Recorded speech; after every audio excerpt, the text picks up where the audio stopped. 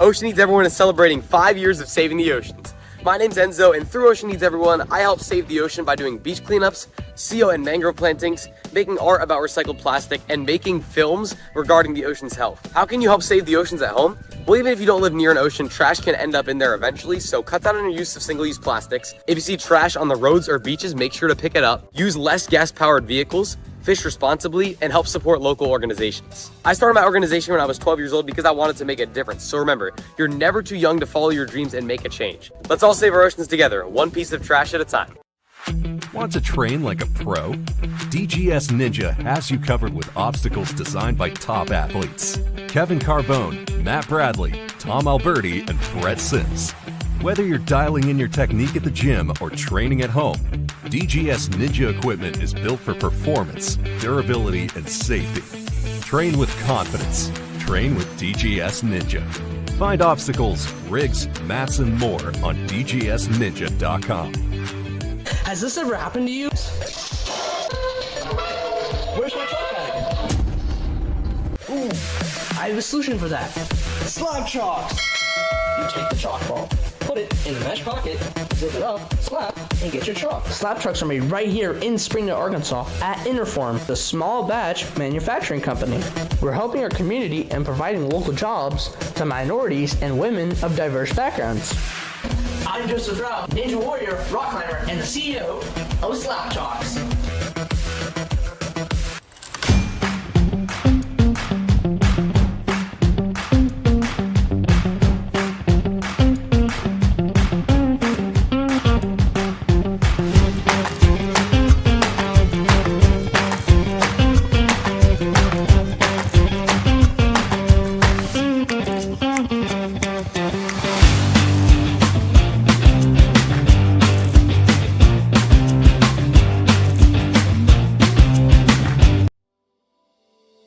Here at Stage 4 Designs, we are all about innovation and athlete safety. We've been doing this since 2015, designing the most innovative obstacles in the sport, and now with our partnership with the World Ninja League, we are very excited to bring some of our best designs to the highest level athletes in the world. For our process, it all kind of starts right here in our digital design. There's a much more deliberate process now in what we do, with our goal being the utmost in athlete safety. So we put everything into our digital design first, make sure it's all going to work, then we procure the parts. We learned the process and refined it to what we feel are some of the highest quality urethane products you're going to find in the Ninja space, and that all happens here at our custom-built workbench. A lot goes into our urethane, and we are very proud of the work that we do there. Everything that we build here at Stage 4 is all custom made in-house. It's not like we have a stock of a bunch of stuff. So when you do place an order with us, that order comes through and we basically build everything from scratch. Paint department is scalable. We basically hand paint most things, but some things that require a little bit more spray or bigger, we're capable of that as well. These athletes put these obstacles through some of the most rigorous circumstances that you could think of, and we want to try to plan for every contingency. We never want an obstacle to break on anybody. We always want our stuff to feel solid and not move around a whole lot, so that the athletes can trust their skills to throw the biggest moves that they possibly can on anything that we put out there.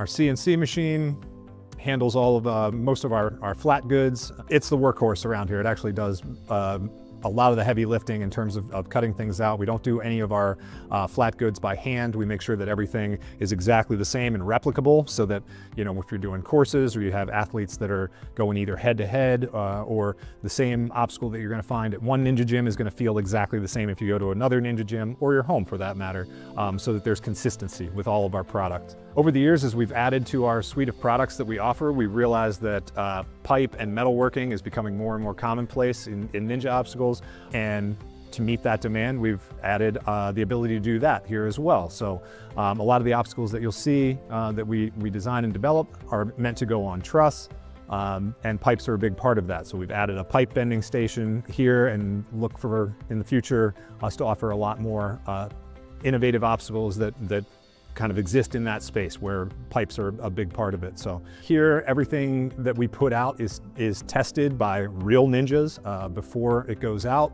We want to make sure that our obstacles can stand all sorts of unforeseen circumstances. We know that Ninja athletes move in ways that are innovative and new, and we want to try to account for as many of those as we can and make sure that those obstacles hold up. So we test everything. Over the last 10 years, Stage 4 Designs has been committed to developing the most innovative obstacles that you're going to find, but also the safest and most reliable obstacles. Our motto here is elevating obstacles. We do feel that on this platform, we can take something that's both fun and creative, but also elevate it to an industry that deserves to stand on its own.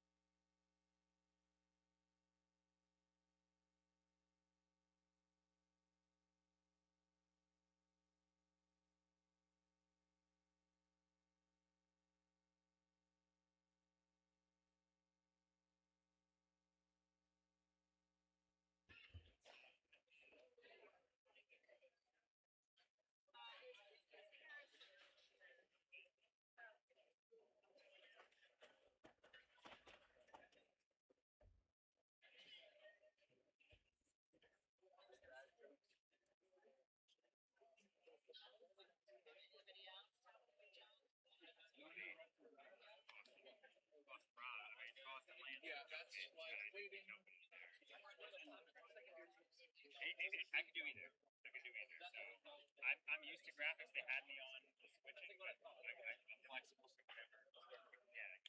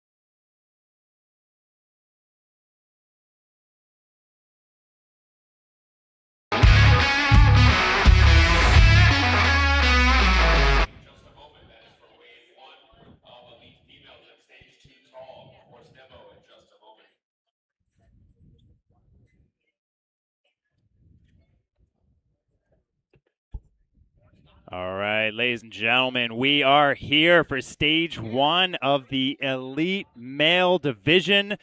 Greensboro, North Carolina coming at you for the World Ninja League Championships. All came down to this. So take a look at that drone shot one more time. On the mic, we got the Dad Jokes Ninja, John Pine. Happy to bring this to you. Got Lucas Harrison will be joining us later. In the meantime, Landon Evans jumping on the mic, helping us out. All right. So let's take a quick look at what we got going on here. As I said, Elite Male, we're getting at you hot and heavy here. We got 6 waves of nonstop action on this tricky Tier 1 course. We got Matt Bradley doing a little bit of last-second corrections here in the background. We got some fun ones to run by you here. So let's take a look at some of those obstacles here as we get ready for our demo run. So we got 8 obstacles on this stage 1 flow course. Furthest to fastest, how we're going to score this.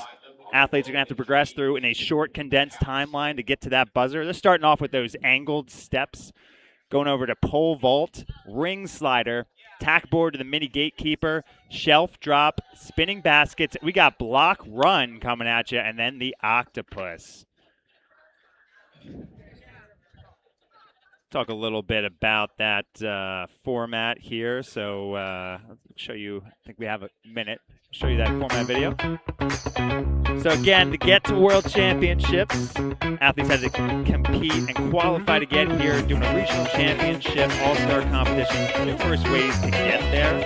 Athletes, again, having to push to work all over the country, all over the world. A good Israeli delegation out here, Canada, several athletes, all coming out here to World Championships in Greensboro, North Carolina, at the lovely Coliseum.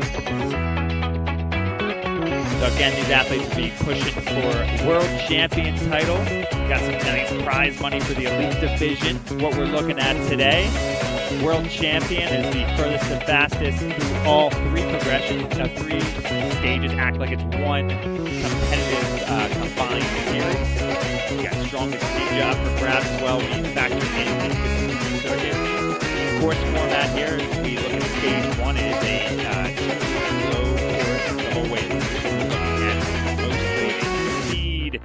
On stage 1, you got tech stage 2, finish with endurance on stage 3.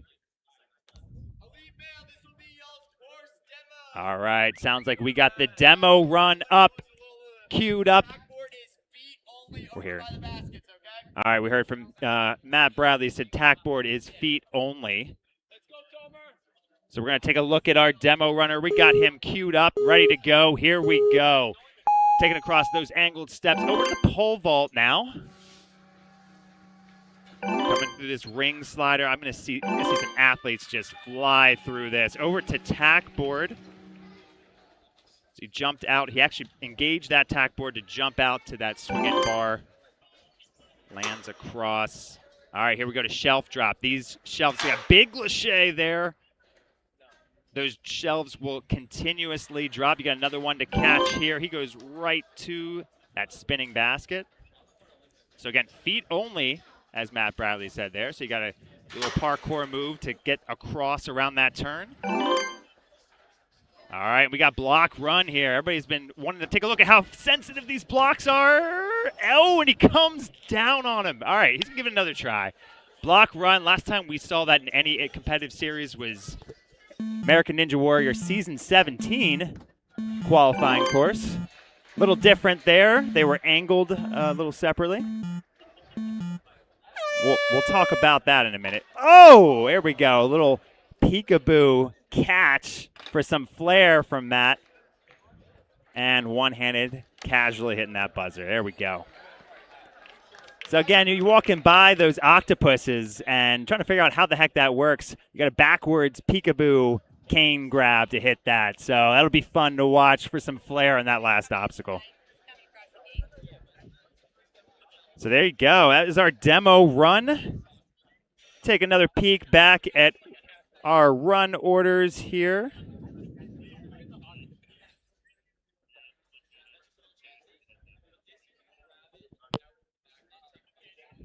thanks to the course tester for all they do. Got course testers all over the circuit here for WNL championships. They put in some hard work. Got to not do too much, but really kind of show everybody what is in store here.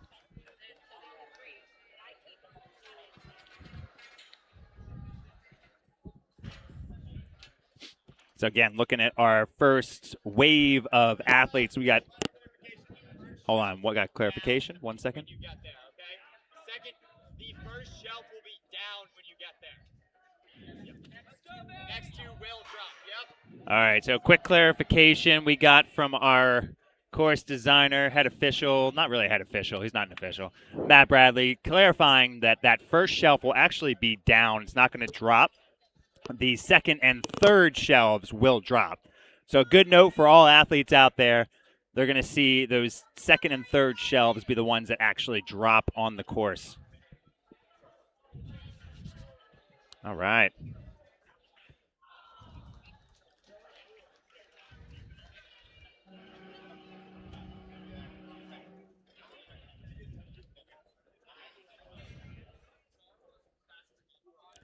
So course tester did get 8. Well, that's brutal for our course tester. We did an official scoring, and technically he did not clear the course. He didn't get credit for the finish there. But we'll wipe that one out, get that going. Yeah. So again, here's your run orders coming at you here the next couple minutes. As I mentioned, I think a lot of the athletes looking over at this obstacle here. Obstacle number 7, block run. A little reminiscent somewhat of the turbo rollers that we saw a couple years ago here in Greensboro at the stage 1. It's going to be a little different, though. Let's maybe take a little quick peek again at the block run, just because, again, we're going to see some athletes there. So each of those 6 blocks freely spinning, quickly spinning. Like I mentioned, we saw that on American Ninja Warrior Season 17. I actually probably have thought about that obstacle more than anybody in this arena, having failed that obstacle in Vegas a couple years ago. So a lot of sleepless nights there. We're going to be watching that one closely. Let's go back to that starting platform now. It sounds like we are almost ready here for our runners.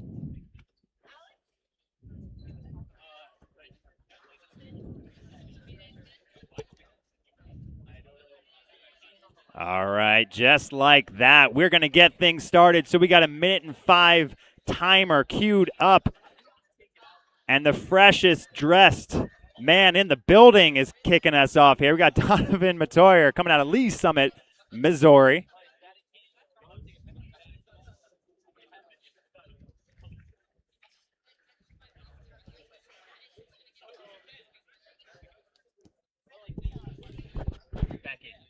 Becky, can we take course tester out of Ninja Works? Out of Ninja Works.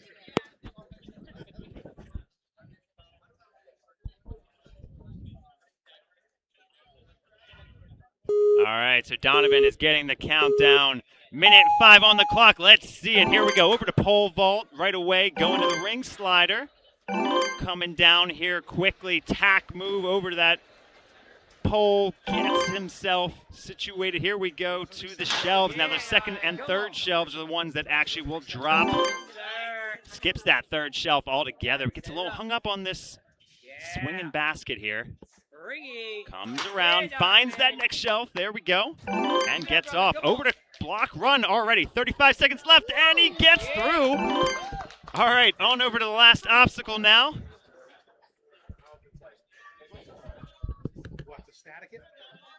Here we go. Looking for that cane grab to the peekaboo.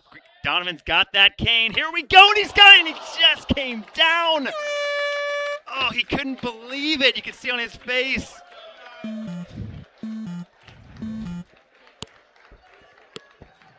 Unbelievable.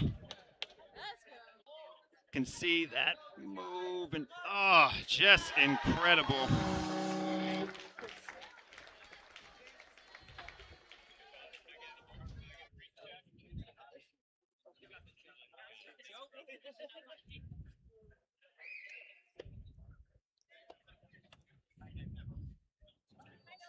All right, we got Joe Moravsky coming up next.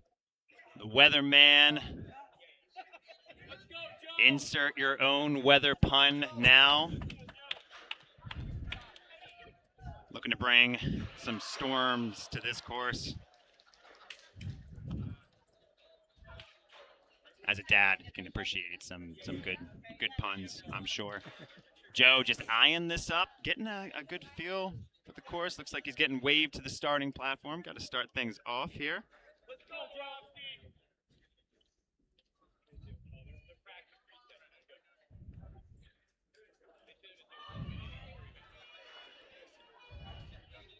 Very interesting to see how this run will go. We saw some issues through this first half of the course last night with our young adult females kind of stumbling on that transition. But let's see what Moravsky can do. Yeah. Yeah, Joe, a legend of the sport from early days, inception. Definitely has put his time, his years in this sport. 36 years old. Still hanging with the elites here. Still spry. Still spry. We saw Donovan at 38 almost clearing this course and that last move coming out of it.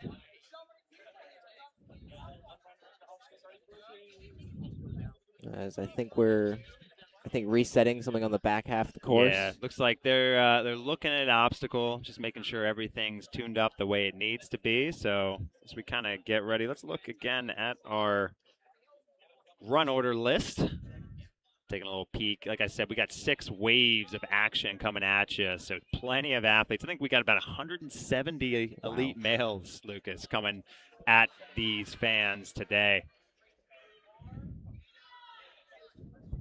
Just a lot of athletes. It means a lot of different, if you're deeper in the run order, you can see a lot of different approaches. Maybe a different athlete has another approach to a certain obstacle. Maybe that's a better approach for yourself. So the deeper you are in the run order, you can find better ideas to suit yourself, kind of just innovating throughout the course. Absolutely. Yeah, we like to call that beta in the ninja world. If athletes can show a beta, you're going to see the successive athletes take that in, maybe incorporate that into their plan. One of the betas, quote unquote, I was thinking about was the first tack board to use to get to that pole. I mean, these athletes are so tall and strong, they can make that jump without tacking off that board. I think you'll see that here, probably even in the next few athletes. Definitely see it as the later waves progress, as these athletes will just fly through this course. We're going to have to be on our top of our game to stay, to keep the commentating and the camera switching going with how fast I think we'll see some of these athletes go. As I think something got dislodged. We'll have a rig crew fixing it up. Yeah, the DGS team, I guess, looking at one of those dropping shelves, the last dropping shelf, just making sure that that is all good and ready. Nobody's trying to freeze Joe here, okay? There's no freeze warning for Joe. He seems still pretty locked in. He's ready to go. And if anything, this could be helping him kind of, you can see it like in his head. I'm looking at him right now. All the ideas are flowing. What might be his best approach? Yeah. You see that at like international events sometimes. If there's a false start, like it just the next time through, it almost eases the nerves a little bit. All right, you kind of got that out of the way. Also, Joe used to being on American Ninja Warrior. That is behind the scenes. You can get frozen very easily. You can get put up on the starting platform for the show, and then all of a sudden, the camera angles aren't right, sound's not right, so you would be asked to come step down. Sometimes I've seen athletes will get all ready. That happens to them twice, and then they go for a break for 45 minutes. Ooh. So I don't think we're expecting a 45-minute break. I certainly hope not. Joe has, I'm sure, seen it all on the show with wait times and how you kind of keep that mental focus going. Another thing about these elite athletes, again, a lot of them being out there, being stewards of the sport, as well as being on TV, get flogged by kids trying to get autographs. So like that's another aspect of this. Of you got to make that separation for being a good steward of the sports, growing the sport, and then keeping the focus on days like today where you got to put it out there on stage one. I think we are still trying to figure out the issue.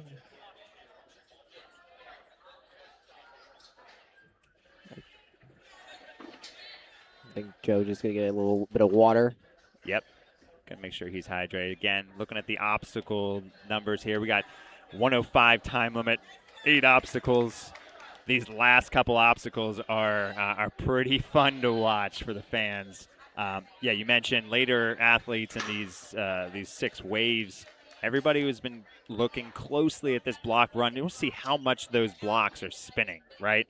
They are set on probably the loosest setting for DGS, so they do freely spin. We saw our course tester fall on the last one. So, you know, sometimes you know, a great thing for those who have a little more experience on obstacles like that. So it's a good differentiator for this course. Yeah, and I've seen a lot of good runs even yesterday just get quickly ended on the block run because they didn't take it seriously enough. You see, it's like, oh, it's a perfect path. You just run right through, and all it takes is one misstep, and you're flung off, and that will end your run before you even get to the octopus. Absolutely. I think we are getting all ready. right. I think we're heading to the starting platform. They're doing one last little check on it. The ref looks like she's comfortable now. She's heading over to the starting platform. We got Joe doing the same, so sorry for the delay, folks, but I think we're up and running, ready to get Joe taking on this course. Joe out of Monroe, Connecticut, just opening up his own new Ninja Warrior gym in Monroe Ninja Academy.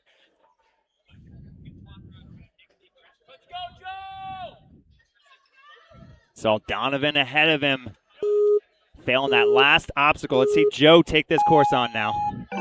Using one side of those angled steps. Coming out, that slider goes right to the jump. That's what we said might happen. Joe showing some beta. That first shelf dropping. Tack over to that next one. Flies right to that second shelf, and he's off. 45 seconds to go. Here we go in block run. Let's go, Joe. Comes across it successfully. All right, all green for Joe Moravsky right now. On his last obstacle, he's going to grab this cane and just misses the back side of that octopus. Comes off with a smile. That time was flying, though, so Joe set a pretty fast time through block run. Takes the first position. Yeah, tremendous work through that early half. He was flying, as you mentioned, during his run, and then once again gets through the block run, and then another run just kind of ends on that octopus. We've seen a lot of great runs end, and it's by far the toughest obstacle on this course to get right. Yeah, typically you characterize a stage 1 as more speed. That's a nice tech move at the end to finish it off. It's going to challenge a lot of our competitors today.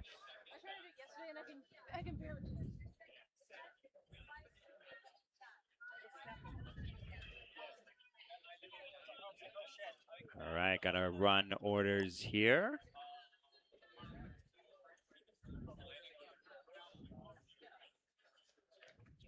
Maybe potentially another course issue. I think refs just checking a few things. No call to the designers or anything. I think she was just making sure everything's up. We got our next athlete already teed up, though, so it looks like we're good to go. Alex Cordiero out of New Bedford, Massachusetts.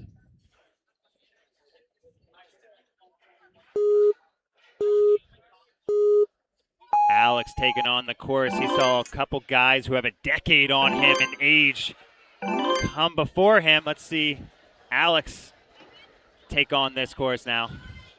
All right, inches out. Gets himself to that next pole. Here we go, jumping over across. Squeeze it, Alex. First shelf doesn't drop, next shelf does. Doesn't make the move right away on those baskets. There you go. Second time is good, though, for Alex. Oh, able to static grab to make that drop. That's one of the things, I guess, if you have a little more control, you got some wingspan, you can get that move. Comes up across. Here we go. Block steps. He's not running fast enough, but he just comes up short. Oh, you got to commit to that obstacle. It looks like he was more about the precision than the speed, and just not enough for Alex there, but he's going to continue on, try to finish this course out.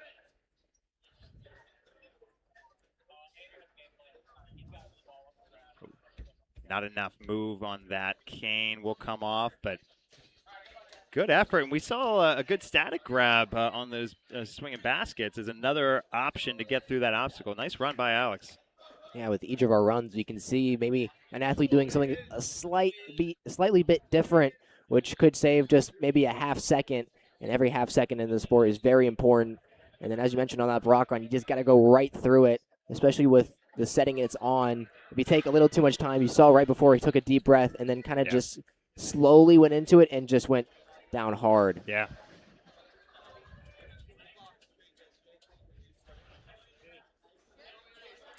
All right, our next athlete, Aiden Shanley, coming out of Marshfield, Massachusetts.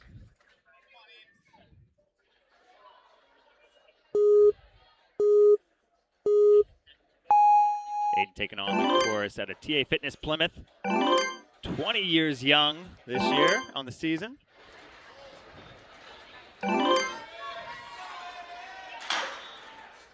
Oh, thought about that link, but just wants to make sure he can get through this. We did see, oh, there's the move right away to that next dropping shelf, and here we go. He's got the speed for it, and it gets across. All right, plenty of time now. 35 seconds left in this last obstacle. A lot of swing being built up very quickly. Yeah, good upstart speed. He thought about it, and he's going to have to build back up his swing. Oh, he actually, smart move, but he's got to make a huge move with one hand. And oh, he's got it! Just needs to make this transition here. The countdown is going. He's got 7 seconds. Oh, it just ends up short on it. Oh. That will end his run. Oh my gosh, see this move. And then again, kind of blind side, tried to find it just a little bit off to the left. Very tough move to make for any of our runners, but still a little bit of a new strategy, going to swing for it, grabbing the hook, then with one hand swinging back to make the move. So it's interesting. I mean, if you do that, you kind of kill your momentum. You got to build back up. So this is a 105. It feels like they have a lot more time. I mean, 105 to get that far is moving. So you have to have the speed for it. You got to have the move. All right, here we go. Next athlete, we've got David Kavanaugh coming out of Weymouth, Massachusetts. He is my age on the season, 39. Finds himself competing against guys who are a decade or a couple decades younger in this division.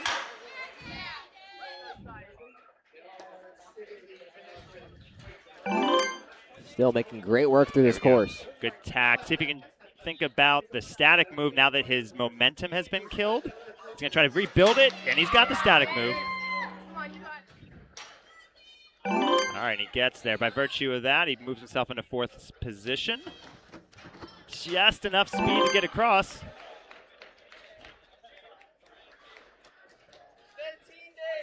Got 15 seconds, so he's got to go and go now. Might not be enough time. He's got to move, though.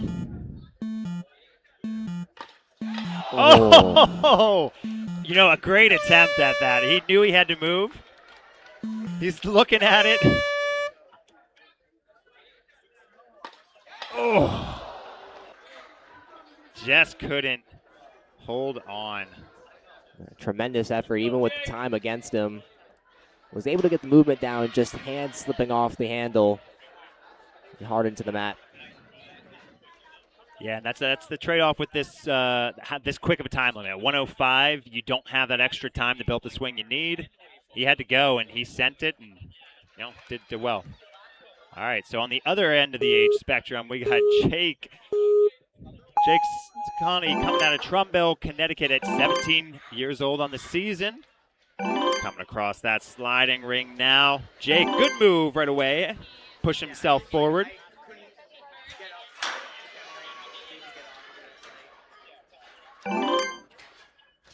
Tag. back. Ooh, thought about it, just a little hesitation, so he's got to go back through those swinging baskets. All right, over to block runs, got the speed for it.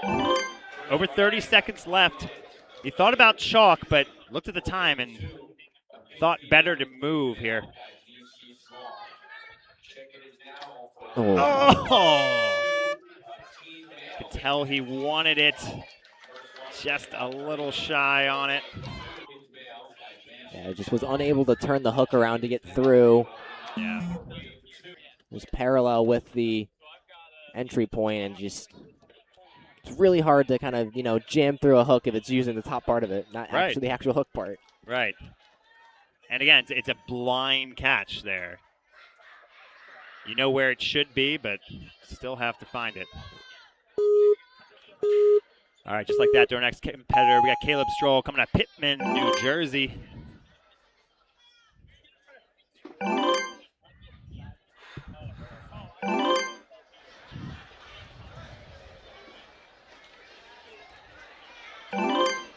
Making good movement through this course thus far. Pretty methodical in his movements. All right, looking for the big shade of the baskets now, and he's got it. A little hesitation, so he's going to figure out how he wants to do it. He's going to try to maybe push himself forward. He's going to opt to swing around to get some momentum. Here we go on this time. There we go. Second time is the charm. Caleb gets through. He doesn't leave himself a lot of time here. He can't hesitate. Oh, Just shy on that block run. So you can see from the camera angle, he still have a jump after that sixth block. See athletes getting to that block and then just not landing on that platform. Great effort from Caleb, though. yeah, tremendous effort. Just didn't really have the time on his side. We've seen some of our athletes kind of slow down to build momentum on those spinning baskets. Some are able to just fly through, go 1 to 2 very quickly, but if you don't have the correct momentum, you have to retreat back, and that's a huge time waste and gives you less time to work on our toughest obstacle. When it's done right, it looks like poetry in motion, right? I think you have to really find a good rhythm through those. You got Nick Roloff coming out of Patchogue, New York. Patchogue still in the Northeast region.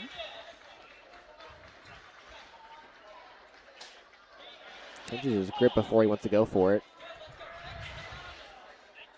All right, it's taking a little time on the front end of this course. Really got to keep that efficiency going. So hopefully he can make this smooth move here across tack.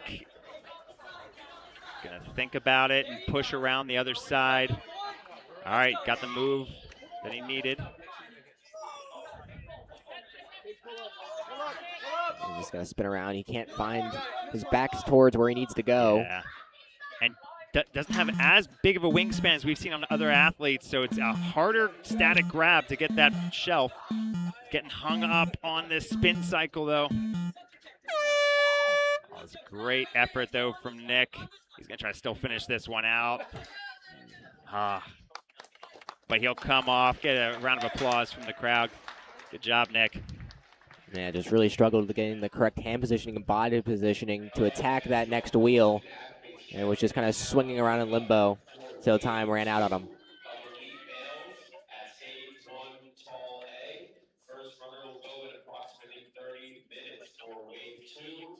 All right, just like that, we'll move to our next athlete, Patrick Pepin, coming to Ashburn, Virginia, Northern Virginia. Helps coach at Always in Motion Gym, new gym in the Northern Virginia region. Oh, and he just slips off. Oh, I think it looks like now he came off. It was a misclick, but he slipped off that bar, engaged the ground, and unfortunately that ends his run. But he'll continue on using that 1:05 time limit. Tough break. I mean, he was moving quick. We saw a couple of other athletes, kind of line it up, get ready for it. He knew time was a factor, so he had to fly, and he did. Oh. All right, Patrick still can try to go for this Redemption grab here. Let's see it. Oh, just couldn't make the swing around on that cane. Still a good run, one to be proud of. And it just shows that even if our athletes are making some of our obstacles look rudimentary, they can still trip up even the best if you don't give it your full attention. Absolutely.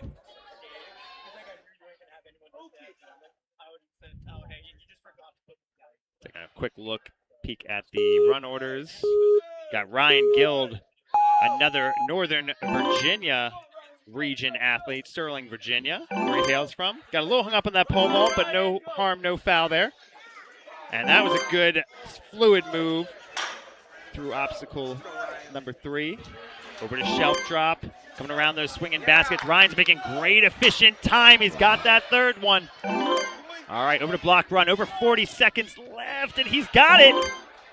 Just like that, moves into a top 3 position by virtue of his speed, only 2 seconds behind Joe.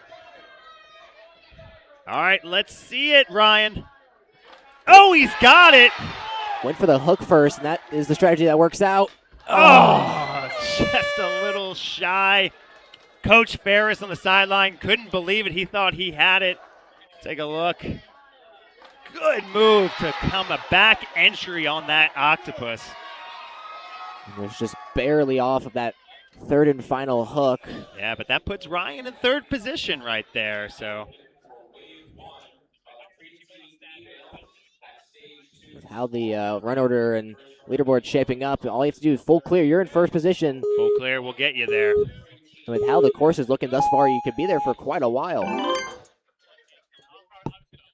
Now we'll see. Cameron would love to have something to say about that. So we got Cameron Stowe out of Essex Junction, Vermont. I've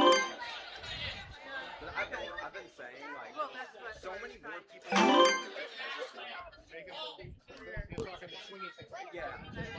Cameron come across those swinging baskets. You can see on the NinjaWorks all green thus far, telling you which obstacle he's gone through. Coming across here, heading to block run. Straight into it, no chalk. Looks like we had an extra click, so ignore the standings for now. Cameron's on his last obstacle here.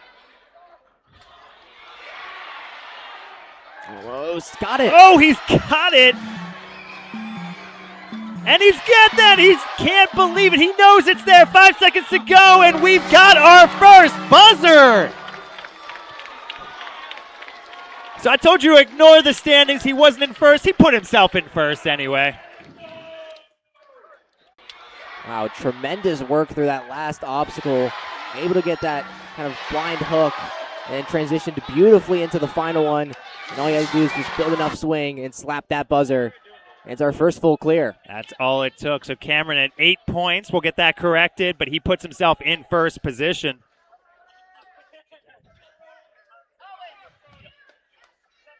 And that's what you wanted, right? Like, everybody was excited for this wave. It's like you get your first clear, you get the energy just going up in the building. I don't care that it's 8:30 in the morning. We got plenty of energy going here. Brody Messier coming out of East Greenbush, New York. Just saw a full clear ahead of him. And he is attacking like he just saw a full clear. Man on a mission here. First time he got slowed up right on that first spinning basket, but still tremendous pace. Yeah, it's a bit of an awkward timing. Brody gets through it and still has good time here, so he's got to be flawless. Get through the block run, he is.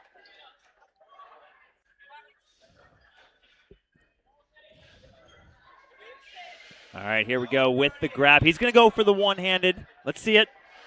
It's hard to get your momentum at full swing. He's finding a little awkward and just comes off. Yeah, so Lucas, like you said, it's a little awkward to go for it and grab. Brody gave it a great effort, though. Yeah, tremendous effort. He had it through. It just slips out on him. He thought about trying to put the cane up to actually get 2 hands swinging.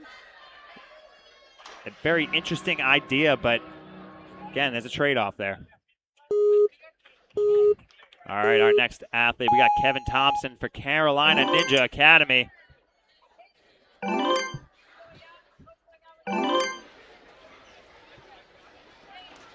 All right. Kevin working this course. Charlotte, North Carolina. He's now going to have to spin all the way around. Grabs onto the wall, quickly bounces off.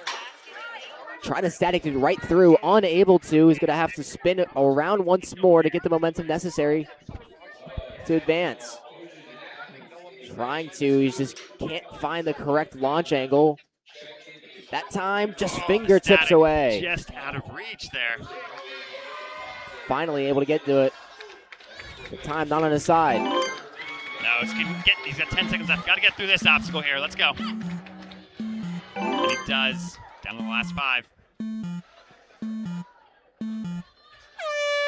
Going to have to do that last obstacle in record pace, but still gets through 7 out of 8 after some struggles on those spinning baskets, which we've seen kill good runs just off time. Yeah, absolutely.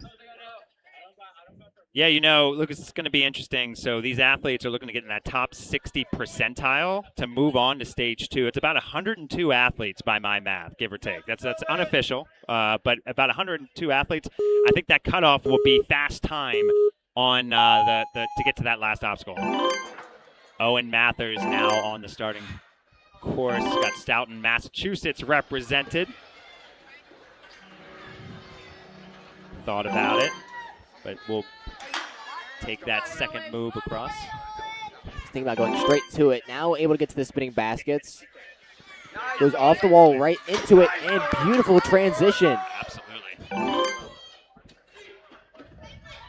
Will refocus and center himself.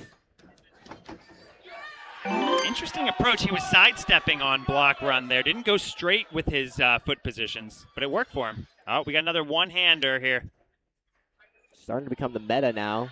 Not seeing many just going straight forward, and it works out. Oh, first athlete to go one-handed and make it work. Now with a transition here. It is not guaranteed. He gets his 10-second countdown going, though. Oh, and he's got the connection. He knows it's there. Buzzer in sight. He's gonna hit it. Oh. I think he lost his athlete band in the midst of all that. There's a beautiful one-handed connection. And just missed it the first time. The athlete, he hit that so hard, his athlete band somehow just exploded. Oof. So there's our second clear, putting him in second position by virtue of his time, just less than a second behind Cameron. You probably would have gotten it if you hit the buzzer correctly. That's right. That made the difference. Brandon Griffith coming out of New York, taking on the course now. Oh, great transition there. He's flying.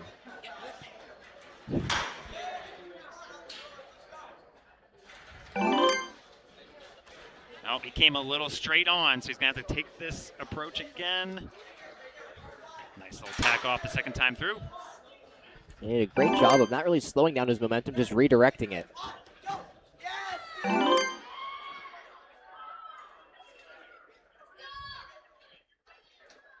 All right, there you go, like you called it. It's the meta, the beta, whatever you want to call it. But if you do that, you got to get so much power in that swing, and you're working with one hand. So it's a trade-off. Another one of those instances where he's just not able to turn the hook towards the ring. And it just makes it nearly impossible to even hook in. Yeah. It just ends the run. But as you mentioned, Brandon was flying through that, so good time to that last obstacle. You know, obviously, here on stage 1, speed is everything. So is completion, but if you're able to get through the first 7 very quickly, you can slot yourself into a very good time. Absolutely. We got Bryce Frazier coming out of Winter Garden, Florida, taking on the course now. Competing out of that southeast region. Got representing ONA. And almost had that length, thought better of it. Want to make sure he doesn't make a mistake here on stage 1. Put himself in a good position. Yeah, a little too shallow on that first entry. Covers well and statics through. He's got to pick up some pace here. Get through that quick. Oh. Just coming off block run. Pops right back up, though. Wants to take on the rest of this course. Yeah, it looks like the one-hand strategy is going to be what we see utilized more often than not. It'll be interesting to see, Lucas. I like it. It is more. It's less predictable, and you got to get a bigger swing on it. I think a lot of these athletes later on have a lot of experience on those type of called up for grabs moves. So I think you'll actually see it reverse later on. It's my prediction. We'll see. We'll see. Another thing I'd be interested to see, we saw that sidestep strategy through the block run. Yeah. Maybe we'll see more runners do that, as they just saw one of their fellow athletes fail, going straight on. Ooh, Adam Steele saves it right there. Coming out of New Bern, North Carolina. He was coming off that slider, and it was a little bit of a gap to get to that platform. He undershot it slightly, but still saves his run. Yeah, we've seen numerous times on those entries, the athletes just are a tad bit shallow. It doesn't allow them to transition smoothly. Oh, it just came off that shelf grab. Ooh. And again, that DGS design block run, we've seen that variation by the ATS team on American Ninja Warrior. That's something a lot of these athletes, by virtue of doing regular competitions in gyms, won't see something like that. A tough agility balance obstacle like that. It's cool to have that showcase here on stage one, but great effort from Adam on the course. All right, next up we got Zach Burkholder coming out of Dexterity Depot in Mechanicsburg, Pennsylvania. Zach's been coaching all weekend here, jumping on the course now.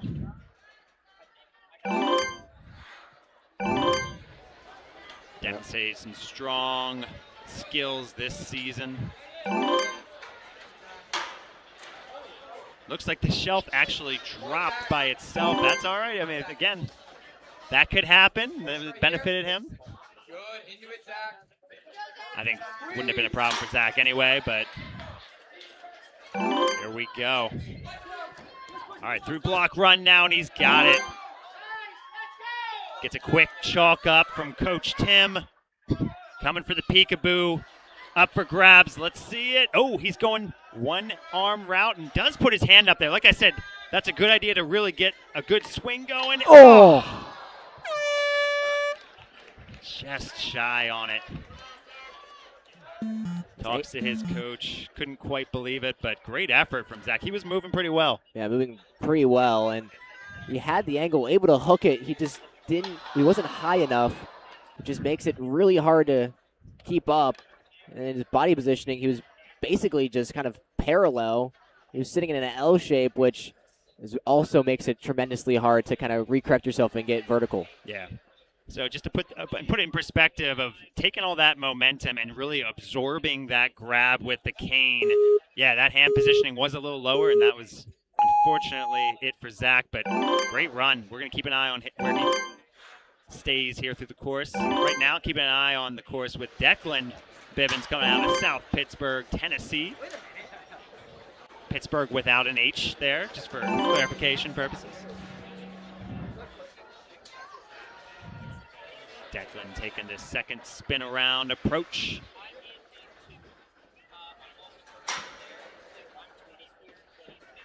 All right, over to block run now. Just enough speed, that's all he needed to get across. More than enough time to get through this last obstacle. Grabs it and then hooks it with the first one. Like I said, it's a way to build up a little bit of extra swing. Oh. Just came down on it. But he will smack that buzzer with his foot, nonetheless, for good measure. See the innovation is being built. We started with one hand, now swinging with one arm. Now it's kind of one hand and one hook to build more, and you de-hook and go for it. Still haven't seen it work yet, but it allows for a lot more momentum.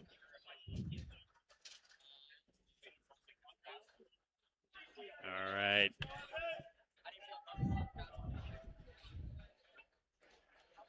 Evan Bemengin coming out of Cromwell, Connecticut, just getting the last question in with the ref. It's what they're there for, to clarify what's in play, what's hands only. All right, Evan, thumbs up. He's ready to take on the course now.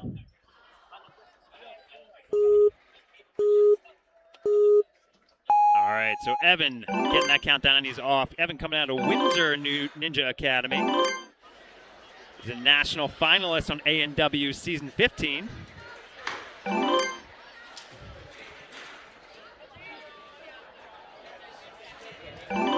Right, transitions. And now we'll have to bounce off. Stops it, then gets the correct entry angle. Oh, flying through this course, and flying he does. He ran cross country and track in high school. Having to use that speed across block run just enough. Getting his sprint drills going across those blocks. There's that one arm, one hook strategy. He hooks and gets it. Got it. Got enough time. He's got to work, though.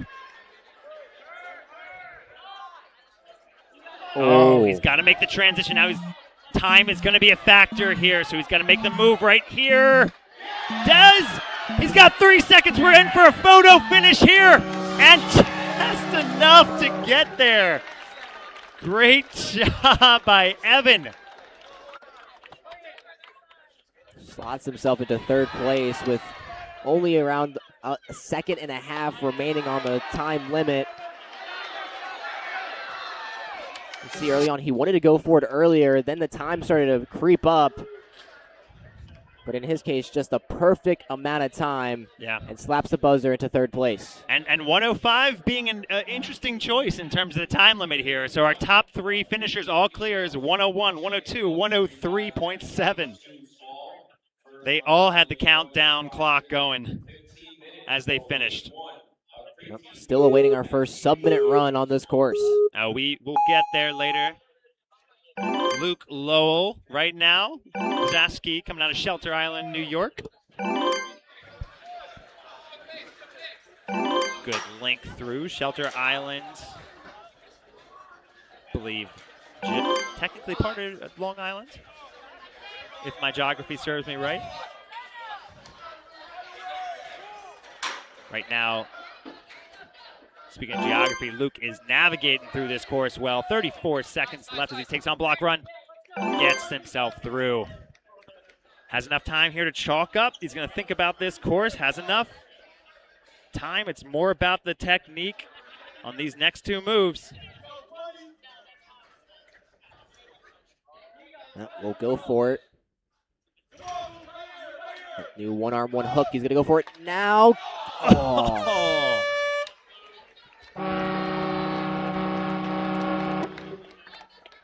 Great effort from Luke, and it kind of looked like he was floating. He got like an extra little jump in midair there. And was able to hook it on. It just kind of slipped out of his hands and down into the mat.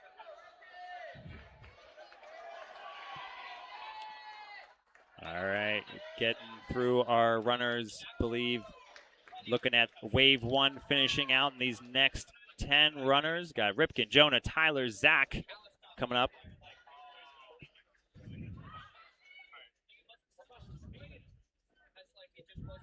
Our ref doing a little conference over on the sideline, chatting through a couple things.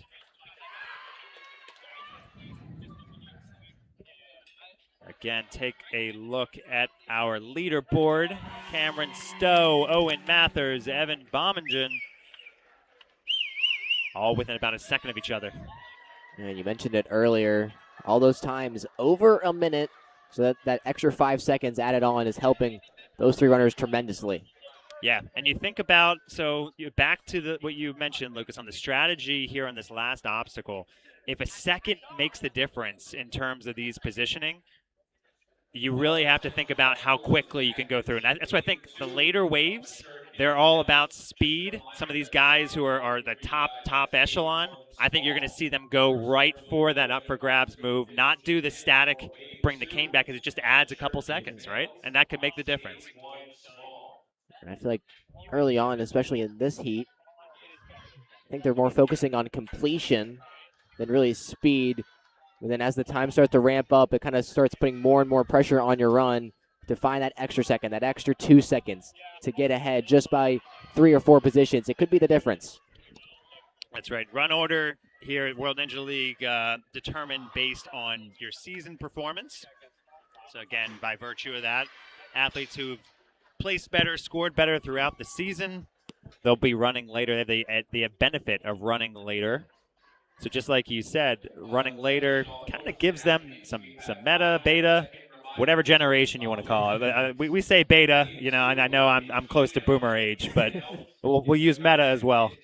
I'm just using the term that Colin used yesterday. Yeah, so. no, this is the argument actually I had with Colin yesterday. It's you know what? If you're in the comments, please tell me meta, beta. We'll try to shift it to the way you guys are calling out. Either way, it's, you know, running later gets you that ability, but then also, you know, allows you, just by virtue of the speed picking up, just get a little more confidence. Yeah, I can push this pace. Like, these guys want that challenge. They want to continue pushing the envelope here. I think we're in for some continued excitement here. So, again, looking at our next 10 athletes, I am confirming that will be the end of Wave 1 after these 10. Then we'll move on to Wave 2, 3, 4, 5, and then ending with 6. So you got us here for quite a while, but, I mean, we'll no caffeine needed. I think this is just shots of adrenaline watching these runs. You say that as you're drinking an Alani. Yeah, well, okay. Listen. Didn't need to call that out. I flew in from London yesterday, so I do need a ton of caffeine to keep me going. That's fair. Yeah. Normally, it would just, I'd be good, but. I don't have my caffeine with me today either, so we'll see how I get through. I think I was able to get a little bit more sleep, so I should be good. That's good. All right, we got our DGS rig tester just kind of doing a quick walkthrough of the course. It's funny, these guys who are just climbing all over the place just flash obstacles like it's nothing, right? So as we wait, just to call out, we got of the structure, we got plenty of rigs going on in this this course. Oh yeah. You see in the background, athlete after clearing, getting carried out. That's Coach Ferris, last year's Coach of the Year in the background, just flying all over the place. But anyway, we got we're looking at the tall Stage 1 rig. We got two other Stage 1 rigs. We got Stage 2, Stage 3. So much excitement, sounds, energy, lights all going throughout the day here. You'll definitely get sick of hearing that horn. Attention all coaches and athletes. Check-in is now open for Wave 2 for the adult. Maybe just trying to correct something. First runner will go in approximately 25 minutes for Wave 2 of adult females at Stage 1. And again, the stakes are so high for these athletes. These riggers just want to make sure everything is just down to the precision it's needed. And, you know, as we said earlier, that first dropping shelf was dropping before some of the athletes got there. So I think they're probably looking at that, want to make sure that, you know, as intended, it continues to stay up there. Yeah, just quickly adjust it. You don't want to give any of our runners an unfair competitive advantage, something they didn't produce themselves. For Wave 2 of females at Stage 1 Tall A. Yeah, I will say that first dropping shelf, not as difficult, just because you're jumping right to it, not from another obstacle. You have a lot more precision, time to make sure that grabs. The other shelf, as they're coming off that spin cycle, if they don't make that static grab, is trickier. So, but these are your top pro athletes in the sport, so they know how to handle obstacles like that.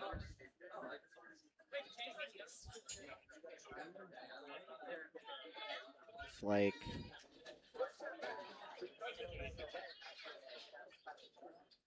so we're trying to adjust everything. And I think everyone who was involved in this is starting to leave the course, so I think we're just about to get ready to go. He's going to climb down off the rig. Maybe not. Sadly cannot read the minds of the people on the course currently. Okay, you know what? I see what you're doing. They're trying to see if with the pole vault slam, that is enough like shock on the rig to drop that first shelf, is what it looks like. Interesting. So they're stress testing the course a little bit more so that no athlete with an unfair advantage tries to just slam that pole down to get some of those shells dropping. Looks like they're working through that.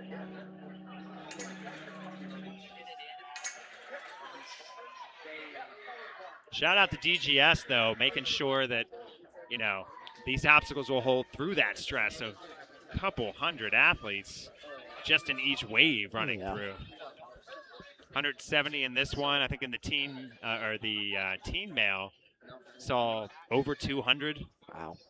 On this rig yesterday. And attention coaches and athletes, another final check-in reminder for wave 1 of preteen females at stage 2 small. First runners will go in approximately 5 minutes. That is for wave 1 of preteen females. I think I just saw a thumbs up, which usually means good things. Yes. Ripken waiting to take the podium. Get ready for his run, and I think, yep.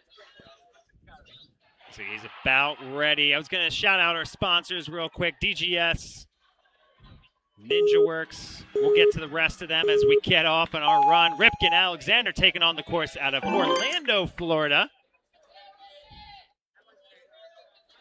Got a nice anime shirt going on. I know for my kids that is One Piece. There you go. Yeah. I personally don't watch anime, but like all of my friends do, so I get it by osmosis. I know everything. There you go. Right now, Ripken trying to piece together this course, taking on block run right now. 27 seconds left. Oh, and he just grabbed the rope and couldn't make it to that ending platform. Got through the blocks and just that last transition to the finish. Couldn't quite get there. We've seen that last transition end a couple of runs. Maybe think he's looking ahead a little too quickly. Doesn't realize that, under him it's not stable ground at all. Yeah.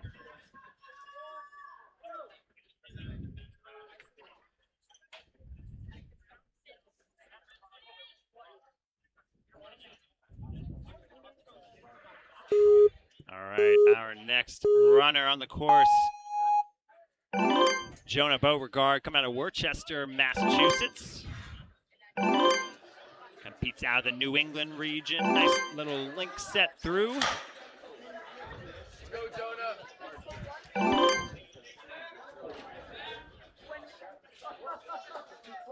Still seeing a lot of athletes struggle with getting that initial entry angle, having to readjust, losing a little bit of time. Those spinning baskets don't spin as quickly as you'd think.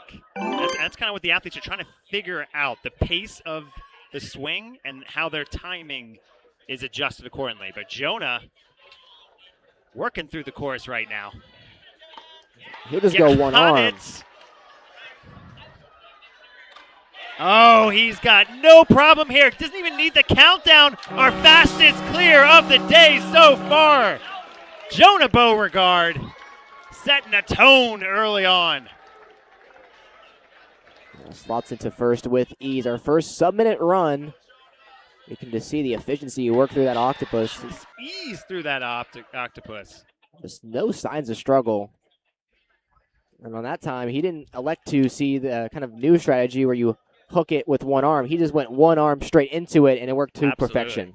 And Lucas, you were saying we needed our first minute. We almost got a sub 50 second on that. 50.79 through the course. Blistering 11 seconds faster than Cameron. Wow. Yeah, sets the tone early and now gives these athletes something to reach towards, and it's no longer Okay, I just got to get under a minute. It's now, you're going to No. get under 50 seconds. No. I think we're gonna see about. I'll hold my thought. I have a number circled. I'm gonna show you right there. We're gonna Okay. come back to that. I don't want to jinx anybody. There you We'll go. put it out there later. But I mean, my goodness, Jonah, just so smooth through that course. And then, athletes, like you mentioned, athletes later on are looking at that and saying, okay, what could I clean up from that? And there's not much, but we'll see little bits, little adjustments. I think the main thing to clean up on that run is just how he had to spin back on that first basket. Yes. A lot of time there. Yeah. So if you're able to swiftly transition from 1 to the wall into 2, you can find maybe 4 or 5 seconds Yeah. on that run. Absolutely. Now you're at 45 seconds if you're able to do it at the same pace that Jonah was able to. Just shows you how efficient he was on the other obstacles to be 11 seconds faster. Right now, we got Tyler Eklund from Hull, Massachusetts, taking on the course.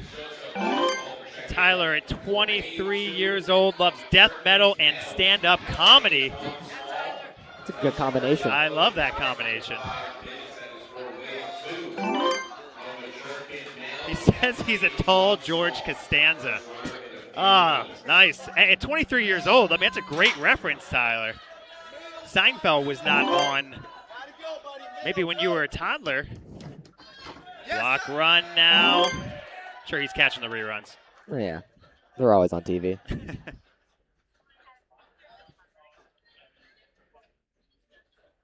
Okay, we'll grab it first. Goes for the hook and arm strategy. Oh, just couldn't. Again, the one-handed makes it hard not only to build up your swing, but to dismount there. It just kind of slipped off, but still good run.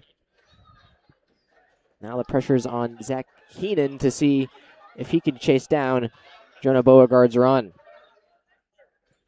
Yeah, great effort by Tyler, or Art Vandelay, he may go by as his stage name. Little George Costanza reference. But back on the course, we got Zach Keenan, as you mentioned, out of Franklin, Massachusetts.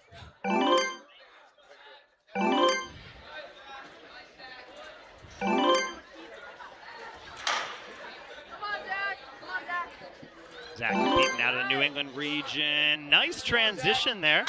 Pushes himself through. Kind of caught that a little higher, else he could have linked right out of that dismount. But either way, he is our fastest athlete to this point. Putting himself in the fastest non-finisher position. You know Zach wants a little more than that. Let's see it. Oh, he's got the connection. One more and gets He it. links right out of there, flew through this course. Just like that, we clipped another 10 seconds off. 40.64. Oh my goodness. You know, my time prediction might be off here, guys. This is incredible. Wow. Just tremendous work. And like I mentioned, he found those seconds, and he found them where I told him he can find them. On those spinning baskets, the smooth transition from 1 off the wall to 2, losing no momentum, and he was just able to fly through the rest of the course. All right, on the course now, we got Will Schlottinger out of Stamford, Connecticut. The Kendama Ninja. He's been practicing that hand-eye coordination. One of the top-ranked, I believe, one of the top-ranked Kendama aficionados in the country, and just had to think about it with that tack. Oh, he did have that. But able to static grab there, and plenty of time still. Block run is good for Will. All right, and like I said, he's at Kendama. He knows how to do hand-eye coordination, practicing a lot of techie moves over at Stanford Ninja Academy. Let's see it. He's got it. Yes. And Will, one of my favorite designers in W&L, getting his clear. 52.67 seconds, puts himself in third position. Pumps up the crowd. Yeah, the pace ramping up quickly now. It's back-to-back full clears. We always have a brand new top 3 from, actually no, we do have a brand new top 3 from just about 5-6 runners ago. Looking at that top three, it felt like ages ago we were saying let's get under a minute. It got 40.64, 50, and 52.67. All right, David Tomasoni, Marietta, Georgia. I believe that's where them dogs play, Georgia Bulldogs. David at 23 years old. Oh, didn't get a slam. I think we may. This is not going at all.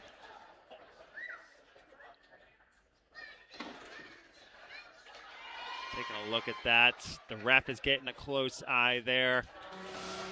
It's just not going up at all. It's kind of jammed. He's now trying to go slow. Now he's able to get it. Able to connect that in.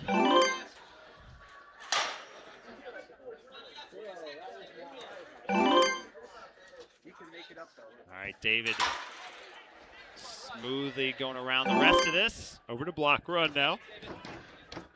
Stays tall there, gets through it. He's got to go now.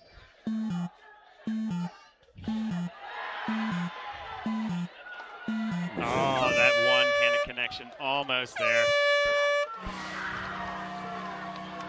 Just lost a lot of time, was unable to hook that fourth obstacle into that kind of grasp that allows it to lock.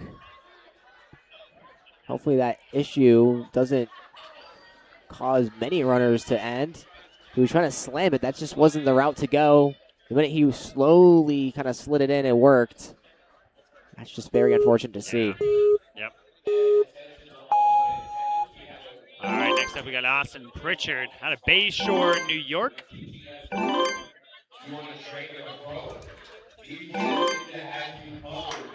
Austin seeing what happened before, he just gets out of that swinging bar right away. Also the quicker approach. Let's see this transition. Just a tad shallow. There, yep.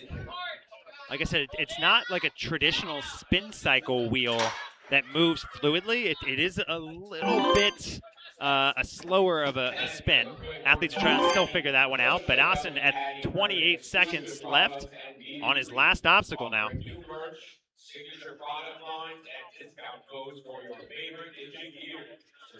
Hook and arm strategy.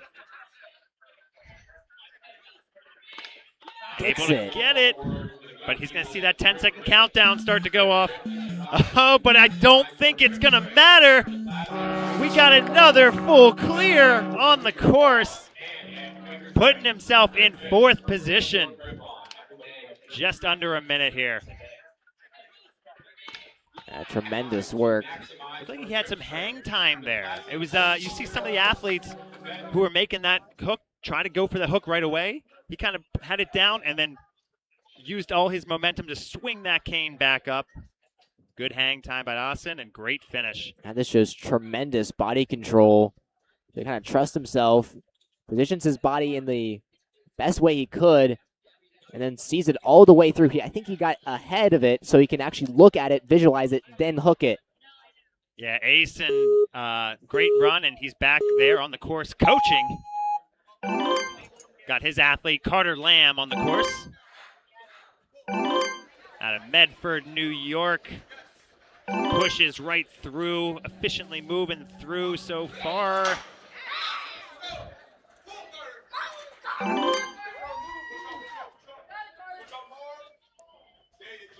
Takes that second move on the spin cycle, see if he can get that grab right away. He does.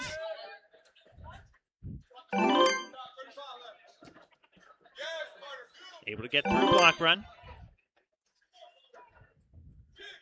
Has a little bit more time than his coach had to get through this back half.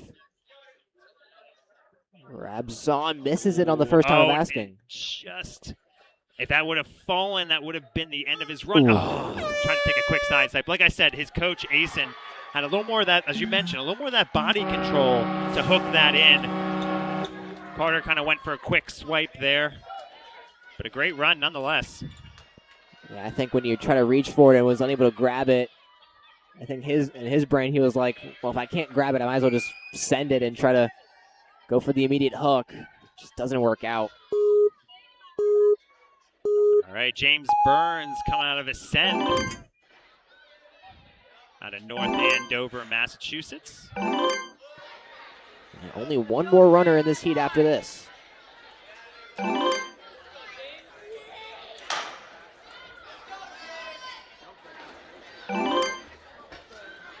coming in a little bit wide there, so he's going to have to clean this up on the transition. He does. That was the only real stumbling block he's had thus far. Speaking of stumbling blocks, not the case in block run. Good setup there. All right, James working through this last obstacle. All right, one-handed approach. Really hooks on. Now will he go for it? Now he can. Oh, just barely slipped off. He had it. Tremendous run. Yeah, nice and secure in there. That's still up there.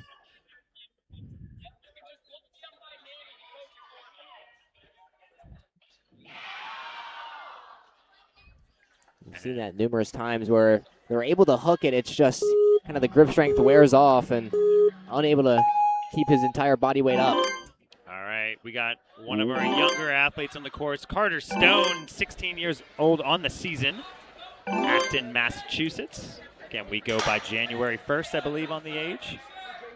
Attention to all coaches and athletes in the elite female division at stage 2 tall. You're on our last few runners. Good push through dismount there. Able to get block run. And despite that extra spin, he's making great time. Only 5 seconds off the fastest time to this point. A lot of momentum to swing here. We'll go for it now and gets it. One more jump. Carter getting that slam down on that last obstacle. Send it full clear. Puts himself in second position. Way to end wave 1 in style. There's no better way to end a wave than full clearing the course and slotting yourself into second position. Just like that, by about 7/10 of a, 7/10 of a second here, get himself in that second position. And it's still Zach Keenan's runs the one to beat. Has over a little bit less than 10 seconds now on second place. Yeah, I feel embarrassed with my my time prediction. 35 seconds, I think, was the time to beat, but we'll see. We'll see. Maybe Zach's run's just that good. Zach, honestly, like 10-second tone, though. I mean, I agree. That is the one to beat for sure right now, but we will see. We got a lot of athletes still coming at you. We got 5 additional waves. Our runner, I think we have it queued up here for, we'll get that queued up here shortly. I think we have Lucas Davis, Joe Capo, Sebastian Ramos. Got a bunch of strong athletes coming at you here for Wave 2. We'll get that to you guys live. Let's go to some sponsors as we wait, and we'll be right back.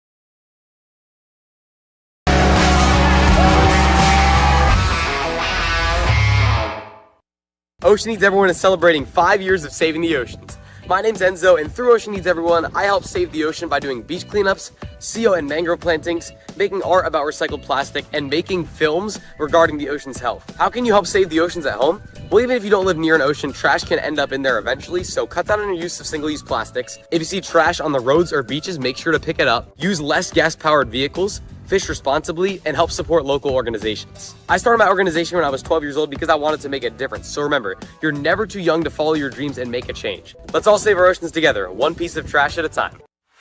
Want to train like a pro? DGS Ninja has you covered with obstacles designed by top athletes.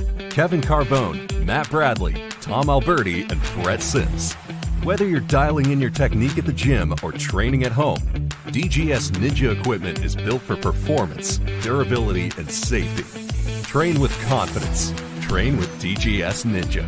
Find obstacles, rigs, mats, and more on DGSNinja.com. Has this ever happened to you? Where's my truck bag? Ooh, I have a solution for that. Slime chalks! You take the chalk ball, put it in the...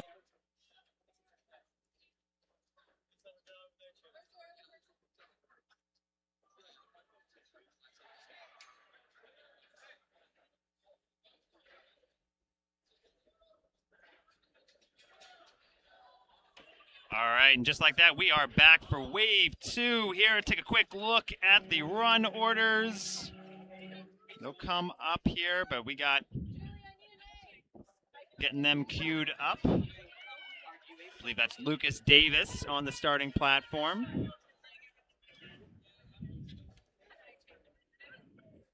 There we go. Lucas Davis, got Joe Capo, Seb, Zachary, and Evan coming on up. But Lucas Davis taking on the course now out of Ninja Labs. Lives in Scotticoke, upstate New York.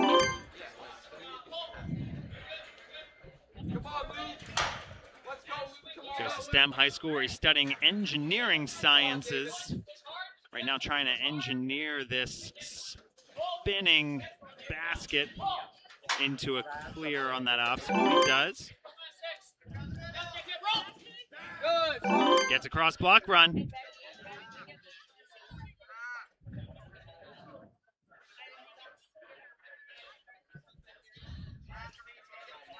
Once again, this hook and arm strategy. Oh, got the connection and just slipped off. Finishing with 7 points. We'll get that score correction updated, but great job by Lucas. Add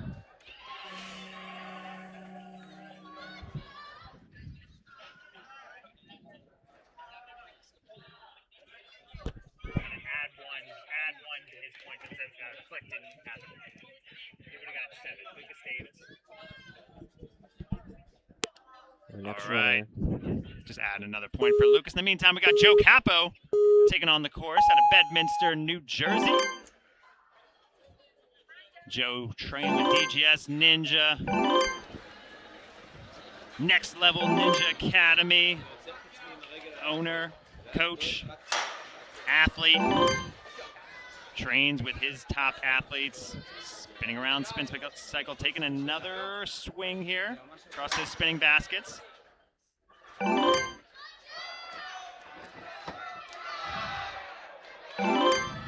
Joe, I'm sure, has seen spinning blocks a lot in his days. Not a problem through it. All right, he's getting a big swing. He's got this. Oh no! He can't believe it just came off. That's just so unfortunate to see. And he had great pace through that, too.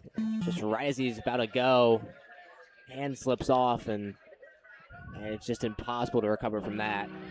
Yeah.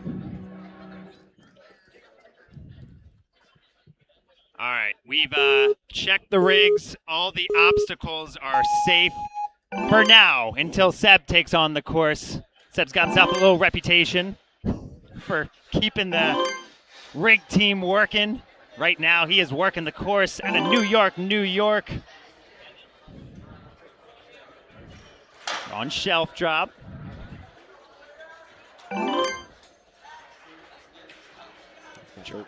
Trains out of Brooklyn Ninja, Manhattan Ninja. Coaches there He's been all around coaching Tier 2 kids this weekend. Right now, cross block run. I didn't want to curse him. I said he was going to have no problem with that. They train balance very well at his gym. And here we go. Over on the octopus move. Oh. Just slipping off. Just unable to get the correct entry off, and I mean, he would have to be like 8 foot tall to make that work. Unfortunate there. Still tremendous run though. He is 8 foot tall by reputation. Okay. I'll tell you that. Nice run by Seth.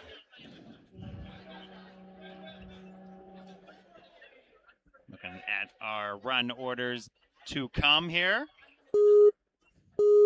as we get started for Zachary Scott out of Duncan, South Carolina.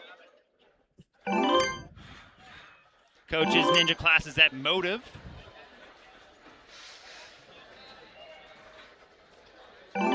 He played tennis on his high school varsity team, plays percussion in the high school band. Trying to make some music happen on this course. Let's see.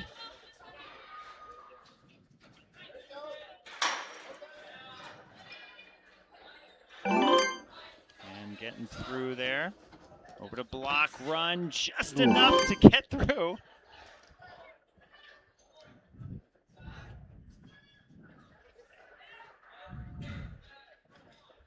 All right, he's got the cane. He's getting his entry going. His entry is complete.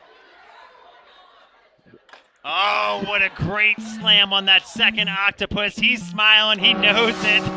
Excellent performance by Zachary. Another full clear. Yeah, that was tremendous. The run almost ended on that block run. He nearly tripped, but was able to recover. Still, I feel like that big separation that we've seen from first and everyone else, it was how that transition goes through that spinning baskets. Yes. That seems to be a huge time waster if you're not able to get it correctly, but if you are, you might save 5-10 seconds. That could easily catapult you into second. Back half of the course is where you're going to make up time, spinning baskets, and your octopus obstacle. Right now, Evan Lavallee out of Lancaster, Massachusetts. That's how you pronounce it in the New England region. Not in the Northeast region, but Evan, not worried about pronunciation. He's worried about taking on this course.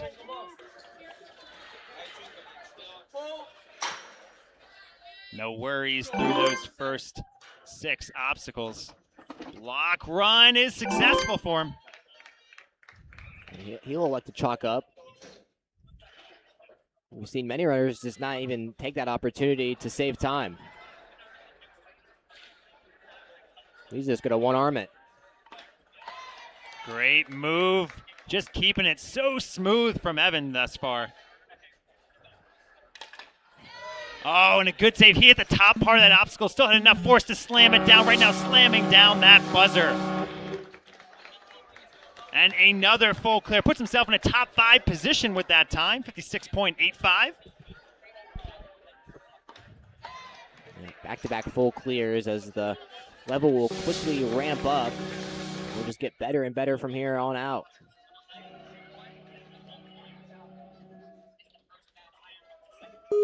All right, countdown now for Luke Kemmermer out of West Hartford, Connecticut.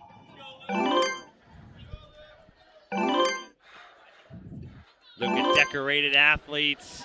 Second place at Barbados Ninja Throwdown in 2023.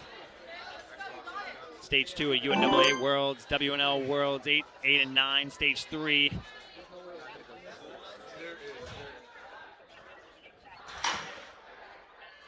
So I'm out at World Cup in California. He's taking part in all the ninja he can get right now, taking part in all of the obstacles he can get. Over the last one here, 26 seconds left. Hooks it in, and here we go with the approach. He's got it, it just slipped off. He couldn't believe it.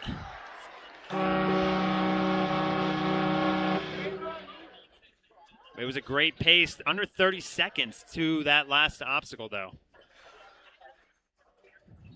Now, Josh Thomas from Edmonton, Alberta, Canada, if I'm not mistaken, our first Canadian. That's right. We got our changing flags going on now. First wave was all Americans. We got our first international athlete on the course, Josh Thomas from Alberta. So he's a little travel to get here, certainly. Jumping right out to that swinging bar, not needing that tack board.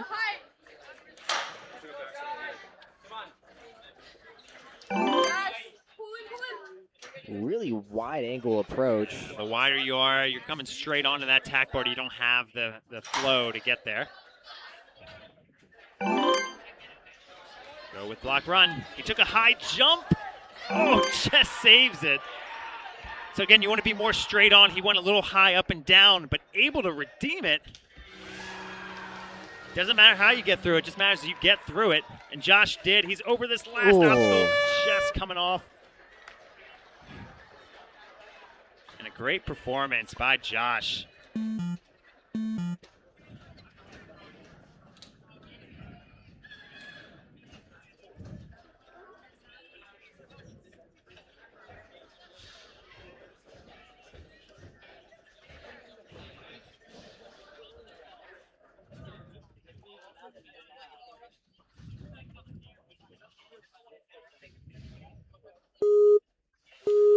All right, our next athlete coming out of Tabernacle, New Jersey. We got Joseph Seville. Goes by the Smiling Ninja. Flying through this course now for the shelf drop. Again, a wider approach. Cleans it up the second time around.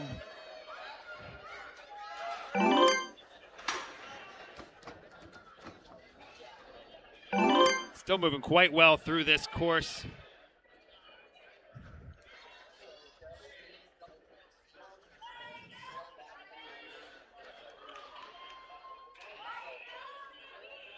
Pulls that back, and oh, it moves. It's able to stay and just comes off. Oh, that's one unfortunate aspect. And again, he has to drop because it is no hands allowed on those octopuses. So tough break for Joseph. That is one of the risks of trying to do the obstacle with that meta, right? It doesn't even have the chance to go for it. Unfortunate. The first time we've seen that happen.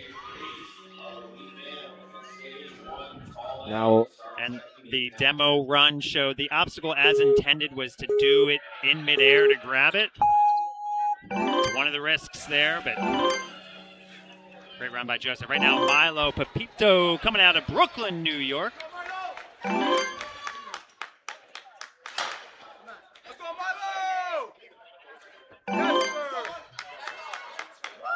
Immediately able to transition. Oh, nice one-handed save there. All right, Milo, only 3 seconds behind the leader thus far. Oh, just a little bit out of reach, and we don't want to repeat. Firmly grabs the cane the next time. Hooks it on, immediately off, and in. Great hang time, body control to get that connection. Yes, he knows it's there. He is smiling. Got his buzzer on stage 1. Coach Seb there to celebrate with him. Yeah, just great work. That immediate transition off the spinning baskets saves a lot of time, and he uses it all to get through this octopus. As you mentioned, that hang time. We've seen that kind of strategy maybe work if you kind of just hang up, then get on the other side, then go for it instead of blindly doing it. Just allows for that extra bit of control and maybe a little bit more safety. Just shows you how powerful these athletes are to control that with power in midair. Not an easy move.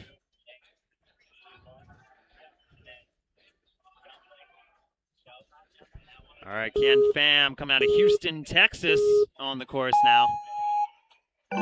Run along those sides of the angled steps.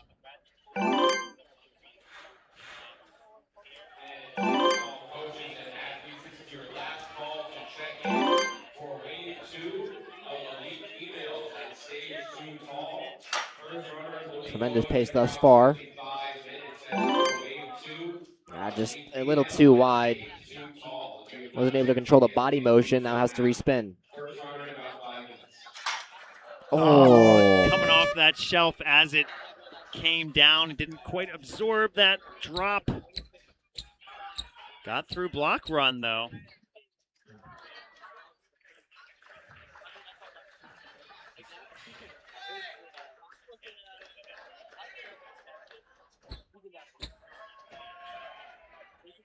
Oof. Just slides off of it. Well, you've seen that has become a growing issue throughout heat number 2. Our athletes kind of just hand slipping when they're trying to go for that dismount. Something to note. Continue to be an issue. So that's why I'm thinking later waves, you may have the athletes go back to doing the obstacle as intended. It's faster. You don't have to worry about potentially losing that cane or slipping off with a one-handed hold. We'll see how Aaron deals with the course. Out of Windmere, Florida.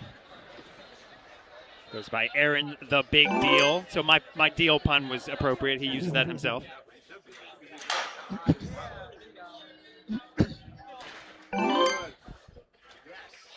Oh, just coming off that connection. He did see athletes ahead of him taking the extra time with the swing, so he was thinking efficiency there.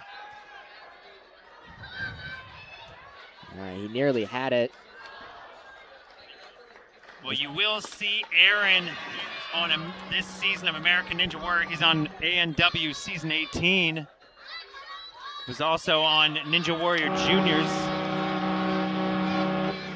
It's just unfortunate that small little mistake on the spinning baskets flew through the rest of the course. Kid's got a bright future in this sport, and again, sometimes it's taking that risk.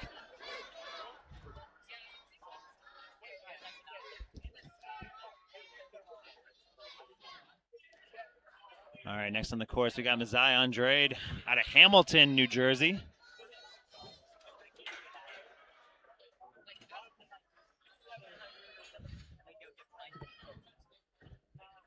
I was also commentating on Mazai's run out in Northeast Regionals.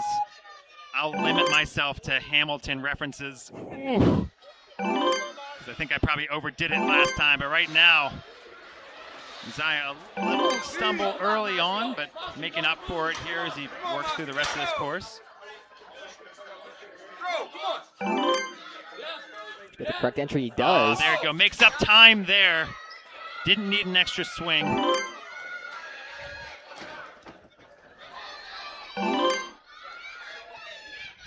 Putting himself in a great position time-wise. Again, looking for a top 60% to move on to stage 2. Less than 30 seconds was a great time to this last obstacle. Here we go with the one-handed approach. Oof. Just a little shy on it. Yeah, I think that hand that was on that first octopus kind of just held on for a little too long and tripped him off on his entry. Yeah, that's kind of what it looked like there. And again, like I said, we're looking for our top 60%, so hopefully that will hold up for him. All right. On to our first European athlete of the day. We got Jimmy Lopez Escobar coming out of Toulouse, France. This French delegation gets by and supports their athletes, so I think you'll hear some noise from the crowd here as Jimmy takes on this course. Come on, big. Push off. Has to spin back. Push. One more time. Not enough there, too. Push on the corner. Got to get speed across the store. Want a big kick to get this going. You got to feel for it, so let's see the move. He's got it. Lots of time wasted there, so he's got to go. Able to save it, but 20 seconds left. He is going to chalk up, but does not have much time at all. He's got to get moving. Lights are going to start to flash here soon. He's got to go now. Yeah, not sure if he had time to go for that one-handed grab. Oh, but just a little shy on it anyway. Great fight from Jimmy, though.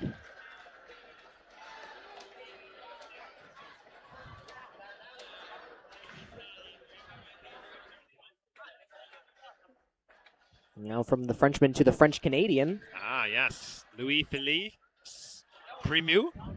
Sorry for butchering the pronunciation. I am a thick-headed American. But right now, the Canadian taking on the course. 21 years old. Out of Quebec. Hooks that in.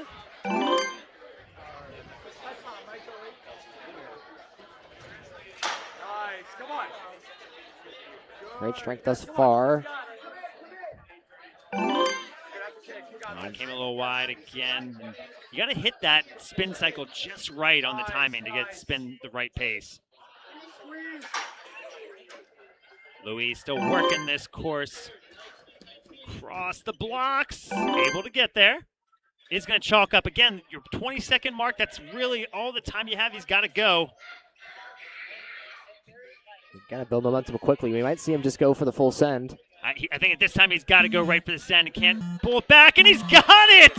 All right, so we got 5 seconds left. He's got to make this move here. He does. It's going to be a photo finish, folks. Get there! Oh! Just shy by portions of a second. Oh! He had to send it, and he did. First athlete in a while to go for the move as intended, but just a hair off that 1:05 time limit. Yeah, I think what he needed to do was right after transitioning to that final octopus hook, he had to go right then. Yeah, had to link that dismount with the time. Yeah, so again, that was a little trade-off. He did chalk up at that last point. We saw athletes really need that chalk to hold on to the cane. So risk-reward there, but good run by Louis. Right now, Amir Malik coming out of Essex Junction, Vermont. Amir Malik, apologies, I was in my Canadian frame of mind. Out of New England region.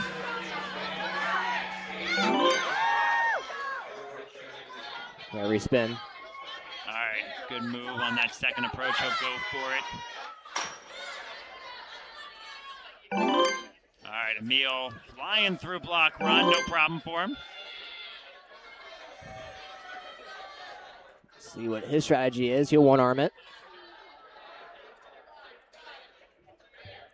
Going for the push, and here we go. He's got it.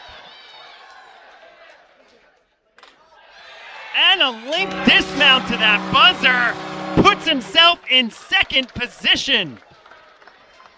47.16. Yep. And like you said, that link dismount right there looked pretty. Saved a lot of time as well. Wow, maybe 1 to 2 seconds to account for that backswing. So again, you want a top 3 position. You're going to have to go sub 50 at this point. Yep. Ethan Gardalski coming out of Riverview, Michigan. Out of the Midwest region. These guys challenged me on the M abbreviations with states. I got to quickly go back to 4th grade geography, but Michigan represented in the house here with Ethan. Trust me, I got challenged yesterday. I had to get Australia, Canada, Israel. It was rough. Just like that, Ethan quietly getting to this last obstacle, over 35 seconds left. He heard the challenge. You got to be sub 50. Let's see Ethan take on this last obstacle. He's got it. Found the backside and good approach. Able to get that buzzer. 53.48. Full clear.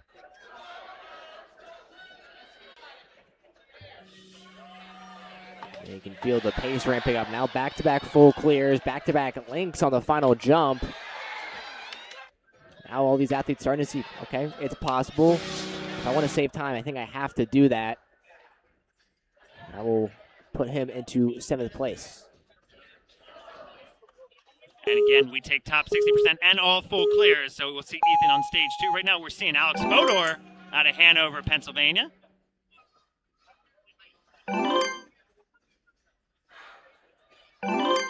Trains over at Ninja Logic.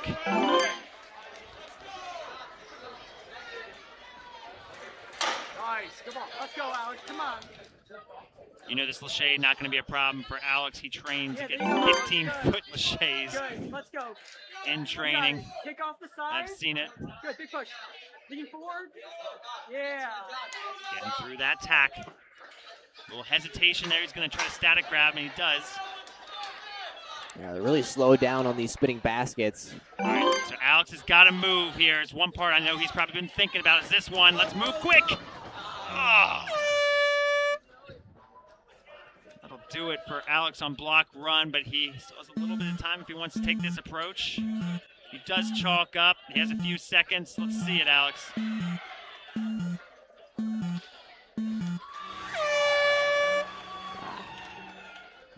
run there. Block run, taking out another athlete, a tricky agility balance obstacle. Males can check in now at stage 1, tall A. First runner will go in approximately 15 minutes for wave 3 of elite males at stage 1, tall A. Thank you. All right, let's get it going here with Noxa. Noxa Garamore coming out of Ocala, Florida. Training over at the Jungle Gym. Noxa has had quite a resume of storied runs, both here at WNL as well as American Ninja Warrior. Quite a nice buzzer collection. He'd love to add another buzzer to that collection right here.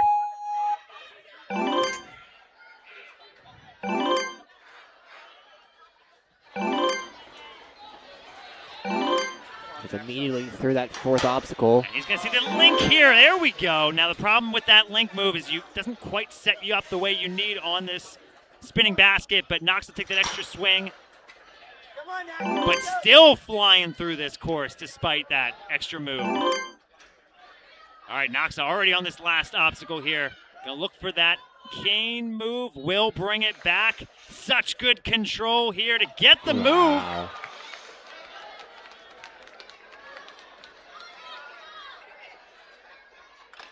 Oh, he's got the connection. He knows he's got that buzzer in sight. Great job by Noxa. Puts himself in 3rd position.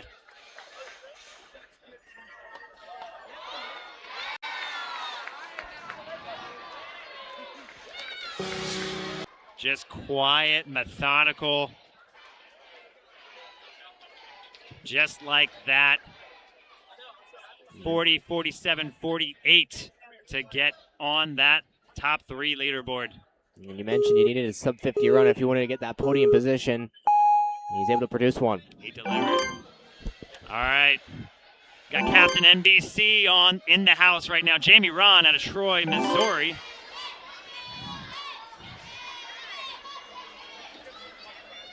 I don't think I could actually finish the number of seasons he's competed on during this bio. 2, 4, 5, 6, 7, 8, 9, 10, 11, 12, 13, 14, 15, 16, 17, and this season, season 18. I did. Okay, I surprised myself. Oh. Jamie taking a little extra swing here. Did Lachey out to that dropping shelf. And across the blocks, able to save it. Immediately into it. Everyone held their collective breath on that one in the arena. Oh. Just a little shy there. And a great performance by Jamie. Oh, I think he used every part of those blocks as he got through. Oh, yeah.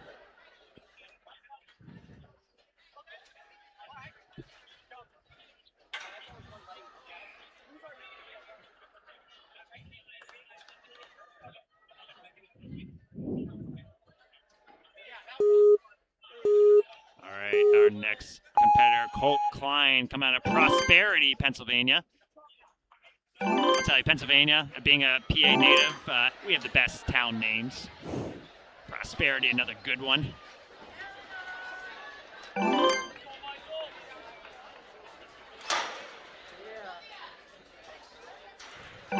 Ooh. Colt was thinking about his approach on that spinning cycle and just a little off on the mark. Unfortunate. We'll step and still attempt the octopus.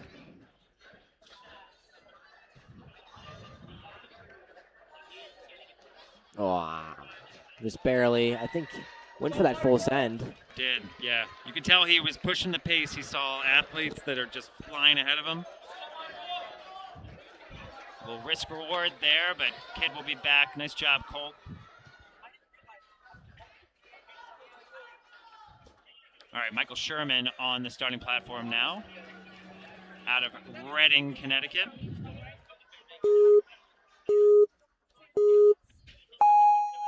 Michael competing out of the New England region.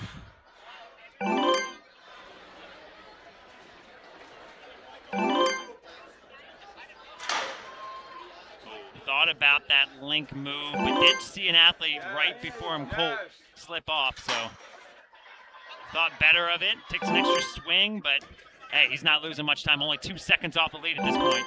Yeah, I think that extra swing kind of helped him with that entry into the first spinning basket, made it much more quicker, and then was able to find that extra time he lost. I think you're right there, Lucas. That that's a risk-reward move on. Oh. Michael just slipping off. He had time to work through it, but just losing his grip there.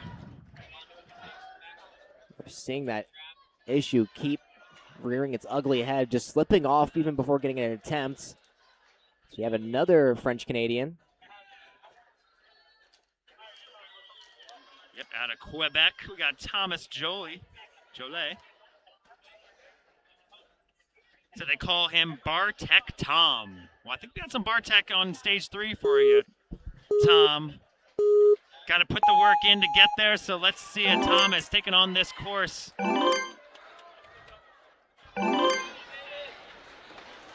Started as the receptionist at his gym. Moved up to athlete and coach. Wow. And that's how you do it through that obstacle. Great job by Thomas. Pushing the pace here through block run. And now 35 seconds to work with on this octopus.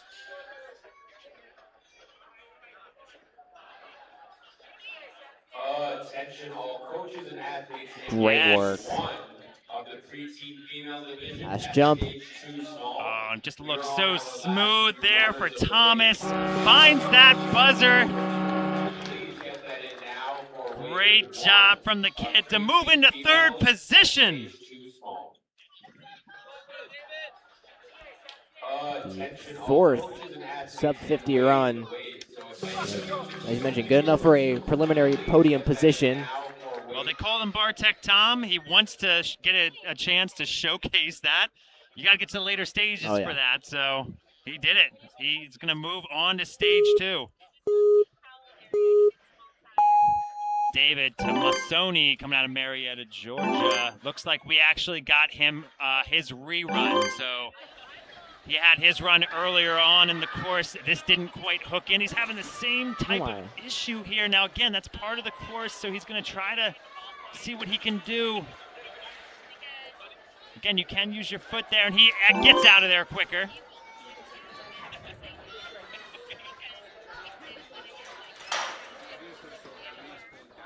Now he's going to have to ramp up the pace. He can do it right there. Beautiful work. Yes, nice moves there from David. Now, if he gets through, he'll have about 20 seconds immediately into it. No chalk. We saw about that point needing to be the point of no return, about 20 seconds to make sure you had enough time. Right now, David is looking for redemption. Oh, and he just needs to take one more swing. All right, and the rerun pays off for David. He ran into that same issue that caused that rerun, but able to get through it, learn from it, and then that time that he saved on the spinning baskets proved very vital and uses every second to his advantage to get through the course in full clears. Puts himself in 13th position with almost a minute flat.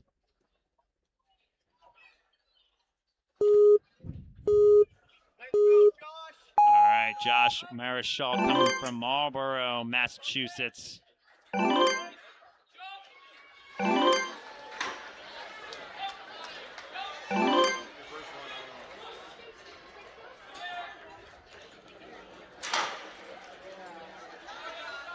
Taking the extra swing there, so hopefully he's right on the flow he needs for this obstacle. Came a little wide.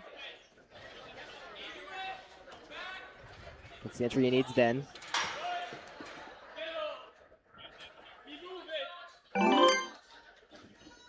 Takes a breath before block run. Able to execute it though. Little dicey on the finish platform, but he got there. And as you mentioned, Lucas, that 20-second timing being sort of that point of no return. He's got there in 20 seconds, does take the extra swing, so he's got to move now. Now he's got to go now. He's got to get this link dismount. So move on this one. Link dismount, get there. He's got 1 second. It's, I think he had it too. He just didn't send it. Yeah, I think he needed that link dismount at the end and didn't have enough momentum, but just missing it literally by fractions of a second. Fortunate, another run kind of just dwindles out, just not going for that immediate link dismount. I mean, if you're going to fail anyway, there's no reason not to try it. Yeah, absolutely. Fractions of a second, hard to predict what you'll have, and we'll get there. So Billy McGovern out of Orlando, Florida, another O&A athlete.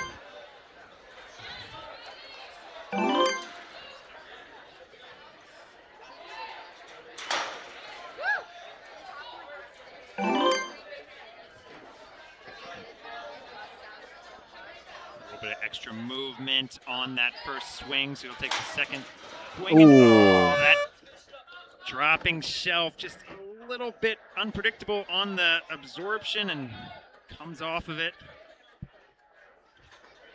Yeah, we've seen it end a couple of runs. You kind of just get in a state where you're not really thinking about it, and then it can catch you off guard. Able to get through this octopus, though.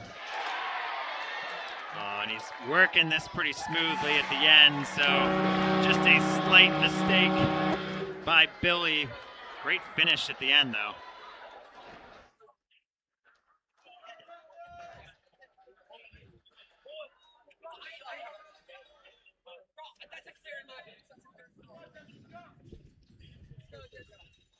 All right, Jesse Gambalungi coming out of Clifton Park, New York.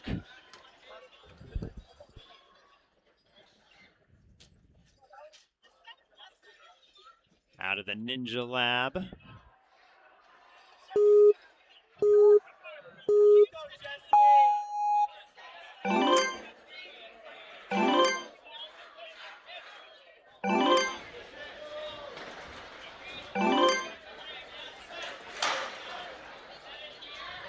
And again, athletes still trying to figure out what the best approach is to link into that first floating or dropping basket or take the extra swing to set up the baskets.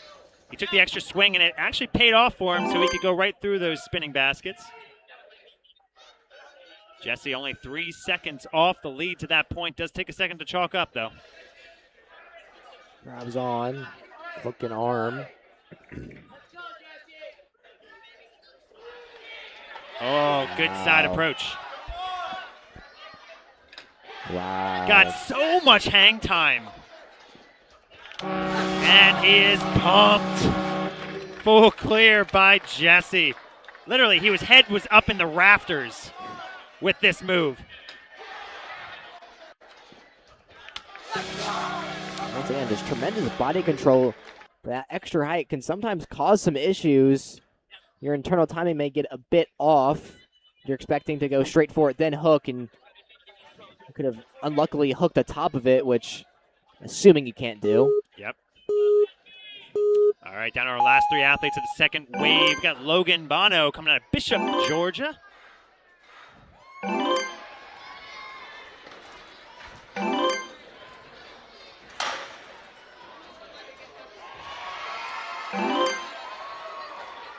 Has to take that extra swing to get back.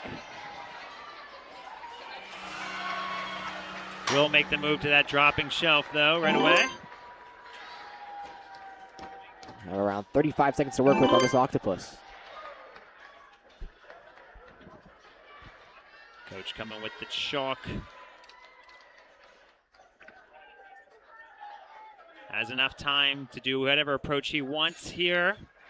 Go for the one arm, and it works to perfection. And he's got it.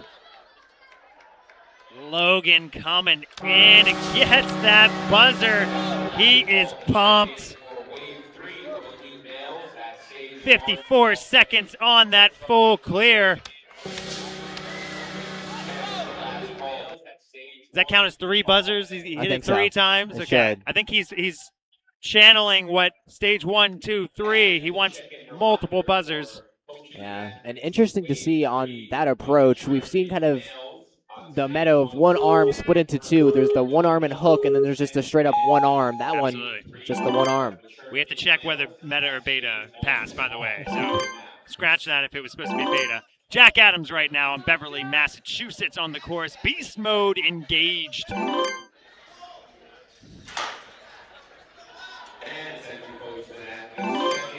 Taking a little wide, so didn't get the momentum he needed that first time around the swinging basket's going to push off with his foot. There for the second approach.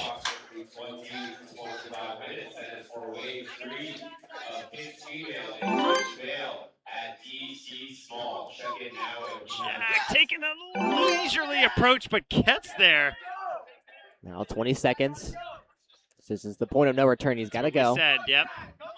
20 seconds, just enough time to do this extra move. You just got to be efficient in your swing back, so he's got to go here. Oh, and he's got the just coming off. He couldn't believe it. Still hooked in, just hands sliding off that cane, but a great run, though, by Jack.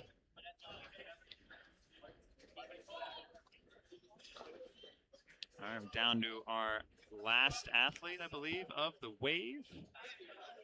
And attention to all coaches and athletes in wave 1. Got Graham Ogden coming out of Mendham, New Jersey. Open for you guys at stage 2 tall. First start will be going in approximately 25 to 30 minutes. This is for wave 1 of young adult players at stage 2 tall. Check in there now. Graham, another well-traveled ninja.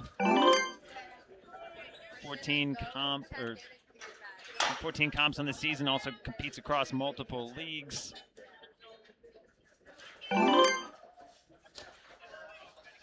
Thought about it with that approach, thought better to get a little more momentum for the transition. It's there.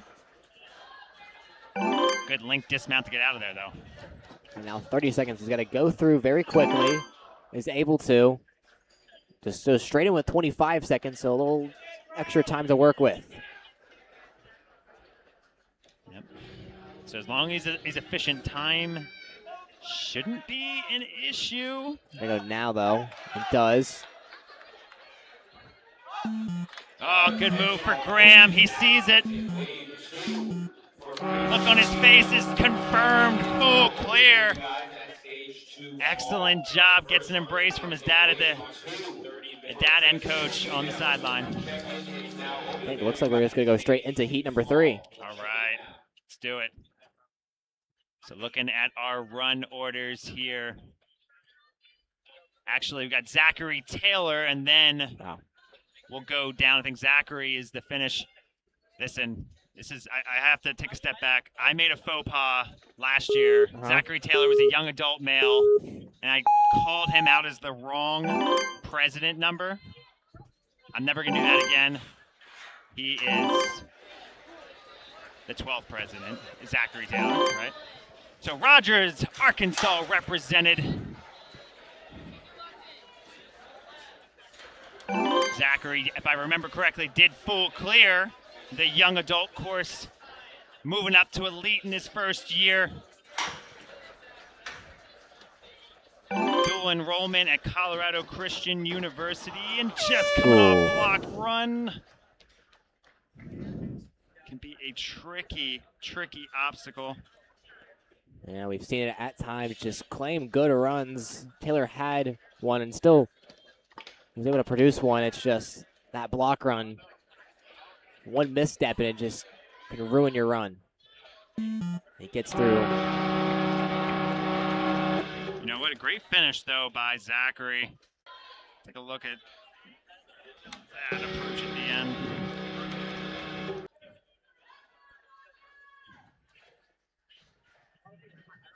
And we're going straight into it. Straight into it, yep.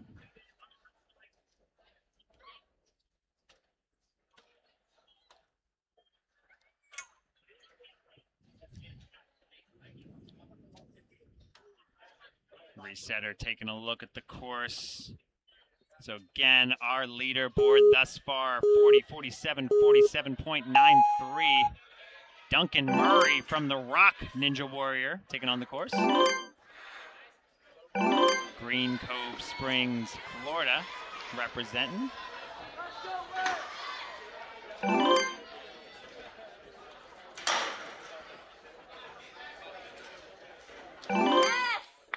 Little off on the flow of that obstacle, so he's going to go back around. Transitions nicely. Come on, gotta go. Let's go. Fast, fast, fast. Now 25 seconds to work with. Good quick feed on block run. This has been kind of the sweet spot. 20 seconds is the point of no return. 25 allows you to have a couple extra backswings if you need it. Oh, but he hesitated right there, so. Oh. Just coming off. Still has a smile on his face. He put in a good body of work right there. Nice job by the kid. All right, John Lash coming on up from Magnolia, Texas. I promise I know how to say John. I don't know. That's the first name I've struggled with today. It's my own name. All right, John taking on the course, though. 18 years old as of this season. Cross pole vault. And you're just seeing athletes there. There was a tack board there. I don't think athletes have even thought about it after the first few runners. Jumping right to that swinging pole, but right now taking an extra swing on the baskets. Oh, got a little hung up there. He's got a kick from both sides now. Yeah, loses a lot of time there, but can pick it up quickly. Now with 30 seconds, he's going to run through, find that 25-second sweet spot. We'll have a little bit more. Found a little more finesse versus speed on those blocks to make it work. Athletes, this is a last check-in reminder for wave Beautiful. 3 of mature kids males at stage 1 small. If you have not checked in there yet, please Great do so transitions. Oh, it's looking pretty. now. For wave 3 of mature kid males And at just stage like 1 that, small. full clear again on this If you have course. not checked in there yet, please do so now. First runner, do so now. First runner, 5 minutes. Coach excited for him. I mean, obviously that first jump from the first hoop to the hook around is by far the hardest jump. But you can see right as athletes get that jump, they have a huge smile on their face, and it's a huge like mental boost. Yeah. The next jump just feels very easy. All right, just like that, moving on to our next competitor, Heinrich Branker from Orléans, France. Sure it's just not Orleans No, that's the American pronunciation. or French town. We'll check it. We'll check it. We'll check it. Orleans, either way. He's smoothly operating this course though so far.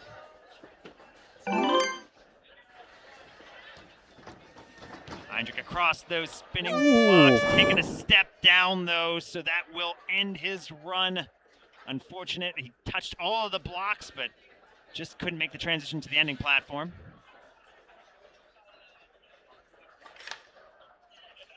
Just a little short there.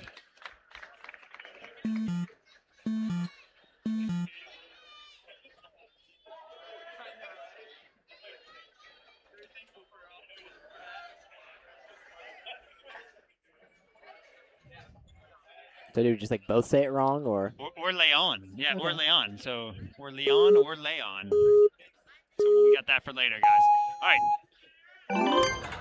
Eric Woljevec from Beechwood, Ohio, trying to channel some energy from the King, LeBron James jersey on.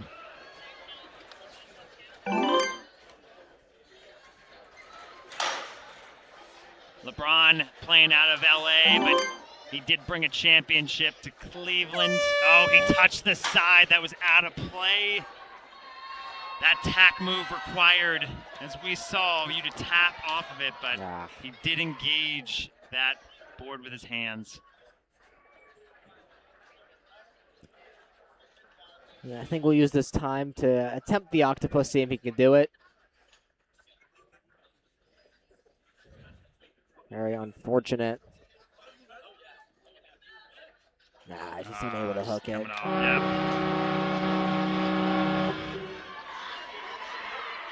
It's a great try by Eric, though. Now, Gavin Markowitz from Warrington, Pennsylvania. Yep, Gavin did make an early move up to Elite. Opted to go Elite, and he really crushed it in the teen division. Had a lot of success there. Moving on up to Elite. To see him take on this course. Got Coach Jackson right alongside him. They train together.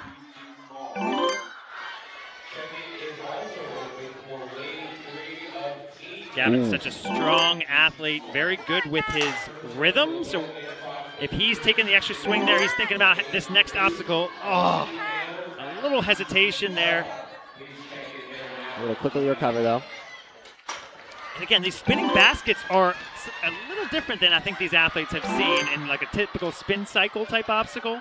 So they're still trying to figure that out. But right now, Gavin, plenty of time to work with this last obstacle. We'll grab and go for that hook and arm strategy. Going for it. Oh, just a little short. Gets an embrace from his coach. Great effort from Gavin. Coming off with a smile. This kid always has a smile on his face. Great sportsmanship.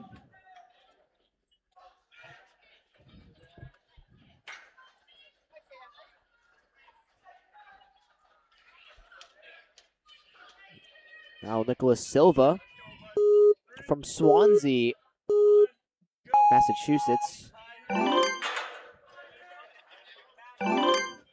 Wearing the Vitality jersey.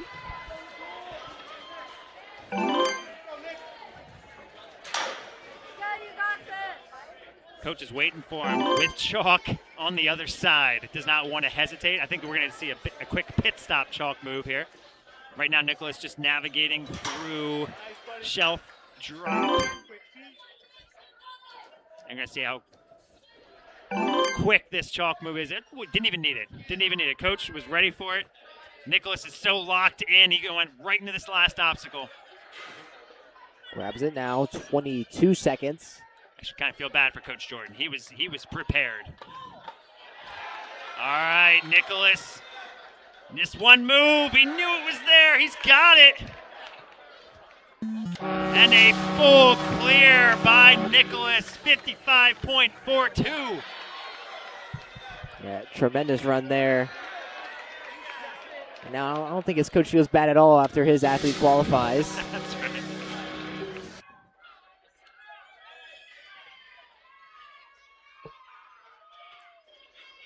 Sapir jumping in from all her duties, helping out with WNL. She's been everywhere. Now she is coaching James Sinella out of Lawrenceville, New Jersey. You can see he still has the headset on. He is flying through this course. Only 0.4 off the lead here. See if he can make this move. He does. All right, we might see if he can get to that dismount, the fastest time through this obstacle. Only a second off the fastest. Blistering pace thus far from James. He will only stop the chalk up on this last obstacle. Smart move, plenty of time. See what strategy he will impose. One arms it and gets it. Yes. Chalk proving to be handy as he gets through, links that dismount, full clear from James, 44.03, second place so far.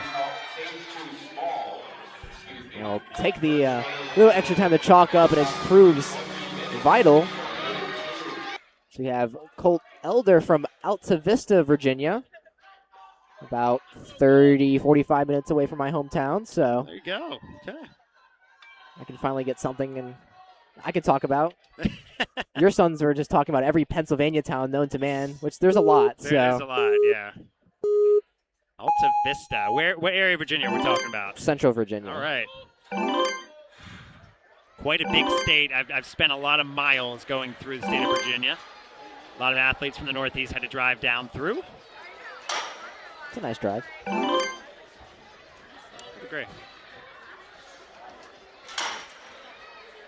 Colt finding his way through. Pretty good pace thus far. Attention to all coaches and athletes in wave 3 of adult females. Check-in is open for you Get it? guys. He will. Tremendous work there from Elder. Now one more jump away. Takes an eye. He has a little bit of a turnaround move. And oh my gosh! Wow. It was like a slam dunk from Colt. Gets the full clear. Look how high we got here. My goodness. Just generates so much power. Tremendous launch. Full clears. Woo. It's becoming the norm on the course at this point, guys. Still holding up, though, with our top three. Zach, James sneaking in there, and then Amir. So, again, it's set. You got to get sub 40, really, sub 44, sub 45 to be, sub 47, I'll say. Yeah, sub 47 to be on that leaderboard, top three. See if Weston is up to the challenge. Weston Justice coming to Towson, Maryland. Trains at Kinetic Ninja Warrior.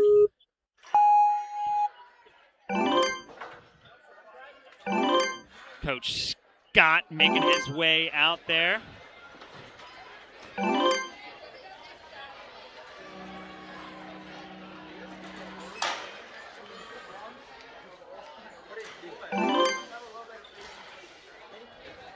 Forced to spin back. Has the momentum necessary and cleanly does so. Oh, good move to dismount out of there. Saved a little bit of time there. Blistering fast through that block run.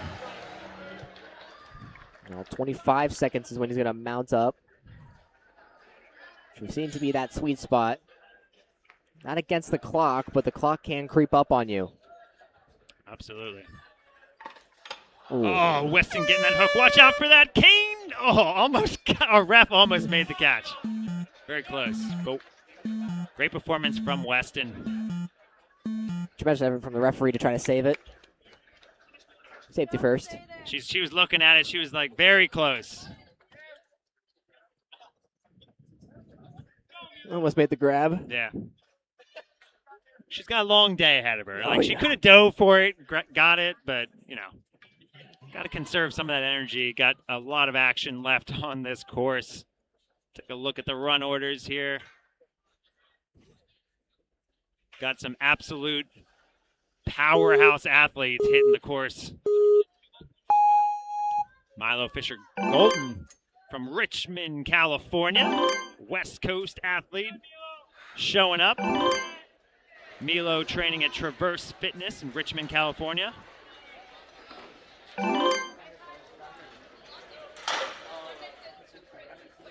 Milo, I can appreciate, even though he's a West Coast athlete, his profile picture is a Phillies shirt, representing Pennsylvania right there. All roads lead back to Pennsylvania, I don't guess, they? I guess. Please do so now at DC Small. First runner will go in approximately 5 minutes for wave 3. 25 seconds. That'd be 22, so clock not in his favor. He's got to go now, and does. Able to build all the momentum necessary. All right, he's got enough for a backswing. He can secure this, and he's got it. Another full clear on the elite male course. First runner will go in approximately 5 minutes for wave 3. Team male at easy tall. All right, next on the course, we got Yuval Shemla coming out of New York, New York. He's got energy jumping at the starting platform, ready to take on this course.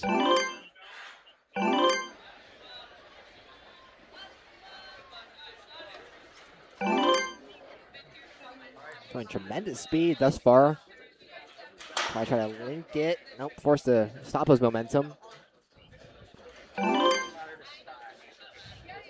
Like to see this collaboration there. He has his coach. See his coach, a member of the Israeli delegation out here. They're coming out in full strength, but Yuval taking a little bit of just a missed drop there.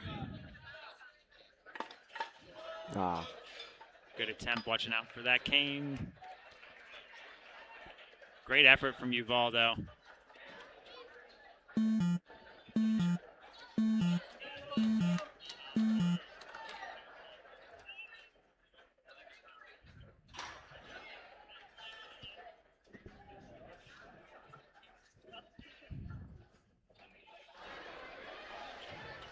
Again, our leaderboard still staying at that sub-50 time limit.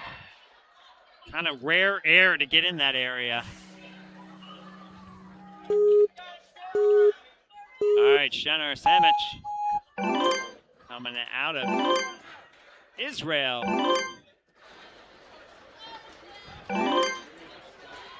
Shener, moving. All right, let's see it. Oh, my goodness, moving so quick through this course. He's our fastest athlete to this point. Here we go. Didn't even take a break here. Shener, a full almost 3 seconds ahead of our fastest competitor. He's our fastest non-finisher, but you know Shener wants more. Here we go. Get back that buzzer. Still gets it. Still our fastest athlete with that extra second. Shener killing it on that course.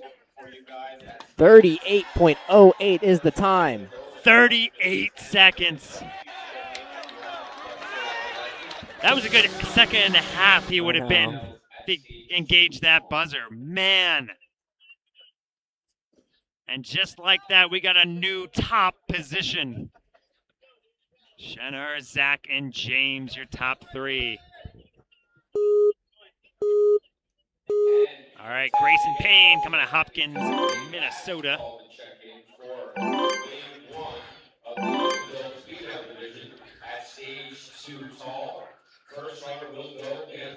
It's held up here for a little bit. Yep. It's through.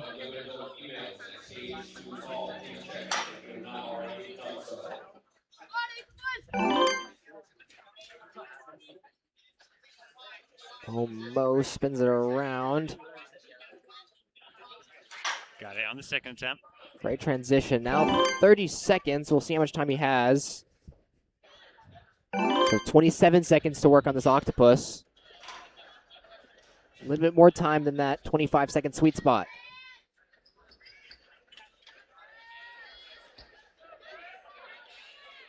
All right, here comes the transition we're looking at.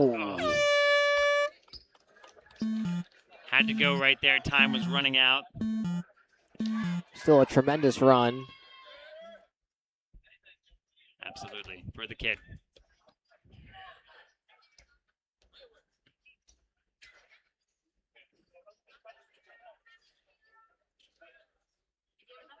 All right, we got some big names here coming at you. These next few athletes. We got Grant Kingham.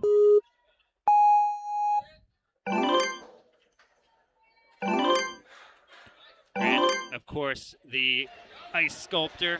Very talented artist there. Coming out of New Caney, Texas.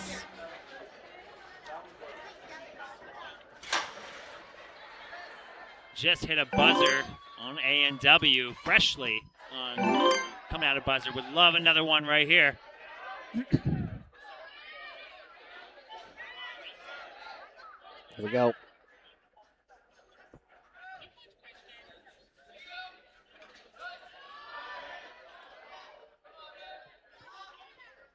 Grant taking the extra swing here, wants to make sure it's there for him, and just slipping off. We've seen that a few times here. Can be taxing, and trying to make that transition with that cane is tough. Unfortunate. I think he took a little bit too much time, maybe overthought it. Thought he was going to go maybe 1 or 2 swings earlier. But still a tremendous run. And that octopus still proving to be that much tougher. Absolutely. All right, we got Mr. Hardcore on the starting platform. Christian Hart taking on the course out of Meridian, Connecticut. Jumping right to that pole vault, moving quickly. He saw the pace early on. He wants some of that pace. Christian is moving. Christian Hart, last year's season American Ninja Warrior, did pretty well. Also TNA Season 2, he's the team captain of the Phantoms. Premier Series finalist, took 2nd place. Amateur male. One young adult a couple years ago at Barbados. He went teen male champ at Barbados, then young adult champion the next year. Had a lot of success, looking for success on this obstacle. He's got it. Oh, and it's there for him. Christian moving himself up with a full clear. 8th place so far.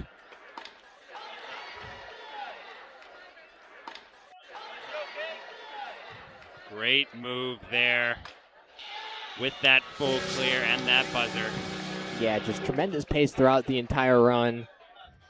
Did kind of fall victim to that time waster on those spinning baskets. Had to spin around, but still sub 50 and definitely good enough. Only thing to clean up on his run, but he was still sub 50, you're right.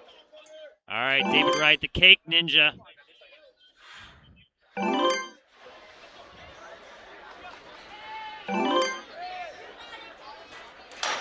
out of Pinellas Park, Florida. Wow.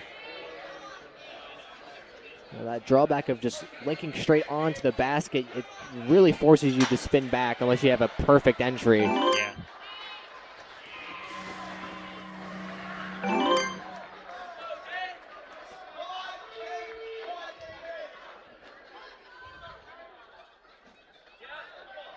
One arms it. That works to perfection. We've seen that one arm tactic when used. Absolutely. Rarely fails. Oh, Cake's got it. Casually hitting that buzzer. I don't think you can be more casual coming off that course. It's a man on a mission. He's ready. Coached by his wife. Attention all coaches and athletes, this is a last call to check in for wave 2 of preteen females at stage 2 small. It's a 13th position for David Wright at 52.04 on that clear. Let's head on to starting platform for Hayden Hadlock coming out of Geneva, Ohio.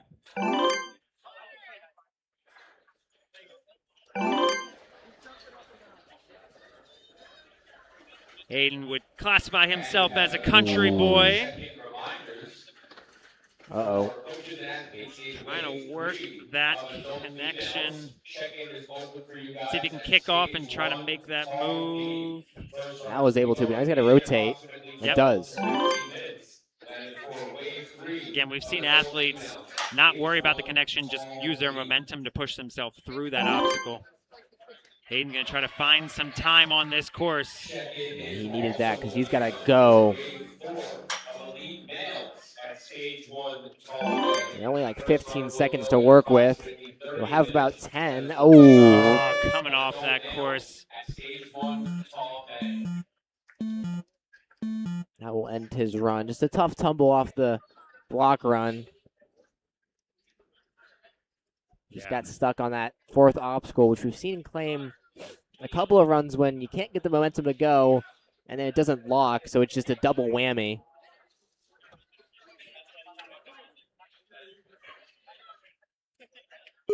So we now have Connor McDaniel from Battlefield, Missouri. Quickly vaults through, now working on the first three very efficiently. Able to use the momentum to his advantage. Now immediately linking to the second. Oh, trying to get the correct angle, unable to, spins back. That works to his liking. Linking onto that final half wheel and down. 35 seconds as he works through the block run. Make it 30 on this octopus. All right, he decided he's not going to chalk up there. He's down to his last obstacle. Time is on his side for now, but he's got to be efficient. Gets it. 15. All right, he's got the hard part down just for the finish. Another full clear. Yeah, just tremendous work throughout the course.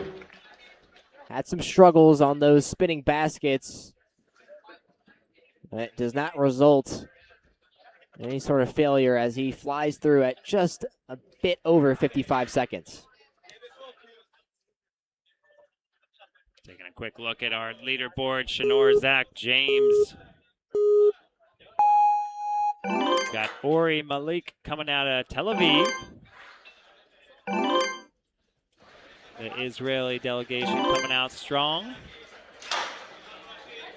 Current leader out of Israel. That's right. Unable to find that same success, having to spin back. Safely does, though.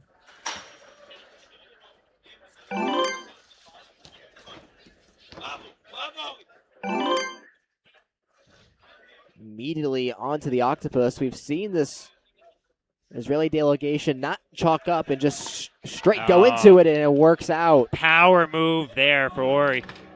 Yes. And he knew it. He's got it. Moves into fourth position.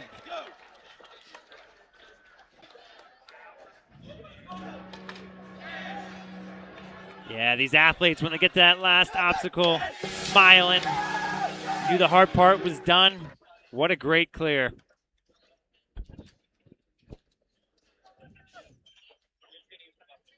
All right, just like that on our next athlete, you got Nick Menzorio coming out of Summit, New Jersey. Trains out of Next Level Ninja. Got Coach Joe right alongside him.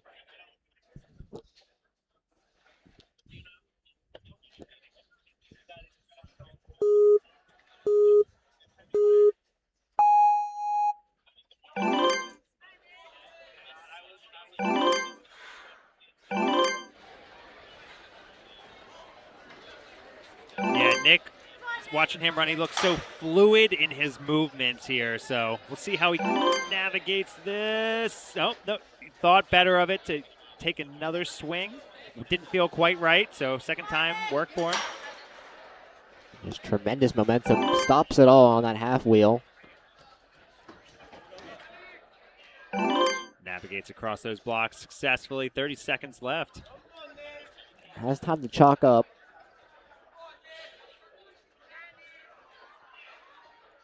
Grabs that hook. Hook and arm strategy. I'm going to go for it now, and he's able to. And that's there. Countdown goes, but it won't be a problem for Nick, who's got his full clear and ticket to stage 2.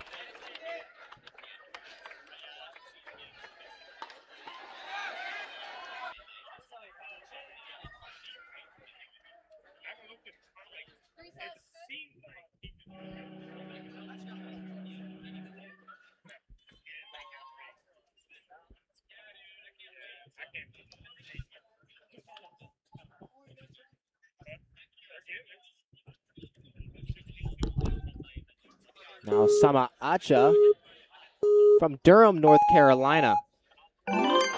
Bounce through, now immediately on that pole vault to the slider. Tremendous work throughout the early parts of this course. Momentum built. Now, from the half ring, immediately into the second. Building swing to get that first basket and does. Doesn't get the correct entry angle, will force to be spin out. Now going all the way around. Doesn't get that correct angle once again. That time it was a static through. He's got it. 20 seconds, now 15. Going all the way through and down. The timer going. I don't know if he has enough time to work through this octopus. 5 seconds. It's going to be tight. He's going to have to make an effort. Just barely missing out. Was able to hook it, but not able to stabilize. And that will end Atcha's run. Still very good.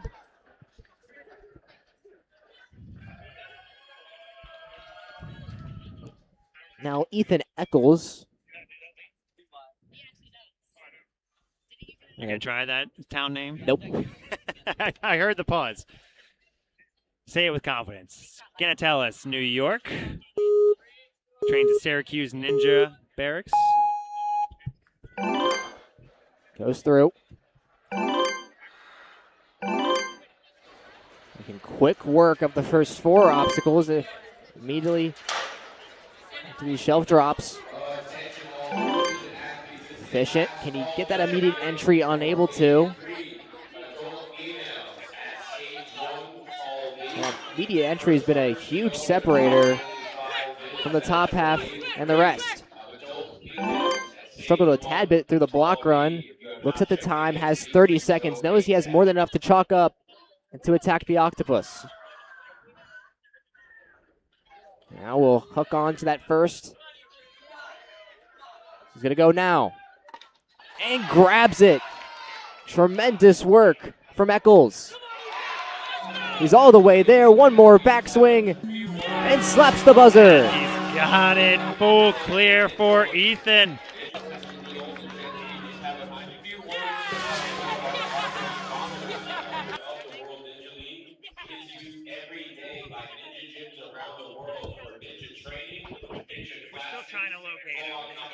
Now Jeremy Waters.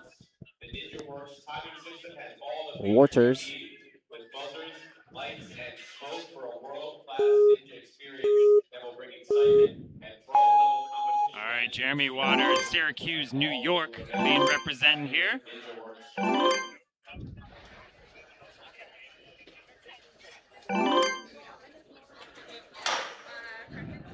No issues throughout this first half of the course.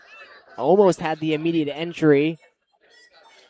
Now bounce around. Oh! Just didn't get his footing on that tack board. Couldn't believe it. Just keeps going. Now he's going to try this octopus to hook it around. Still the run ends. He's able to get it. Just that small mistake on that tack board on that back half of the spinning wheels just ends it. We'll slap the buzzer. Now our next runner is Caden Fisher from Bella Vista, Arkansas, the heartland of the United States. Referee telling him the instructions and ready to send him on his way. What can Fisher do? Still trying to chase down our second sub-40 run. Great work thus far. Immediately linking onto the second. One more extra backswing. Can he get that immediate exit? Nope, just a tad bit shallow on the entry. Forced to take that extra time. Cruises through the back half of the spinner. Now, runs through. Immediately in. 30 seconds to work with on this octopus. See what strategy he looks to impose. Grabs it ahead of time. Hooks it on for that hook and arm strategy. The dismount is true. Caden Fisher out of Bella Vista, Arkansas. The time will tick down, but he knows he's got it and will qualify. A tremendous run. As we're going to go immediately into our next runner, it's Zach Fishman. Okay. Okay. From Franklin, Massachusetts.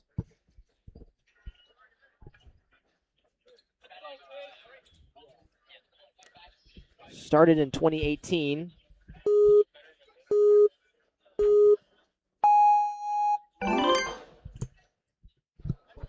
Now, vault forward slides ahead. Able to.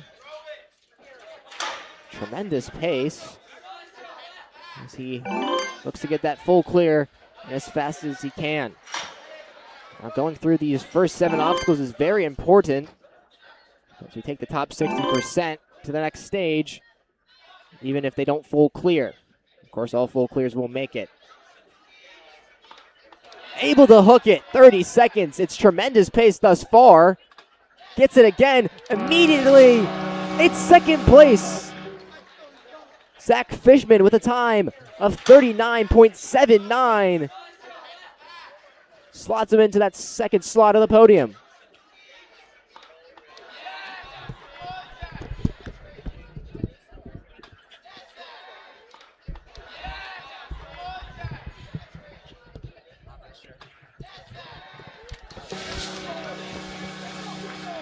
Now,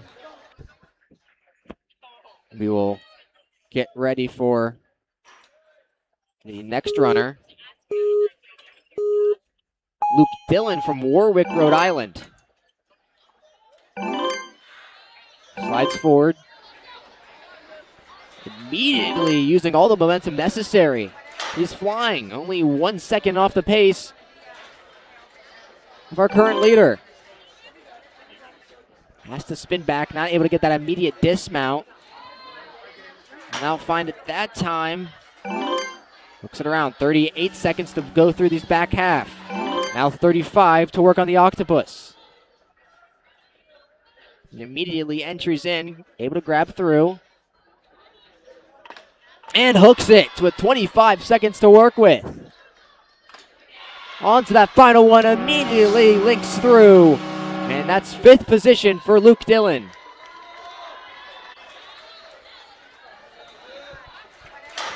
can see some of this early work that he did to get that full clear. We'll immediately transition out to our next runner, Liam Diggins from New Oxford, Pennsylvania. Attention all coaches and athletes in wave 2 of adult females competing right now at stage 1. As he gets ready for his 1:05 interval. Out of the Ninja Logic Gym. He's flying early. Immediately through the first 4 in less than 10 seconds. Wow, just look at the pace on display from Diggins. Unable to get that immediate entry, forced to spin back, will slow him down. But not for much longer. Now 40 seconds to work on the octopus. Immediately goes in, he wants a top time. Grabs the hook, using that one arm strategy that's been less popular than hooking it, and you can see why. Makes it a little tough. Ooh, almost stumbles on the exit. The hook's jammed. Has to reposition. Now goes for it and gets it. A minor inconvenience for Diggins. Doesn't slow him down. It's 12th position.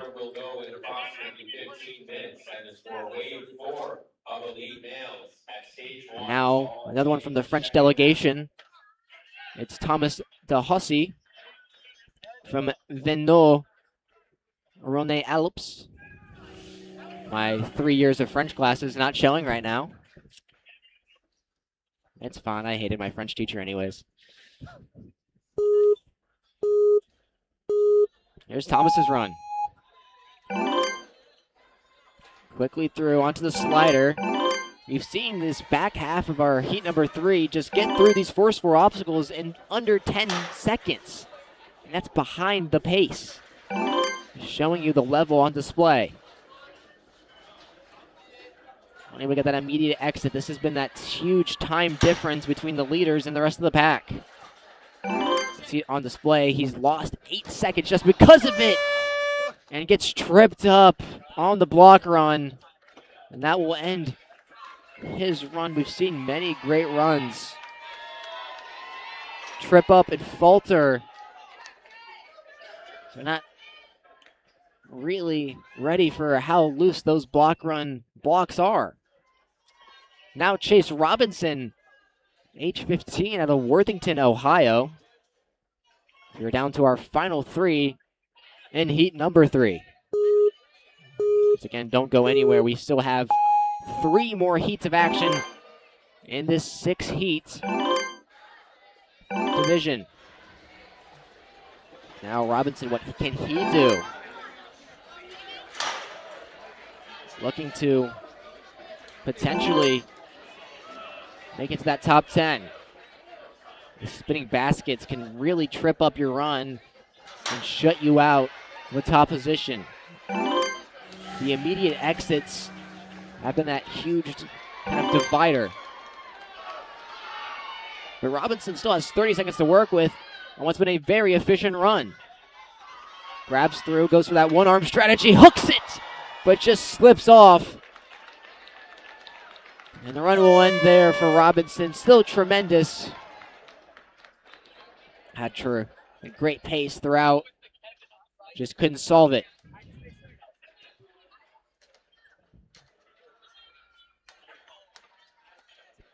Now another one from our French delegation.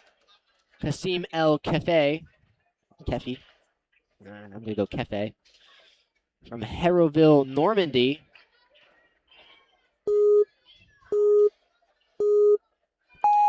Interesting enough, in his headshot, he's wearing a Italy soccer jersey, or I should say football jersey. Interesting to see from the Frenchman. Tremendous pace thus far. Now spins it around, tries to go for that immediate exit, but takes a tough fall. And that will end his run.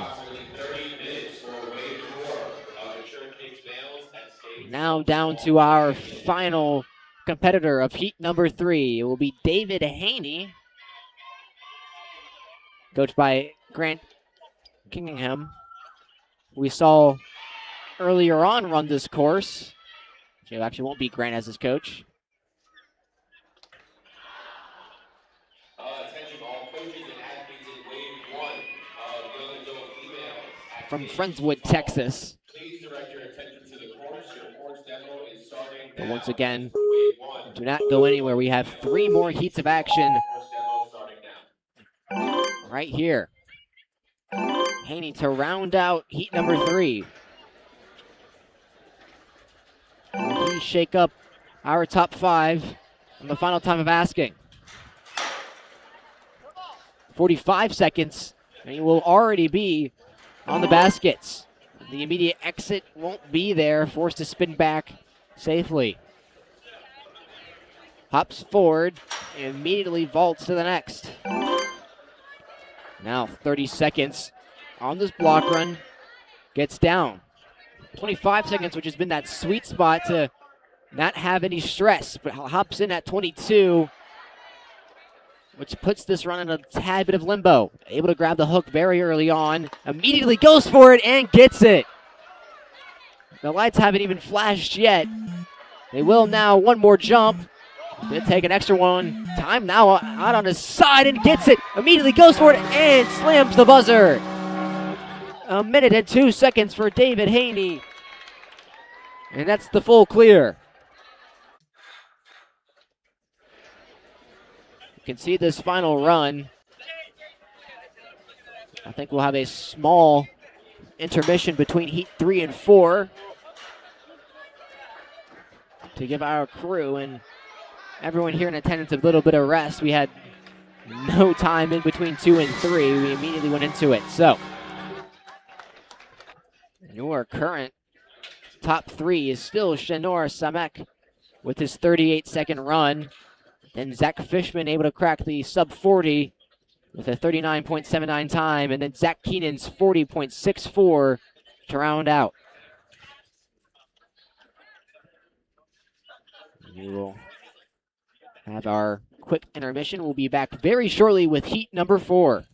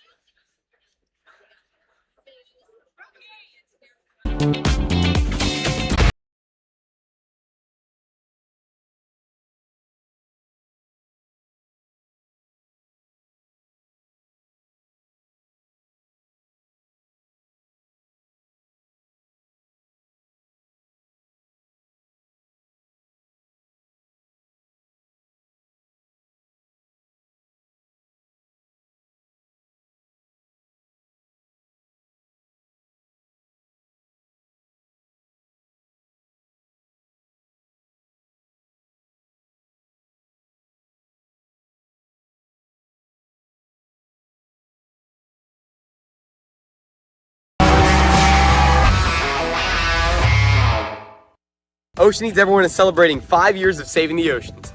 My name's Enzo, and through Ocean Needs Everyone, I help save the ocean by doing beach cleanups, CO and mangrove plantings, making art about recycled plastic, and making films regarding the ocean's health. How can you help save the oceans at home? Well, even if you don't live near an ocean, trash can end up in there eventually, so cut down on your use of single-use plastics. If you see trash on the roads or beaches, make sure to pick it up. Use less gas-powered vehicles, fish responsibly, and help support local organizations. I started my organization when I was 12 years old because I wanted to make a difference. So remember, you're never too young to follow your dreams and make a change. Let's all save our oceans together, one piece of trash at a time. Want to train like a pro? DGS Ninja has you covered with obstacles designed by top athletes. Kevin Carbone, Matt Bradley, Tom Alberti, and Brett Sims. Whether you're dialing in your technique at the gym or training at home, DGS Ninja equipment is built for performance, durability, and safety. Train with confidence. Train with DGS Ninja. Find obstacles, rigs, mats, and more on dgsninja.com. Has this ever happened to you? Where's my truck at? Ooh, I have a solution for that. Slab chalks!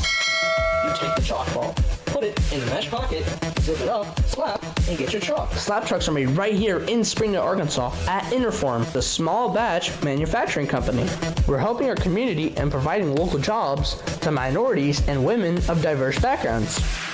I'm Joseph Rao, Ninja Warrior, rock climber, and the CEO of Slap Chalks.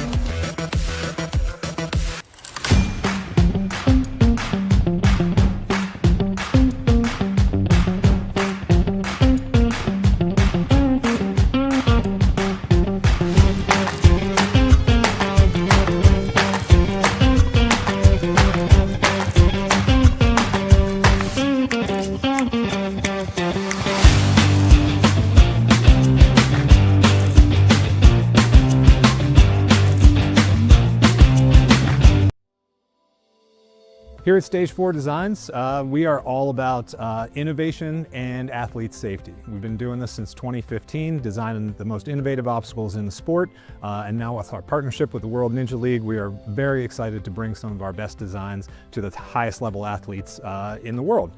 For our process, it all kind of starts right here in our digital design. There's a much more deliberate process now in what we do, with our goal being the utmost in athlete safety. So we put everything into our digital design first, make sure it's all gonna work, then we procure the parts. We learned the process and refined it to what we feel are some of the highest quality urethane products you're gonna find in the Ninja space, and that all happens here at our custom-built workbench. A lot goes into our urethane, and we are very proud of the work that we do there. Everything that we build here at Stage 4 is all custom made in-house. It's not like we have a stock of a bunch of stuff. So when you do place an order with us, that order comes through and we basically build everything from scratch. Paint department is scalable.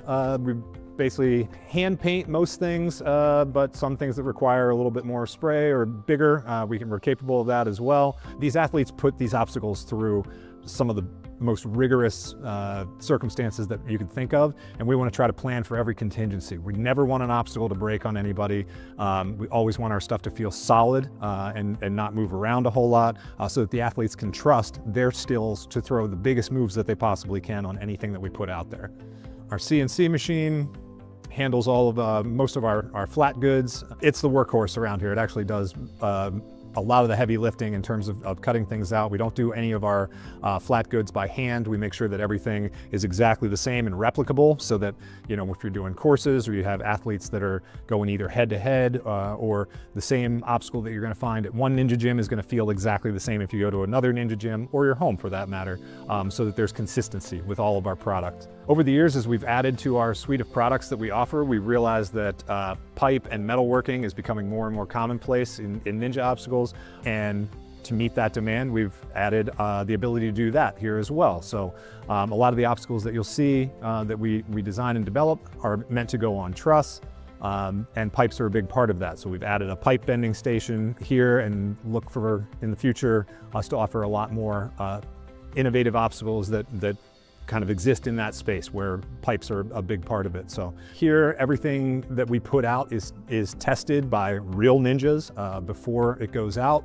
We want to make sure that our obstacles can stand all sorts of unforeseen circumstances. We know that Ninja athletes move in ways that are innovative and new, and we want to try to account for as many of those as we can and make sure that those obstacles hold up. So we test everything. Over the last 10 years, Stage 4 Designs has been committed to developing the most innovative obstacles that you're going to find, but also the safest and most reliable obstacles. Our motto here is elevating obstacles. We do feel that on this platform, we can take something that's both fun and creative, but also elevate it to an industry that deserves to stand on its own.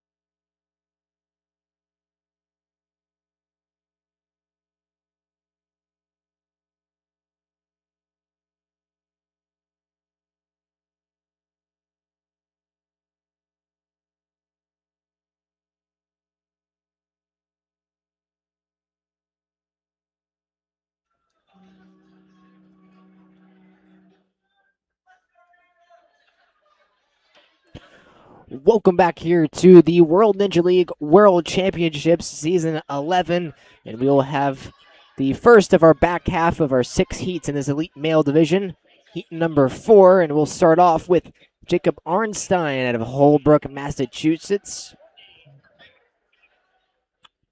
You can see our top 3.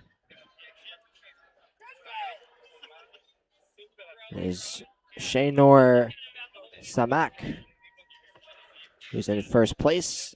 Zach Fishman in second, and Zach Keenan in third. And James Sanella round out that top 4 you can see on your screen currently. All right, you can expect the pace to rapidly ramp up as these heats are sorted by placements throughout the year. So we'll just get better and better from here on out. The current time to beat, 38.08 seconds.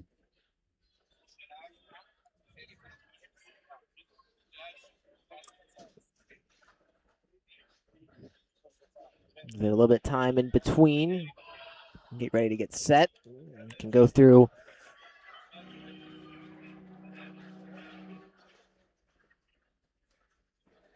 a run order. You can see Jacob on deck. And then Jazib Ismail, Tristan Anderson, Zeke Huber, Failure Zaborski. And then Samuel McCarthy will be following up behind him. Timer ticks. And we are off. Weinstein kicking off Heat 4's festivities. We've seen kind of the status quo is to get through these first 4 in under 10 seconds if you want to have a time to beat. Weinstein a tad bit off the pace. Can make it all up here if he gets an immediate exit, and he can. You can see the huge time save. If you're able to do that now, 35 seconds. He's going to get some chalk off the platform and in a little bit more. Really chalking up the hands. 28 seconds to go through the octopus. Now 25. We'll try to get that full wrap around. We'll go for it and gets it. Phenomenal work from Arnstein. 1 hop away. He's got 10 seconds to do it. You can hear him just say yes because he knows he'll slap that buzzer and qualify. 58.88 seconds. And our first runner is the first full clear of heat number 4. Now, Jazib Ismail. Got Jazzy coming on up here. From that town in New York that I can't pronounce. Jazzy's going to get all man for this. Oh, that's Schenectady. Schenectady, right? Yeah, I don't know. He plays the alto saxophone in a classical band. That sounds fun. He's in 2 jazz ensembles. That's a new one. I like it, though. 55 seconds. He's on that kind of 10-second pace you need to be on to get through the first 4. Oh, taking that extra swing through. Now able to get through with 38 seconds. Takes a breath to center himself and gets through. So 30 seconds, more than enough time to get through the octopus. He'll hop on at 27. He's able to grab that hook. We'll go for the one-arm strategy. Immediately onto it and gets it. Will we see back-to-back full clears to start off? Jazzy's got it. Heat number 4, we will. Good enough for 20th place in the full clear. You can tell that the level is just getting higher and higher as we get... Just clipping full clear after full clear here. As we get deeper and deeper through these heats. Now Tristan Anderson from Maple Grove, Minnesota. We see 3 straight full clears.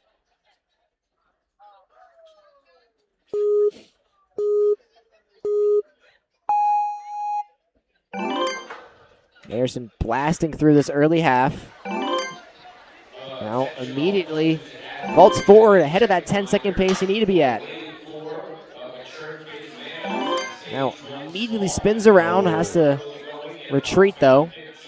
Part of that's confidence, honestly, Lucas. Like if you have confidence in doing it, if you have any doubt, you're not going to get that connection. Now 35 seconds to get through the octopus.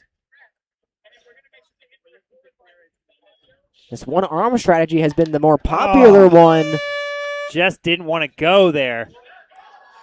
Anderson unable to get the full hook in.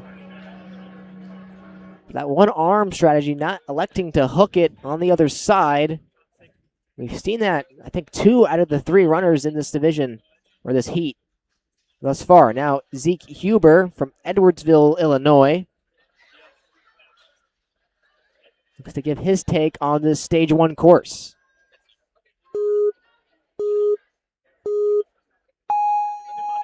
And he is off. Gets through with great efficiency. on pace with Shaynor, only 9/10 behind thus far. Can he get this immediate dismount? He can. Huge time saver there. Now with 42 seconds. Make it 40 seconds to work on the octopus. We'll take some extra chalk and get ready. Grabs the hook, will hook it on. 25 seconds for Huber. Goes for it and gets it. Tremendous work. And now he'll finish it out. Just methodical in that finish right there for Zeke. Soak that all in. See the work he did. Just ran through that block run. Gets that extra chalk. You can see this final hoop. Got it. You can see the smile on his face for a split second. He turned all the way around. Slaps that buzzer. Now, Trailer Zaborski from Glenwood, New York.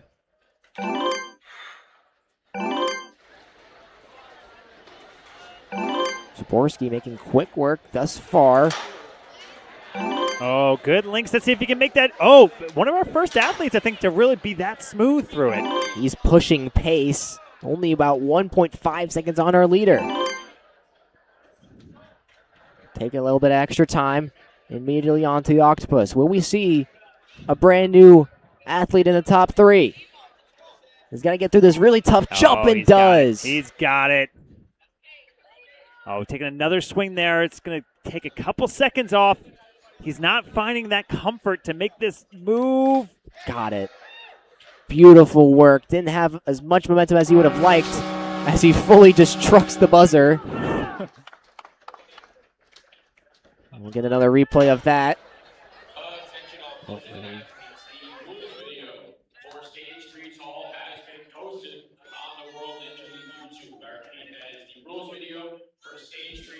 Now Samuel McCarthy from Parkland, Florida. Trains at the Jump Twist Ninja Academy. And he has a first-degree brown belt in karate, and he got it when he was 14.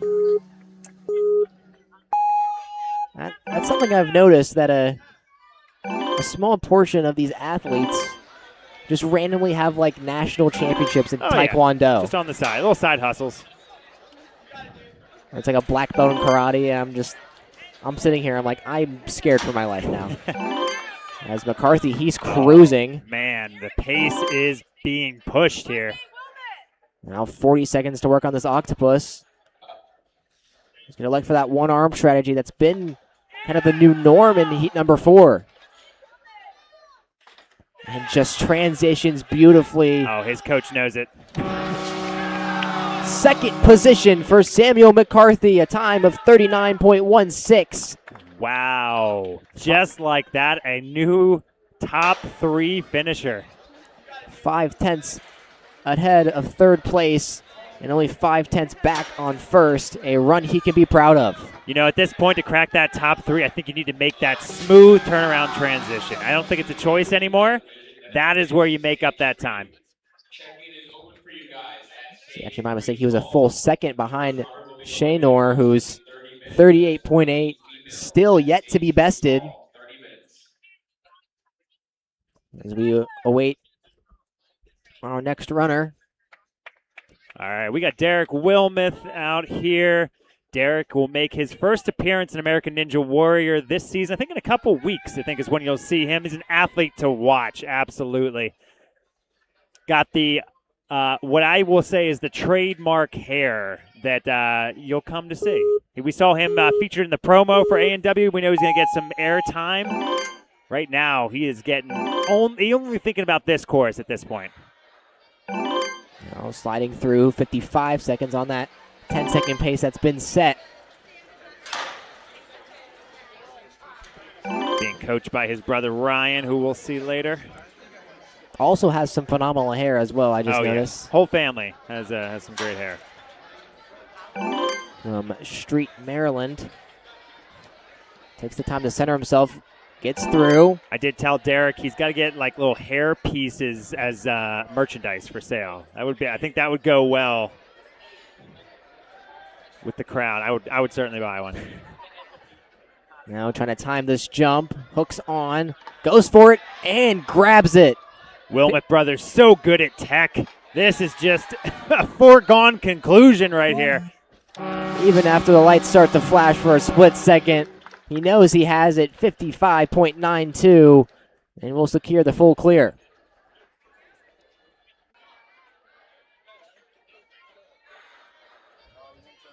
So that'll be Tyler Kurtzhaus. Kurzhaus, yep. Kurzhaus from Herman, Utah. This is the first athlete I've seen from Utah in this competition, the 3 days I've been here. Tyler competes across multiple leagues. He definitely is a well-traveled ninja.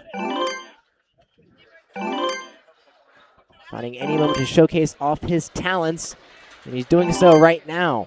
Only 4/10 behind Shane Orr's #1 time. Can he get that immediate dismount? He can. Yep. He's able to get wide enough. Only had 1 foot on. Now with 40 seconds, he'll take the time to chalk up. Got Coach Joe right alongside him. Opted for the chalk that was on the platform. It's also another strategy that we've seen used. Our athletes just using the chalk that's available to them. I mean, 0.2 of a second, 0.3 of a second, that can make a difference in this competition. Just beautiful work. You can hear him just yell, "Let's go," because he knows he has a sub-50 time, 48.5 to slot into 12th. So pumped after that run. Punches his ticket to stage 2. Now Leroy Maroli from Tel Aviv, part of that Israel delegation.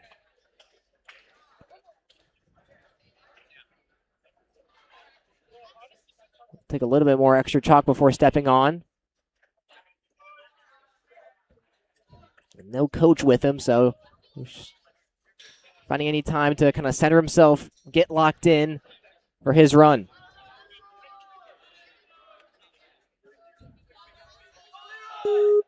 And see just the intensity on his face already, and he hasn't even begun his run. Yeah, what focus we've seen from these Israeli athletes. Just locked in, thinking about execution here. Executing on this course. Right now, that's just what he's doing. It's been the Israelis that have pushed the pace. Shane are still in first. Now running through, just taking the chalk off the mat. Going one side approach. Doesn't even use the other side of that octopus. And it just works to perfection. 28 seconds. Oh, didn't get that cane to pop out. Lost a couple seconds there, but he's got that full clear. 5th position, 42.52. And that extra swing was all the difference probably to get sub 40, but a great time nonetheless. Moves on to stage 2. Now Zach Echtenstein from Brooklyn, New York.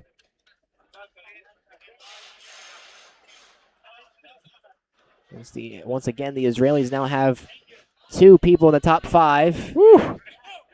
They came out with a plan and are absolutely crushing it today. Could have had a potential maybe top 4 time if it wasn't for that pump fake on the dismount. A lot of octopus. Now, what can Echtenstein do? Cruising early.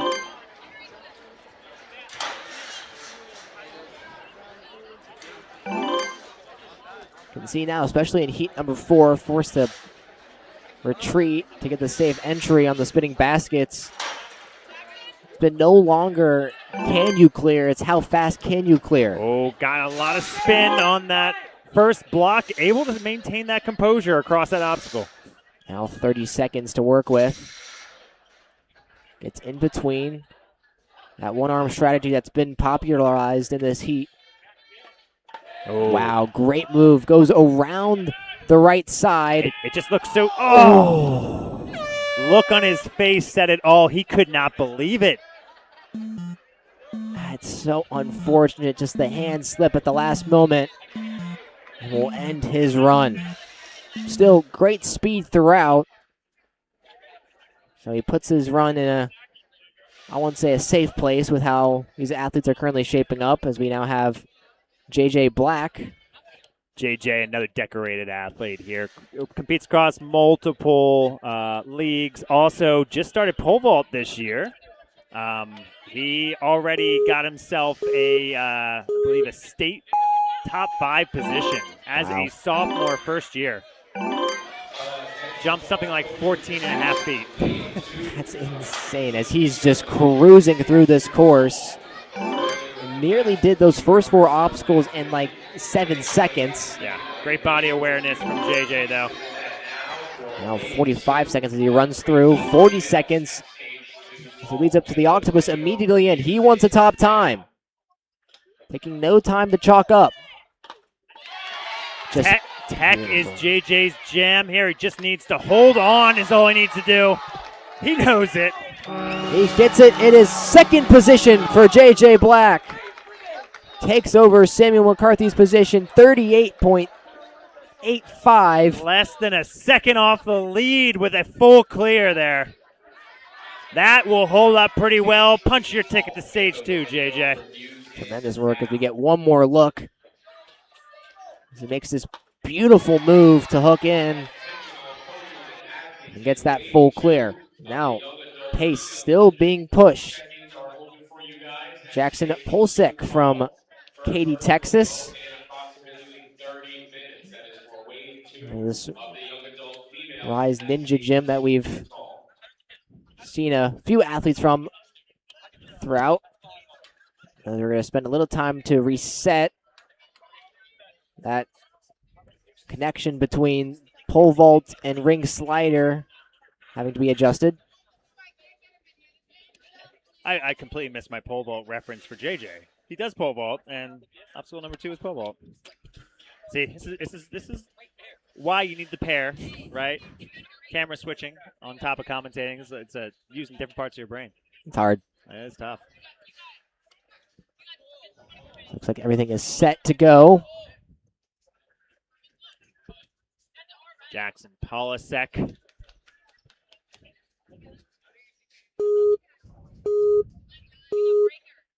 Trying to paint a masterpiece.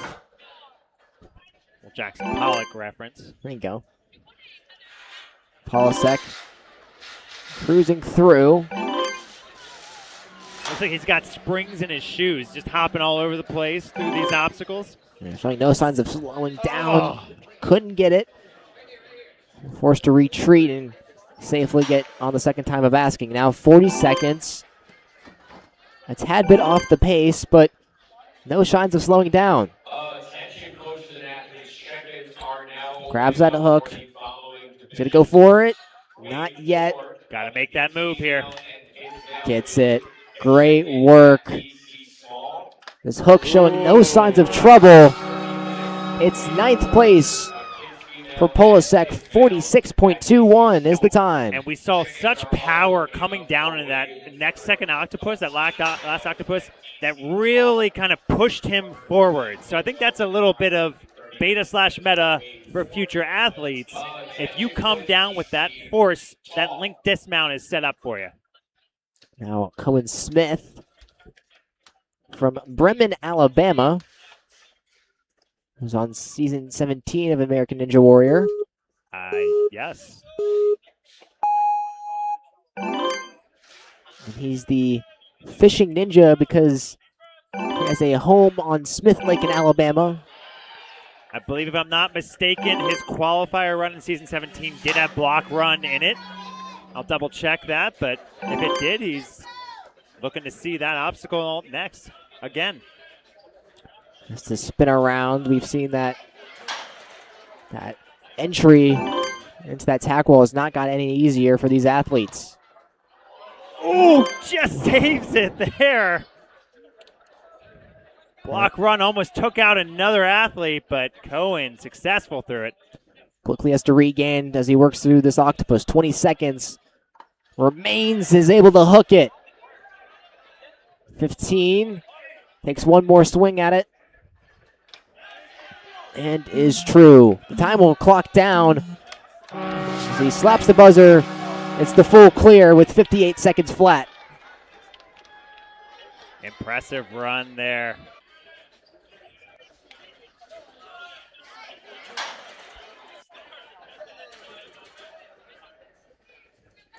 Now Dagan Desimone from Winchester, Virginia. Dagan, a strong, kind of quiet, humble athlete. Coaches and athletes in wave 1 of the mature kids female division. Check-ins are now We're still rolling through heat number 4. tall D. First Oh, Ooh. looks like something wasn't reset or the ref held him back, so they're just going to stop that run. He'll be able to get another fresh countdown. We'll look at the course for a second. Good spot by the ref, though, honestly. He didn't have to touch any of the obstacles. Just get that reset real quick.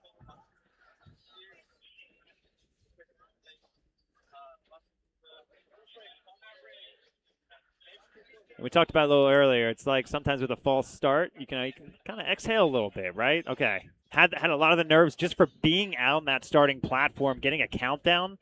Now, look, just shake it off and focus on just executing on this course.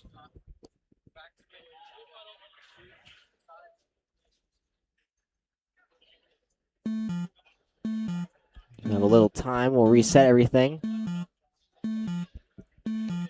You can hear the time winding down, but it doesn't mean anything currently.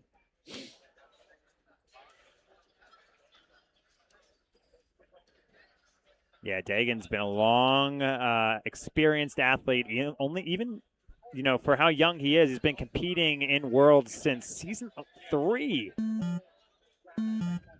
Grew up in this sport, essentially. Here is Dagan's run. Showing no signs of that kind of mistake slowing him down. He'll lock it in, not being able to get the momentum. Unlocks itself, though. Going to go back and kick and then try to make that move. We've seen this kind of gatekeeper struggle for some athletes to get it to lock. Now is able to get through. Finds the other side of that. Escapes out of that trap. Still now, not a lot of time to work with. He has to spin back. 20 seconds. This is about the time you need to start the octopus. He's only going to have 15. He's going to hop right into it. He's going to do this in. Oh, he's going to have to go for the up for grabs move right away. He can't pull that back. Does not have time. The countdown's going. He knows it, so he's going to try for it. Ooh. Just a little shy and probably had to change up his strategy a little bit because of that. Certainly. Yeah, just unfortunate.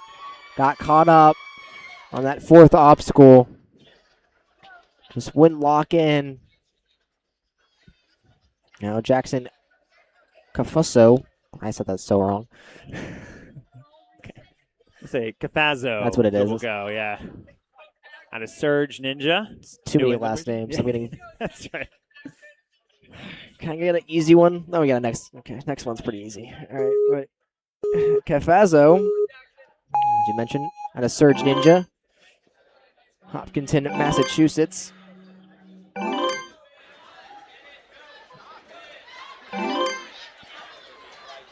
Just making tremendous pace, not showing any signs of slowing down. Spins around.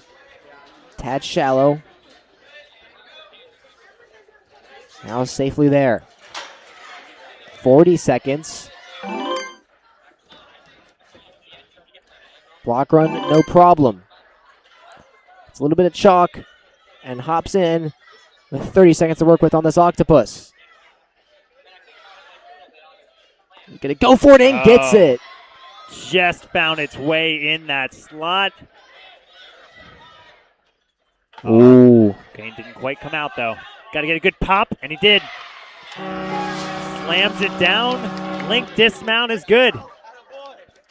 Had a pump fake it there for a second. We've seen that kind of hook get caught up. And they try to go for that third and final jump. Hasn't caused any mistakes yet. The athletes have been able to recover. Look for wood to knock on. Can't find any. Yeah, right. Try this through the plastic. We don't believe in the commentator curse here, ladies and gentlemen. Okay, we say what we see, and I thoroughly believe in it. I am superstitious to not say stuff like that. But Jeremiah Boyd, not a superstitious athlete. This guy is a pro. From Burnsville, Minnesota. Struggled on that kind of first couple obstacles, but now cruising through. The wide angle spin there. So he's going to take this second approach. Now with 40 seconds to work with. Boyd attacks the block run. Blocks barely spin. Great balance. Slap that chalk. Don't waste any time. Jeremiah looking for this move. Will opt for the one-handed approach. And gets He's it. Got it. So solid here. Yep. Link dismount was just about there, but he takes the extra swing for good measure. And love it. That is the Usain Bolt lightning bolt. Usain is a fan of Ninja Warrior. I can confirm that. Don't ask me how I know. Now Thiago Lima from Davie, Florida.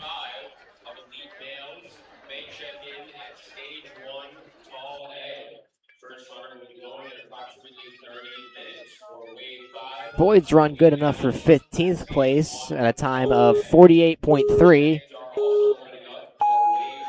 There was once a moment where sub-minute was good, then sub-50, and now it's sub-40 if you want to have a chance at the top 5. Good link set here. Let's see if he links to this move. He's looking for it, and it was there. The flow is there. Looking so smooth through that. Just showing tremendous pace thus far. Cameras can't even keep up with 8 tenths behind our leader. Oh, Thiago, what a smooth move in the edge of his. Oh my goodness, that platform barely held on. It's first place for Thiago Lima, 33.91. He shaves nearly 5 seconds off our lead. Unbelievable. Coach Flip is flipping out on the sidelines. Ladies and gentlemen, I got to show that I predicted 35 might be the time to beat. I already got shown up. 33. Incredible. See this just immediately links on. I don't know if there's any more real estate left on that finished platform. He found the last possible corner edge. Made it work. Tiptoes into safety and dashes into first. Now Ellery Lenz from Ozark, Missouri.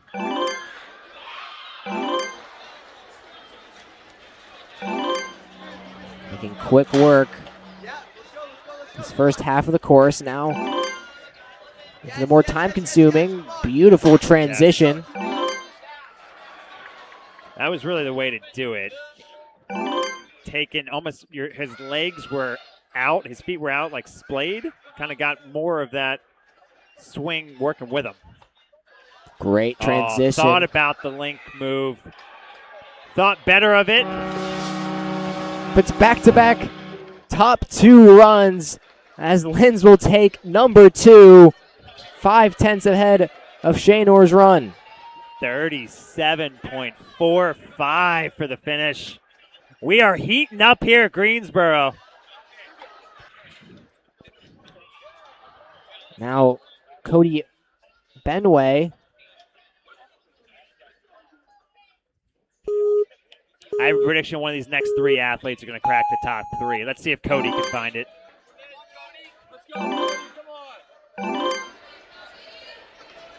Get through. Just tremendous athleticism from all of these athletes. Benway no different. From Danbury, Connecticut. Chalks up very quickly here. Let's go, Cody.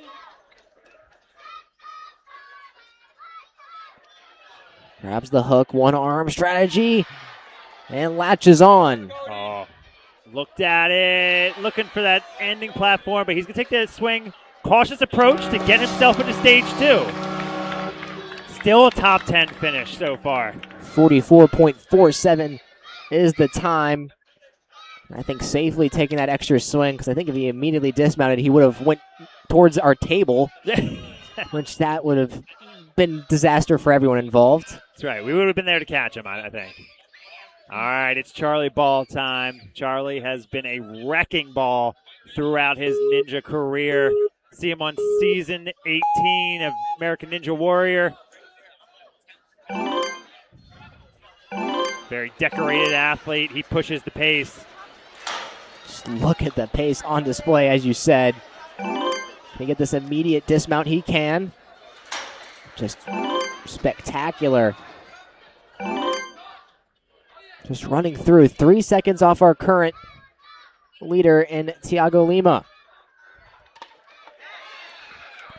Oh, and I think we're at a foregone conclusion here with another full clear.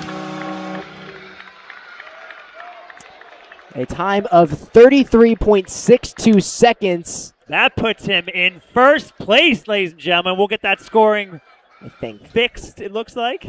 I'm not We'll get a official confirmation. Unofficially, it looked like he's one of the fastest runners. We will check. Again, I think maybe a little misclick there, but incredible. Yeah, we'll get that changed.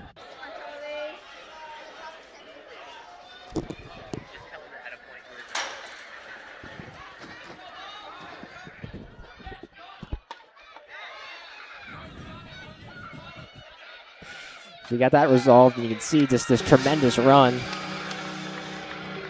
Look, I didn't want to jinx it. I said in the next 3 that somebody would do it, and then, Charlie. You didn't jinx it. Yeah, I didn't want to say the name. I just said the next 3. Was this pen here when you got here? Yes. Okay. It's my pen, so Oh. I was wondering. I forgot. I didn't know I left it. And just confirm, ladies and gentlemen, that does put Charlie Ball into first place by 0.3 of a second. Your new number 1 athlete, 33.62 for Charlie Ball. Heat number 4 has completely changed our top 3. And now you got to be thinking, can someone do sub 30? I think that's the new goal to push. It's Zachary Janus from Roswell, Georgia. He's flying currently. I don't think I've seen him take one backswing yet. Ooh, nice little pause there. Still able to make it work.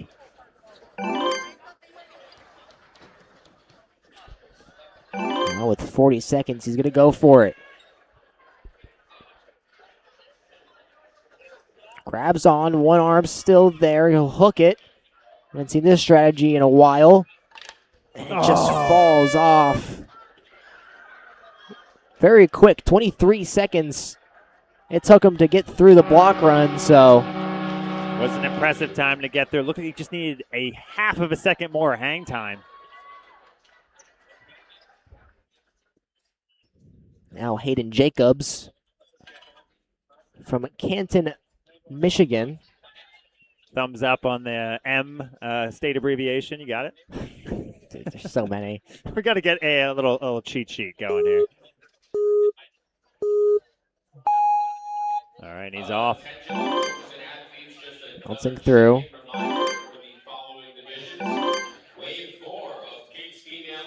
Using all the momentum to get through these first 4 obstacles. Now the shelf drops. Spins around. Has to go back. Doesn't get the best retreat, but able to make it work. Statics into safety. 35 to go through the block run. A top 3 run is out of reach, but now it's all just about getting that full clear. That's right. Punch your ticket to stage 2. It's what these athletes are certainly thinking about. Oh, Ooh. tried to just stick it with one hand. That is so hard to absorb that one-handed. Should have got the other hand to match up, but great effort from Hayden. Unfortunate as the octopus, which was solved for a good amount of this heat, still showing how hard it truly is. As it's Matthias Sotocasa from France. Yes. Not even going to try with that. Look, we have hard enough times I think it's with American Tournefolie. abbreviations. I actually just got a text that I can't mess with Michigan, so MI is Michigan, guys. I know that. Thank you for the call out. I think it's Tournefolie, I think. Tournefolie, yes, you got it. There we go. My 3 years of French classes wasn't all for nothing. Oh, so that is all you, right? That's just all on you. Yeah. Still making great work.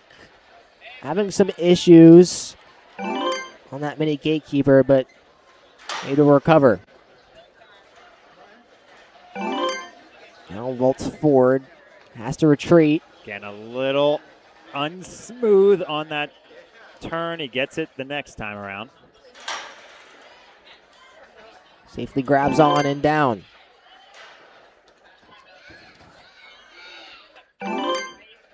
All right, now we're back to that point of no return. He does chalk up 20 seconds left, so he's got to be efficient to finish this one out. It's what we saw from earlier runs. Really, he's got to go in this swing. No extra swings at this point. Got to move, Mathis. He's got to link it if he wants to get it. One more swing, maybe. He would have to link it immediately off and just falls. A great effort there. Unfortunate for Matthias.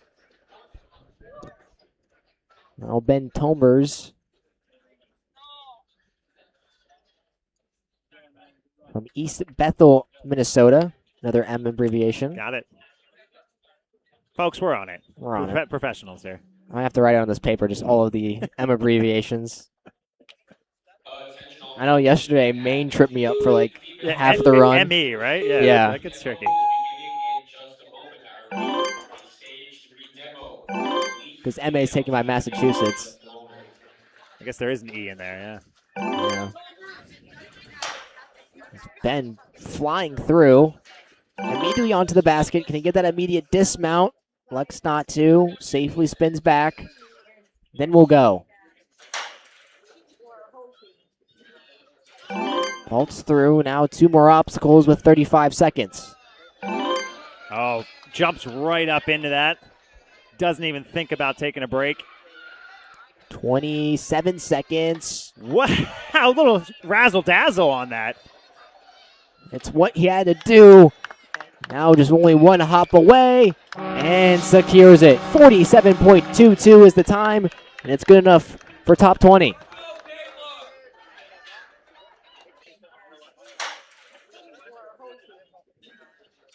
You see this run flying through the block run. You can see that immediate hop, and then that just final jump to end it all.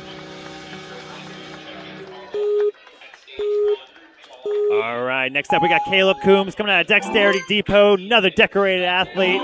We saw his training partner, JJ, earlier on the course. Caleb looking to turn up the heat. From Liverpool, Pennsylvania. Good pop on over.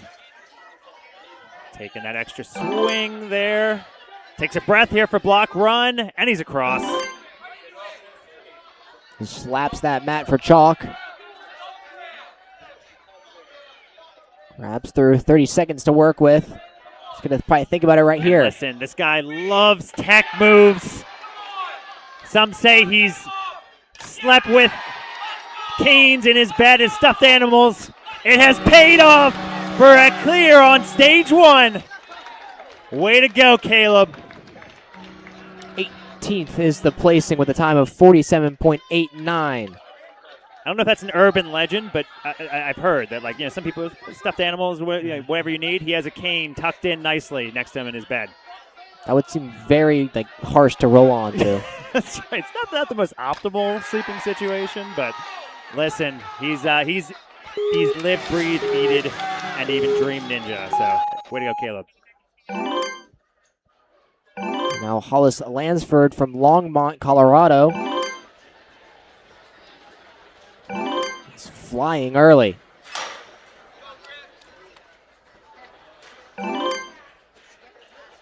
Spins through, now bouncing off immediately. 42 seconds to get through the last two.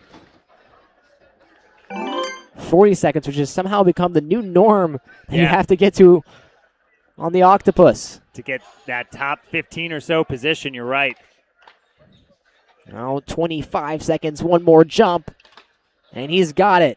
Did not go for the link dismount, trying to edge it up, and he does get that top 15, top 10 position right there for Hollis. 41.7 seconds is the time. You see this, that final jump to slap the buzzer.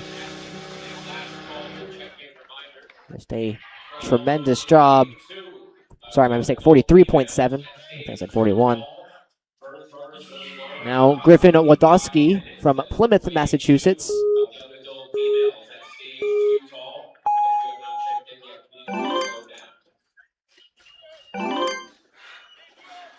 See that some of these top athletes in this elite division are only 15, 16 years old. Still just showing tremendous prowess. Take that extra attempt here. Immediately from the second basket, onto that second half wheel. Runs through. Now 30 seconds for the octopus. Looks to grab it with 22. Goes for it immediately and gets it. Griffin looks back at this one more obstacle ahead of him. And here we go. Ascending to that buzzer. Griffin becoming our 56th full clear of the elite male division. It is phenomenal.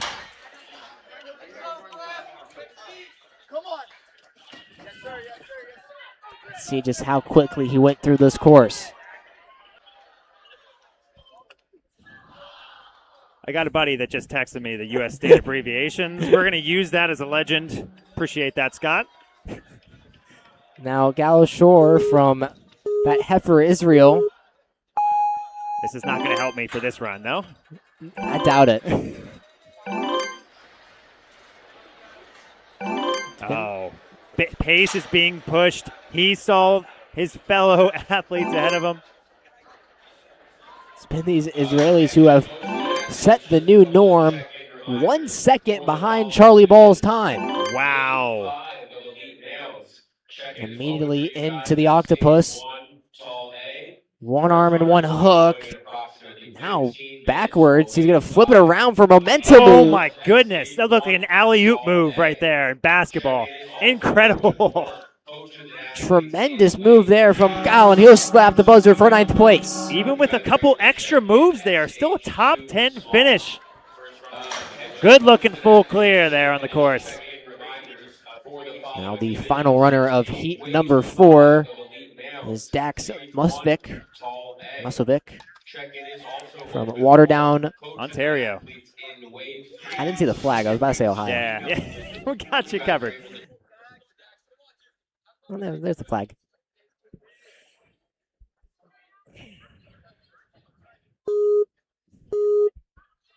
Here's Dax's run. Final minute and 5 left of heat number 4.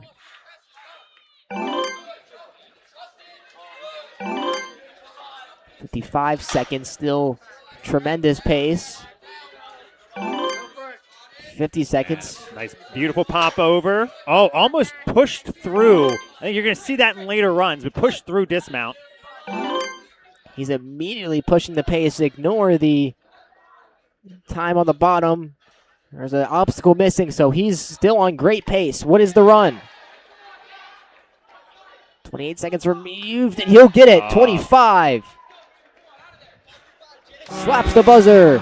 42.05. Which I think should place him in around the top 12, top 15. You are right. 42.05 actually puts him in the top 10. Ooh. So we'll get that fixed, but top 10 finish there. All right, we'll have a small intermission. Oh, wait. As you can look at our top 3, Charlie Ball in first position with that 33.62 time. Thiago Lima just 0.3 behind at 33.91. And then a 3-second gap as Ellery Lenz will round out the top 3. And like I said, if you're looking for time, so we have a few. We're in wave 3, right? So we got four more waves. We're in wave 4. Yeah, This wave is 4. Okay. So you have a couple more waves left here, and you're looking at these athletes who are just studs going through this. But you're looking for where you can cut time. I think Charlie did not do the up for grabs move. He did pull the cane back. That took the extra couple seconds. If you want to go sub 30. I think you need that up for grabs move. You need to be efficient the whole way through, but man, we've seen some flying course times here today at this stage 1. And we'll have a, once again, short intermission. We'll be back around 11:45. So see in about 5 minutes, Yep. 5 minutes or so. We'll get a little bite to eat if we can. We'll catch you guys soon.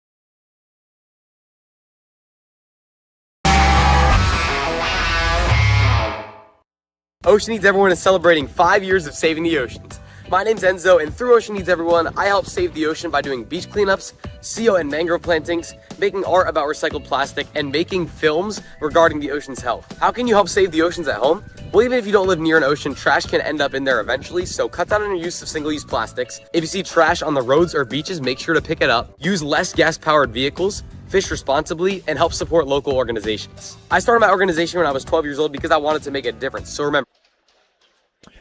Welcome back here for heat number 5 on the stage 1 tall course in this elite male division. It has been very, very, very good thus far as each heat has been, well, ramping up the heat. Yes, yes. So we'll look at our top 3 real quickly. And Charlie Ball, call it wrecking ball, unstoppable. He has just shown up. Like I said, I didn't want to jinx him before, but had a feeling he could crack that top 3. But let's move on right to wave 5 here. There's Ramses Valdez from the Bronx, New York. Let's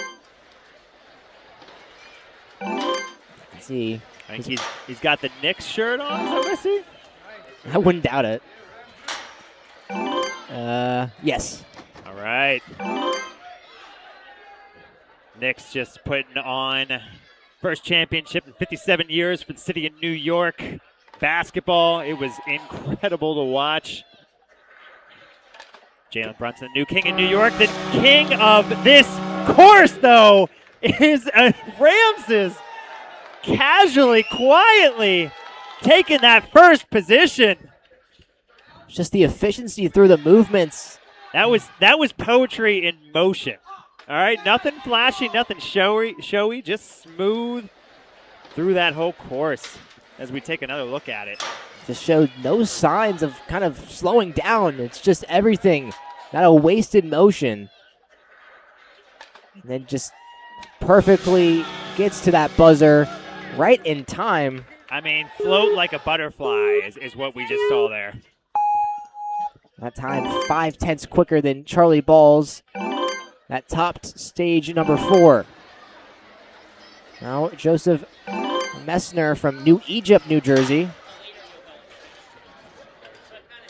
Now you can see here in heat number 5, we've seen no one really struggle on that tack wall, on that in between the spinning baskets. It's been very smooth throughout.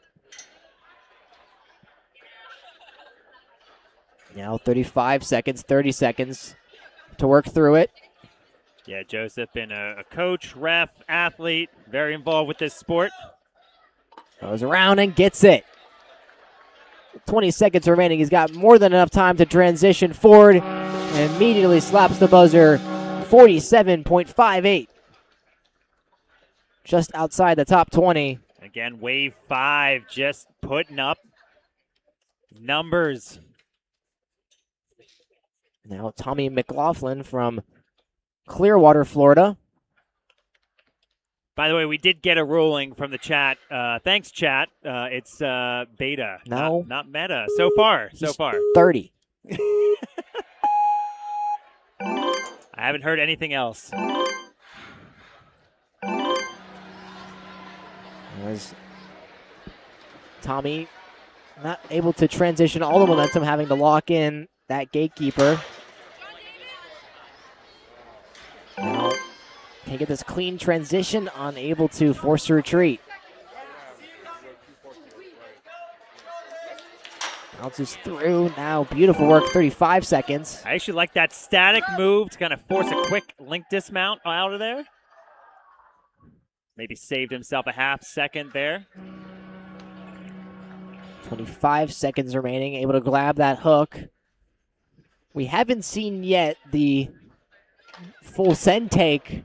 Tommy opened about his condition, his Tourette's syndrome. But right now, just a great performance, though, on this course. Just unable to safely unhook it and falls. It's I mentioned it earlier on that we've seen no one really struggle with that. And if they do, it stays in, they're able to recover, but that time just not in his favor. Yep.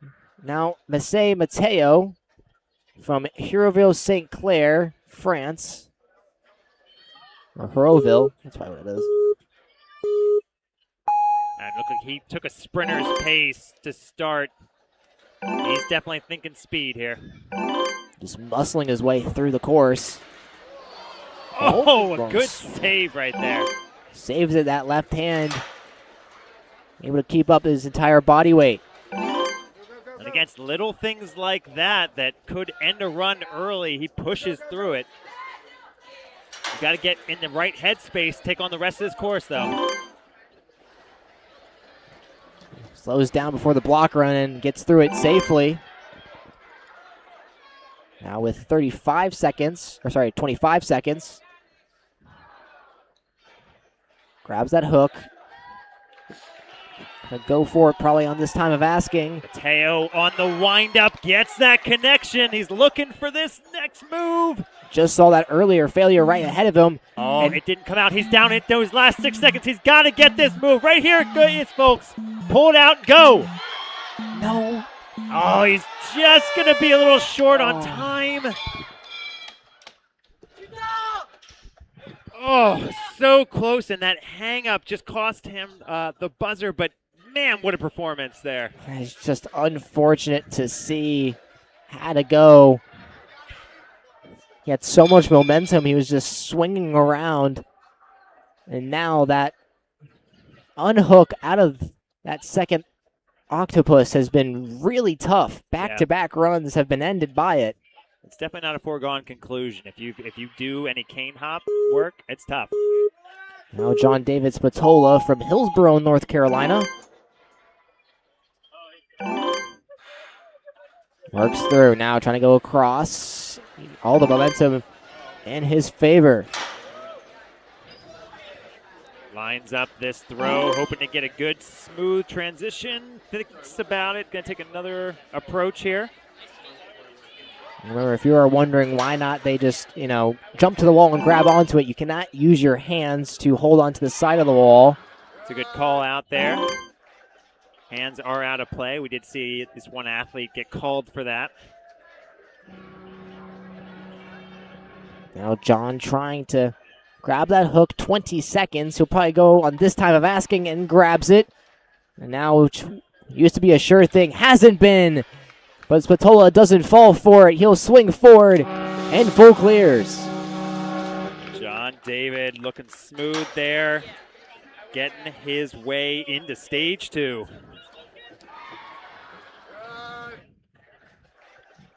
Now Lucas Shamanian.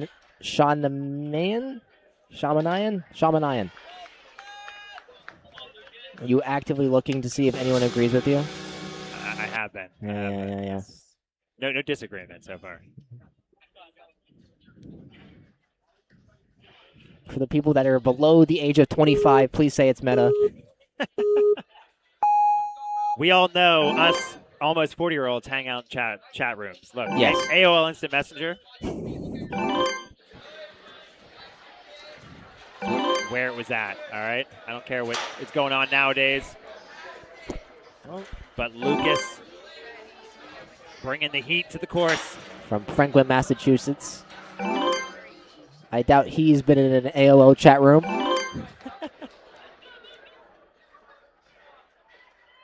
Currently speeding through 32 seconds, and he's got the hook. Goes for it this time and gets it. 25 seconds. Lucas on pace for a phenomenal run. Immediately transitions. It's 10th. Smooth way to operate on that last obstacle there for Lucas. Top 10 position. It's going to be more and more rare to crack that top 10. Got to have pretty smooth run the entire way through. And oh, by the way, set a blistering fast pace. Currently, Lucas now the gatekeeper of the top 10. A sub 41 is what's needed. Now, Max Suskin. Some 41 score. Put you underneath. That was a 90s band reference. I was going to keep the 90s lingo going, but keep going. It's not hit. No.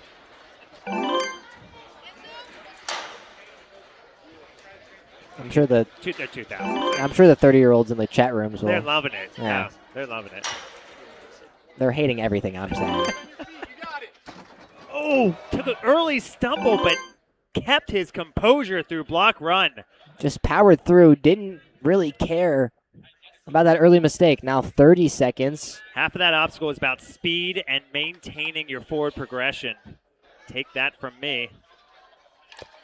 Just beautiful work there from Suskin. 20 seconds. One more swing. Ends the buzzer. 45.26. Slots himself into the top 20. You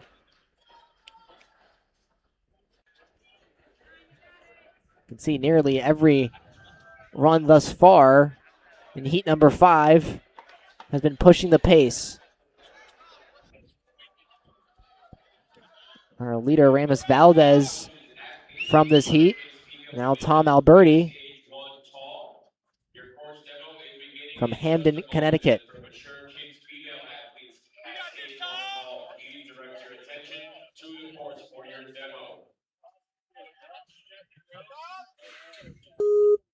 I wonder if anyone watching this is using dial-up internet.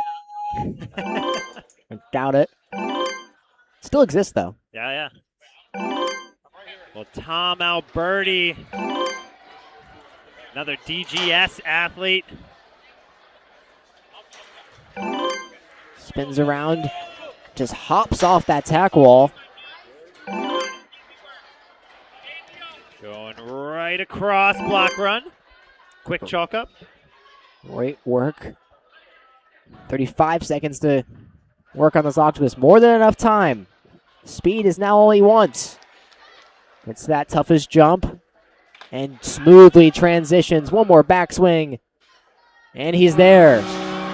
14th position, 43.3 for Tom.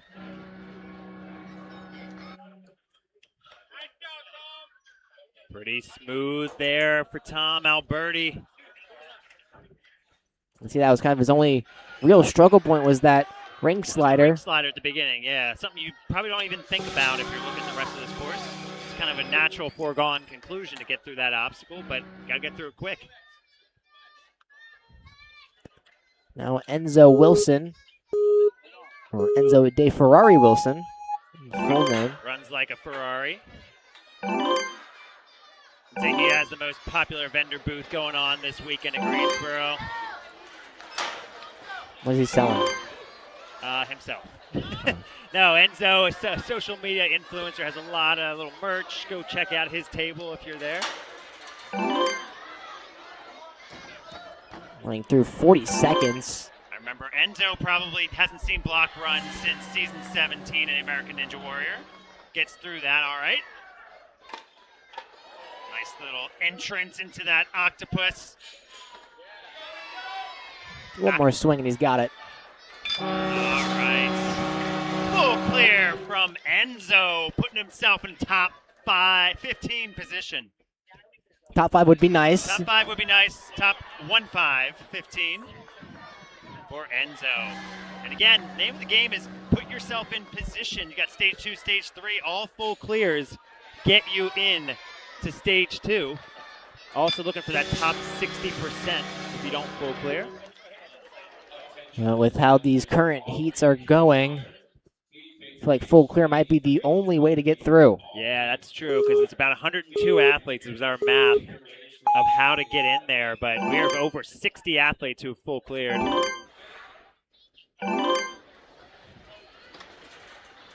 Tristan Ramsey from Alvin, Texas. Making quick work of these obstacles thus far. Has to retreat back, though. Now can transition.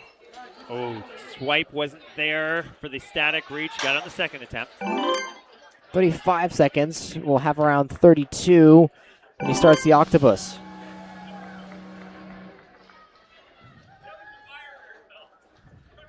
Grabs the hook. And beautiful work. Able to pull it around. Great job on that octopi. Oh, just shy there.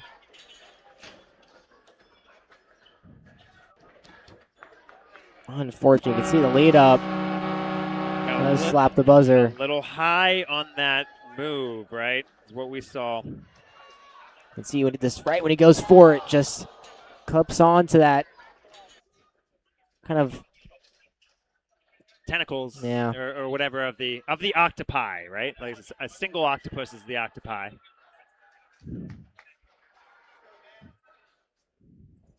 Now Nam Fan from Lee's Summit, Missouri.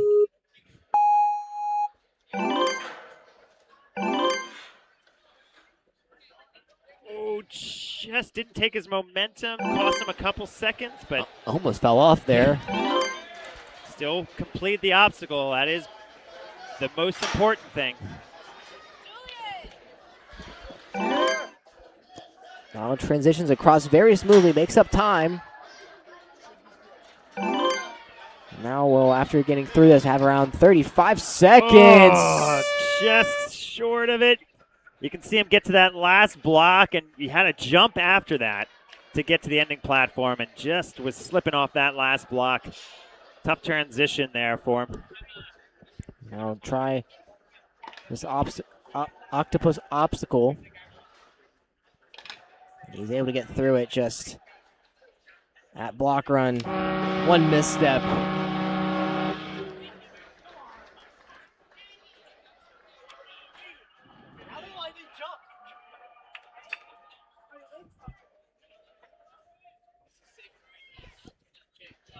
Now Elvin Sumalis from Richmond, California. Working smart. Working smart,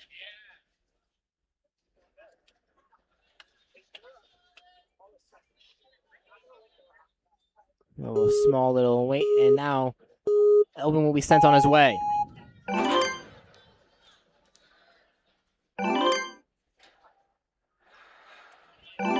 The vault forward. Quickly through this tackboard mini gatekeeper. Didn't have the dismount there to push through. Took the extra swing. Still keeping his run alive, though. Again, furthest to fastest is what we're looking for in this format, this traditional flow format. Get through the obstacles, no fails. But you got a 1:05 time limit to contend with. Yeah, struggling to get across, able to then.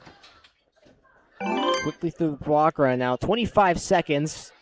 20 seconds is where you actually have to have it. And he got on this at about that 20-second mark, so he can move here.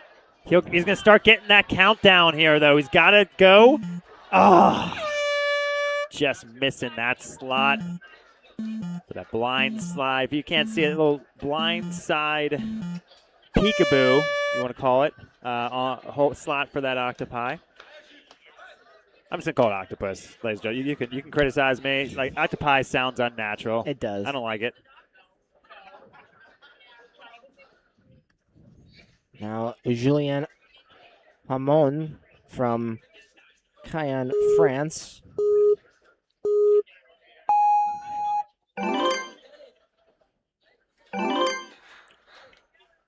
That ring slider kind of not as slick. It's kind of forcing our athletes to really force it down all the way.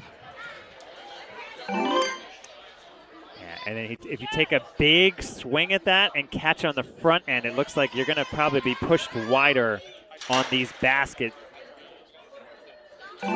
35 seconds. Pushes that back.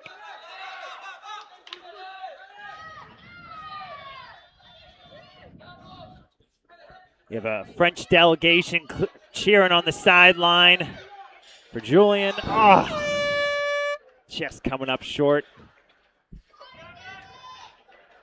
Almost had it. Just unfortunate for the Frenchman.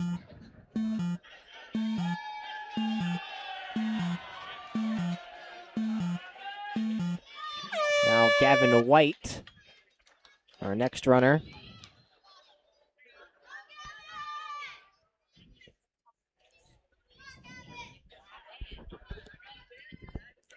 From Hillsboro, Oregon.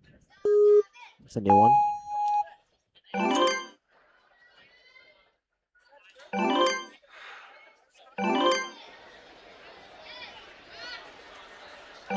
From Skyhook Ninja Fitness.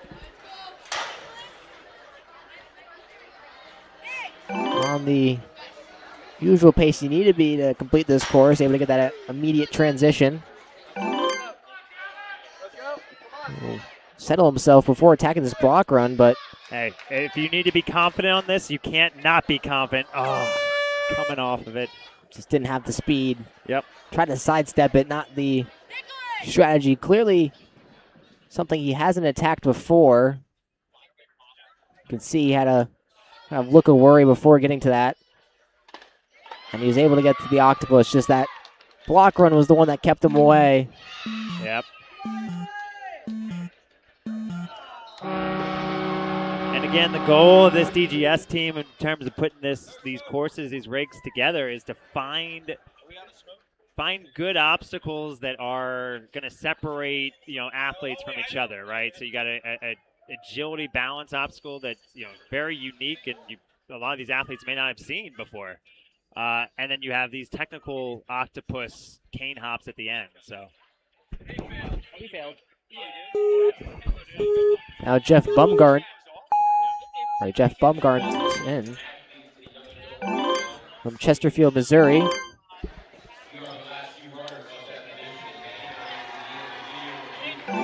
Tremendous pace thus far. Thought about that move.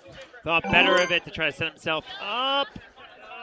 He's going to still transition. All right. One of the first athletes we've seen kind of get hung up there, but able to still muscle his way through. Quickly through the block run. Chalk from the mat on his left. Now 30 seconds, grabs that hook, 25 remaining. Beautiful transition. Now can he get this third and final jump? He can. One backswing away, and it's the full clear. That's it.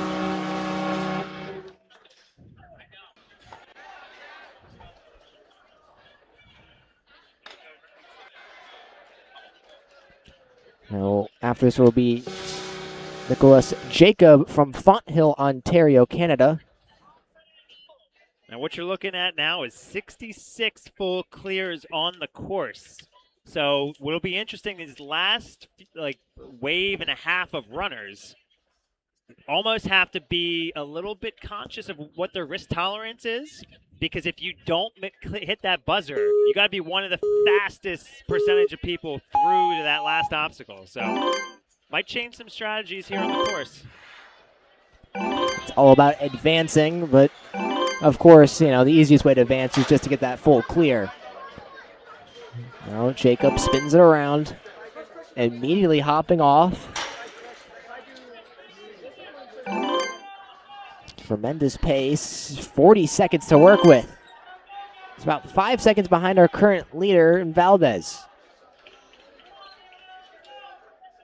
He's in 70th position without the full clear, which means only 4 people were faster than him at this juncture. Wow, and he got a smooth move. That's top 20, isn't it? Top 8, 8th position. A sub 40 run, 39.2 for Nicholas Jacob.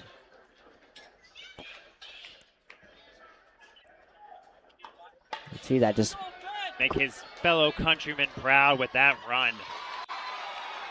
Such a powerful finish.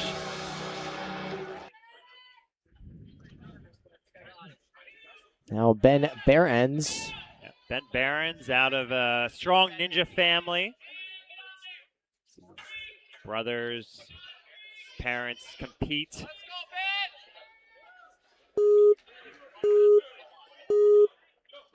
And he's off from Cedar Falls, Iowa. Ben's going to think about pushing this pace. Let's see, already he's doing it, just flying through all of these obstacles.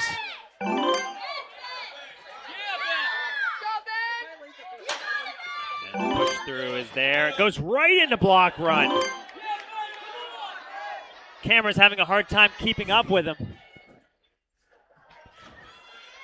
He's going to go for it now, able to get it 2.4 seconds off the current leader. Does he have the pace through this octopus? He's going to link out of there. That's a top 5 position right there. 4th place.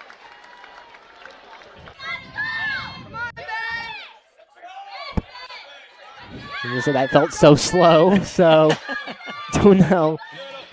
Interesting to hear that as he puts it into a top 5 position. That's at this level. I feel like if you take an extra backswing than you wanted, it's almost, what was I doing? But Ben putting up a strong run. That'll get him in a great run order for stage 2. 35.8 is the official time. Now Sam O'Brien from Knowlesville, Tennessee.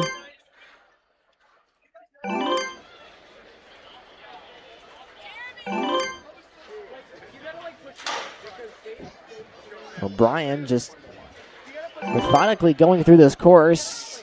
Doesn't have the momentum. Put his hand on it, though. He's going to get called for that. Unable to do that. And the second athlete to fall at that juncture.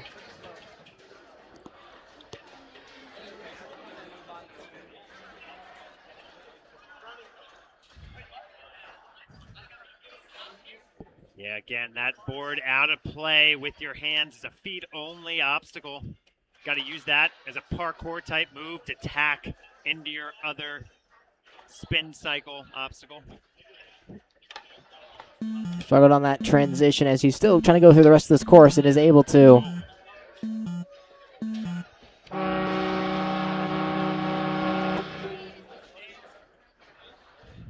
tough break there, though, for Sam. Now, Enav Kuznik from Bet Heifer, Israel.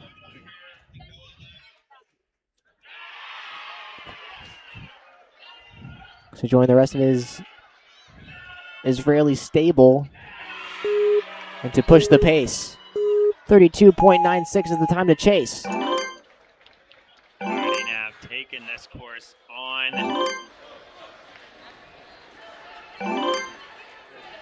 Definitely can see the focus in his eyes. Transitioning through ease, immediately bounces off.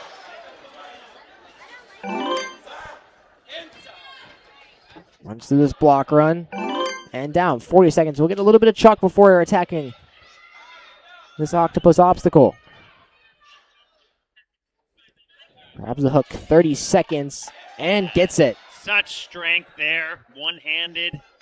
Didn't even bat an eyelash. He has got himself a buzzer. Good enough for 18th place. A time of 43.46.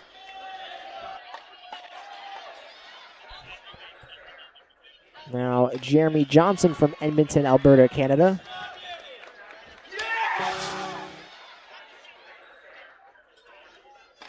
Just see transitions beautifully throughout that course juncture.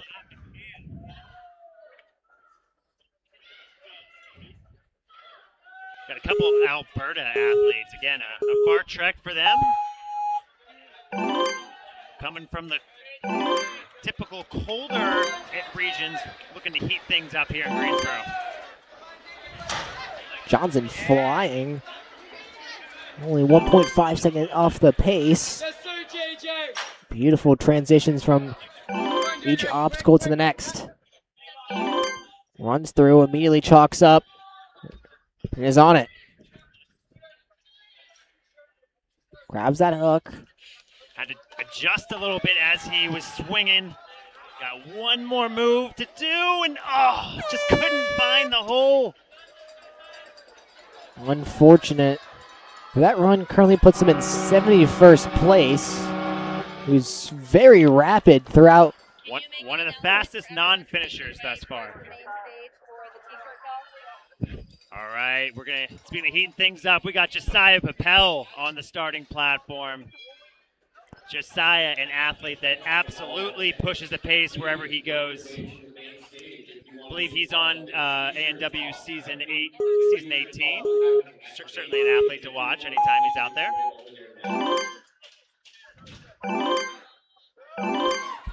Showing tremendous speed already. Yes. Gonna go for the link set here. Let's see if he can get that. A little wide on that turn, so he's gonna take the extra swing across those swinging baskets. And we'll lose a lot of time there. He was up a second on Valdez. I think he's gonna try to make this up though, Lucas. Attempting to now. No hesitation into the octopus obstacle. Grabs that hook. Bends it around beautifully. Thought about the move right away. He's going to go right here and pushes himself off for that buzzer. And even with that extra swing, a top 5 position for Josiah Papel. The 5th with a time of 37.25.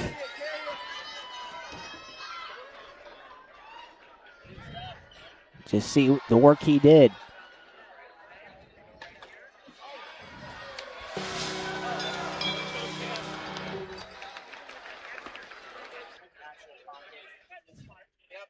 The next runner will be Cameron Godbout.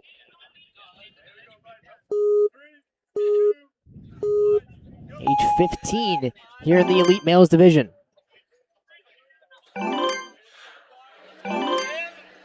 Cam, another well-traveled Ninja athlete. I believe he competes across multiple leagues. He will take that additional push off to make sure that flow is there. Beautiful, lots of momentum going into that basket, into that half wheel. Well, 30 seconds.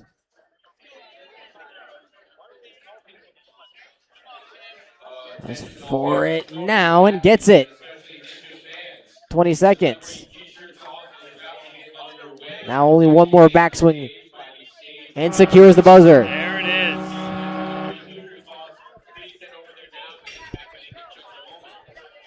All right, we're taking a little pause.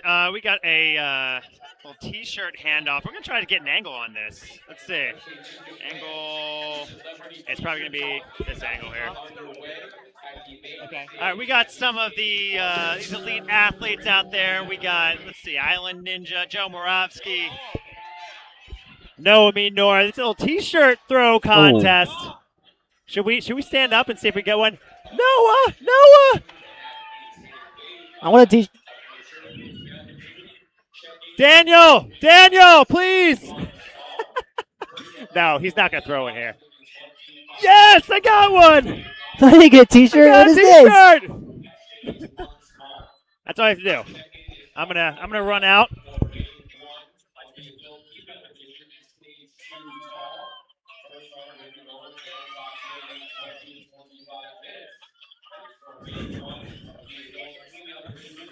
We do have this break. You can see that t-shirt toss going on currently. Sorry, had to join in that excitement. I don't know what came over me. Yep. I apologize for my lack of professionalism. I also wanted a t-shirt, but it's fine. I would never wear it, so I don't know why I really want one.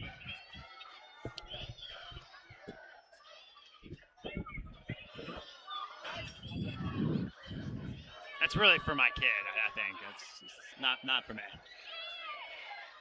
There is a ton of WNL t-shirts. Oh, we got you covered, Lucas. I got a t-shirt. Let's go. That's huge. That is huge for the program. I'll just put that safely in my backpack.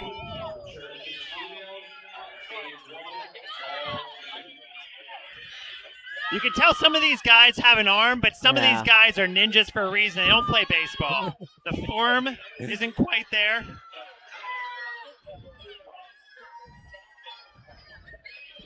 Actually, this is your sport. You gotta call out. Baseball is not my sport. Lucas commentates baseball locally, so I don't know why I'm talking about it. Everybody's pitch form. It looked fun. Oh, Grant got it in the upper deck. There we go. Oh, I think at this rate, how we're throwing it, I think these people are trying to hurt certain people. Yeah. Especially when they're throwing it over here, they're just like getting blindsided. Sorry. What? I didn't see it. Ooh, it's a beanie though. I did a faux pas. I grabbed one. I jumped up, grabbed the beanie, and I realized there was a kid behind me, so I had to turn around. I would have got booed out of here. I'm close enough to being a kid that I can get away with it. I was talking to him. I actually would wear this beanie though. I'll throw this shirt. Does it have a logo on it? Is this nice? Oh, that is a nice. I should have kept it. I know. I'm gonna trade him something. Yeah. What's that shirt? I'll trade. Yeah, I'm gonna. All right, we're gonna try to snag one of these. Apologies, ladies and gentlemen. We are getting into the chaos. Let's take a look at the run orders, though. We are in the midst of the rest of Wave 5. We got like 9 more runners, it looks like, to go through. Take a look at that as we have our T-shirt contest going in the background.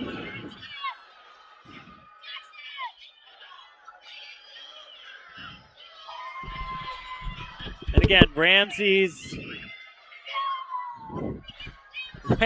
Charlie, I threw away my T-shirt, by the way. and Tiago. I'm a good person, but I'm keeping this beanie. This is actually a very nice beanie.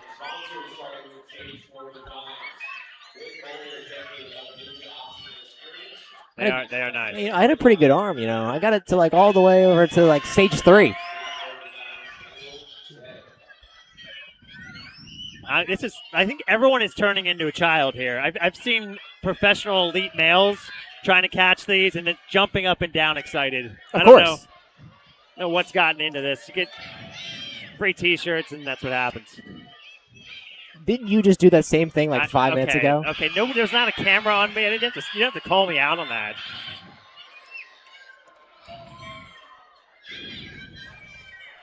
All right. Again, while we're waiting, ladies and gentlemen, chat is live, so feel free to hit us up. Drop in your likes, your comments. Grant is throwing his own T-shirt here. Literally took a shirt off. That could go for a lot of money on eBay. And it does look like there's some moms that are really trying to jump in on that. Oh, some random dad got it.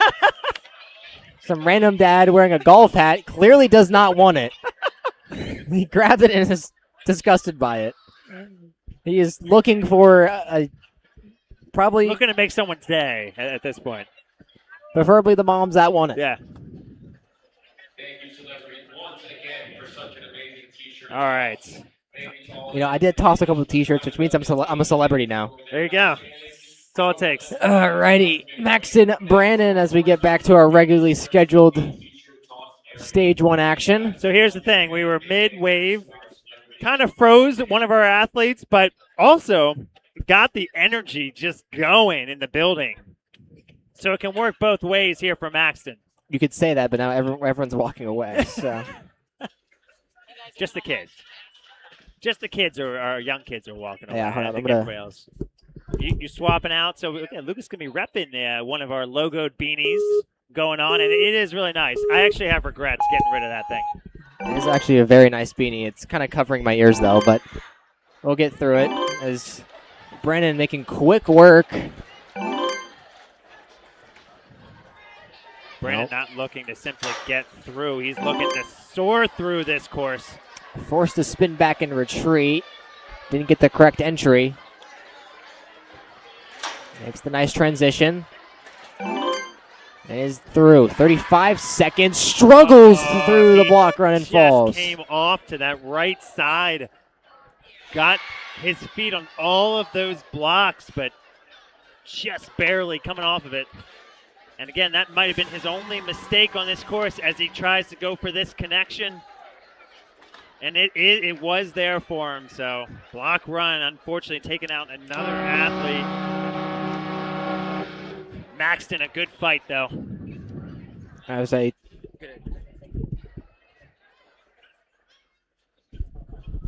could not hear a thing wearing that beanie, I won't lie.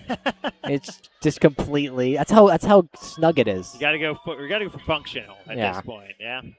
That's why I'm wearing my 2013 Louisville Men's Basketball Championship hat. If you get the joke, I love that. Patino right there, right? Yeah. What happened that year, though? Oh, wait. That was the ineligible? Yeah, that's right. Okay, all right. That's why I bought the hat. Nice. Found it at a thrift store for like $10. Going deep in the vault for that one. Oh, yeah. Now Aiden Snuffin from Clearwater, Florida. Yeah, that was before it was kosher to give money to athletes, right? Yes. Is that what we're looking at? Speaking of athletes, we got one right here. Goes to the University of South Florida. and he's a sports nutrition intern. Go Bulls. South Florida Bulls. Flies through now 30 seconds, will chalk up and immediately hop on. Tons of swing built already. Grabs that hook, 22 seconds. Secures it. One more jump away. And got it. A backswing. And hits the buzzer. Locks it in. Another full clear. Down to our final 7 runners. Michael Matthews from Rancho Cucamonga, California. Final 7 of this second to last penultimate wave.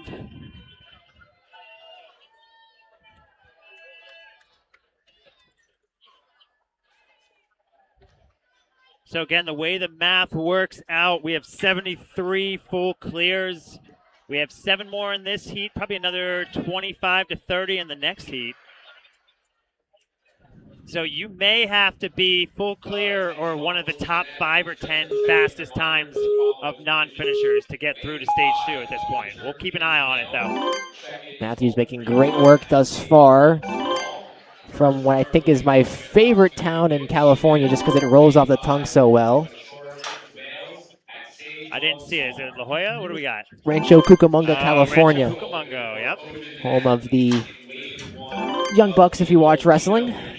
But we'll focus on this run ahead. 40 seconds, making tremendous pace. Only 5 seconds behind our current leader. Yeah, focus this kid is right now. 15 years old on the season.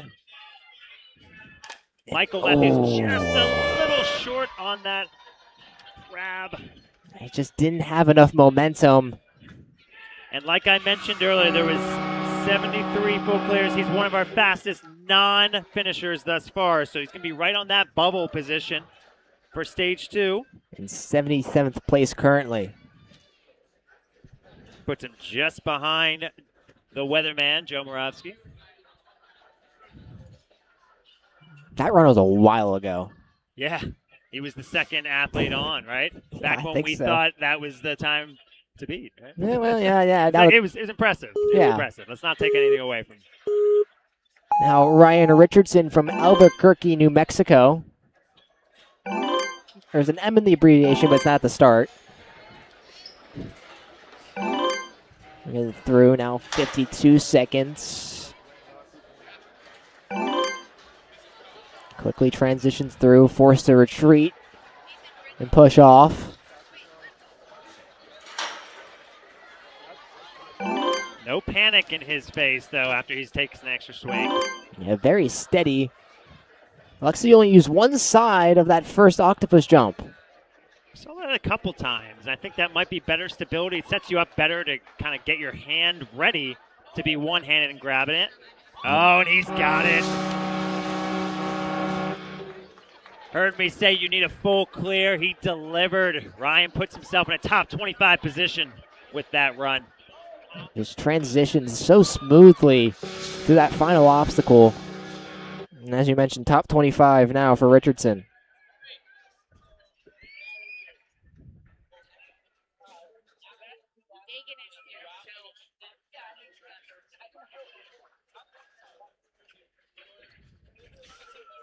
We'll have a little bit of wait here as we look for our next athlete.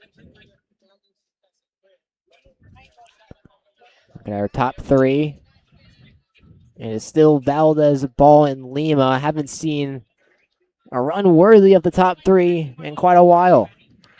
So what do you think, folks? Hit us up in the chat. Ramsey's in your first position. Is that throne gonna be taken either by these next 5 athletes of Wave 5 or Wave 6 in its entirety? We will see. Do not be shocked if you see a sub 30 at some point. Again, Ramsey's super impressive. That could win stage 1, but we'll see. We'll keep an eye on it.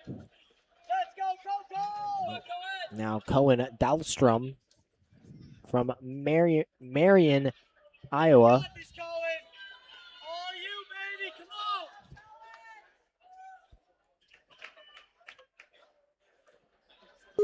Age 17, his minute and 5 interval upcoming.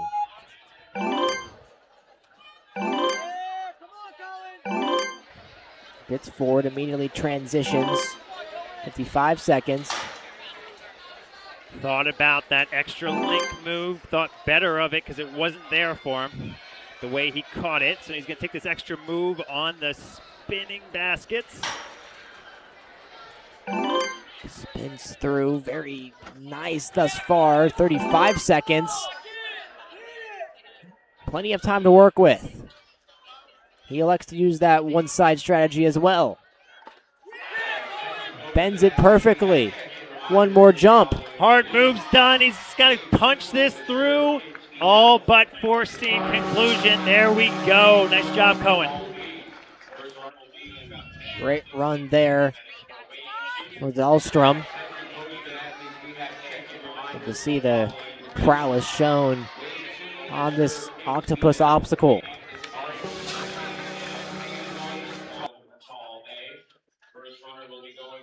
Now Elias Poe from Mechanicsburg, Pennsylvania, out of the Dexterity Depot.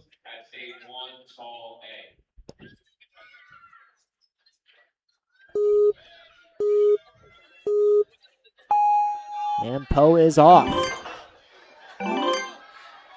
Quickly transitioning through the first 3 obstacles, make it the first 4.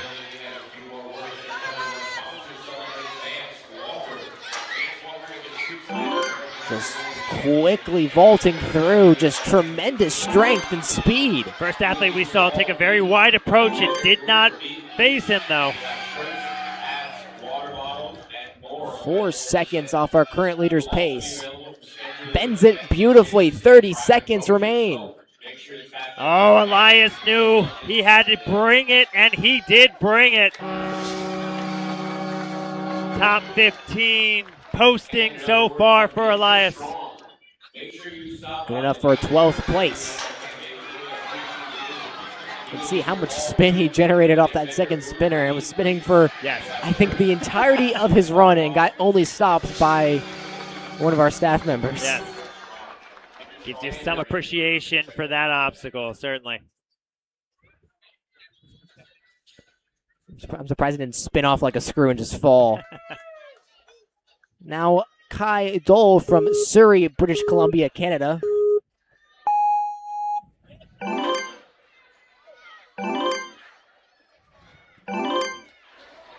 Making very quick work, and we thought Alberta was a trek. I think British Columbia is even further. I believe it is. Yes. Yep. On the coast of the Pacific Ocean, oh, and just no!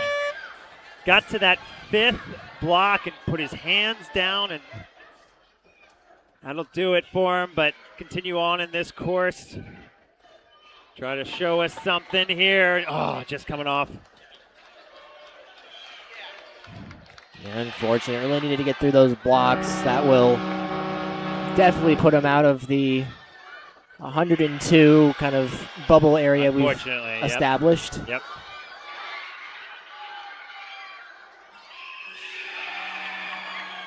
Now Ryan Cooper. All right, I got to tell you, Ryan Cooper was on my season of American Ninja Warrior A&W 17.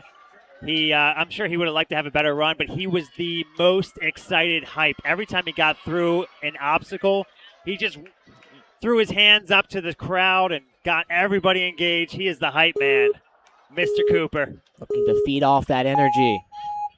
Kind of hard to get the crowd hyped through these first 3. But he seems laser focused. From McKinney, Texas.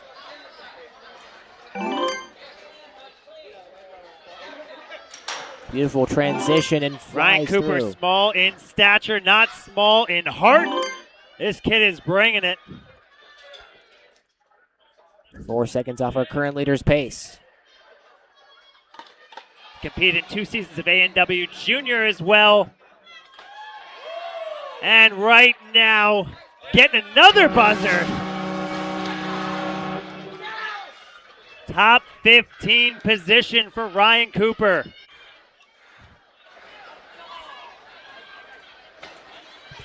He's hype. can hear him behind me saying, "Let's go."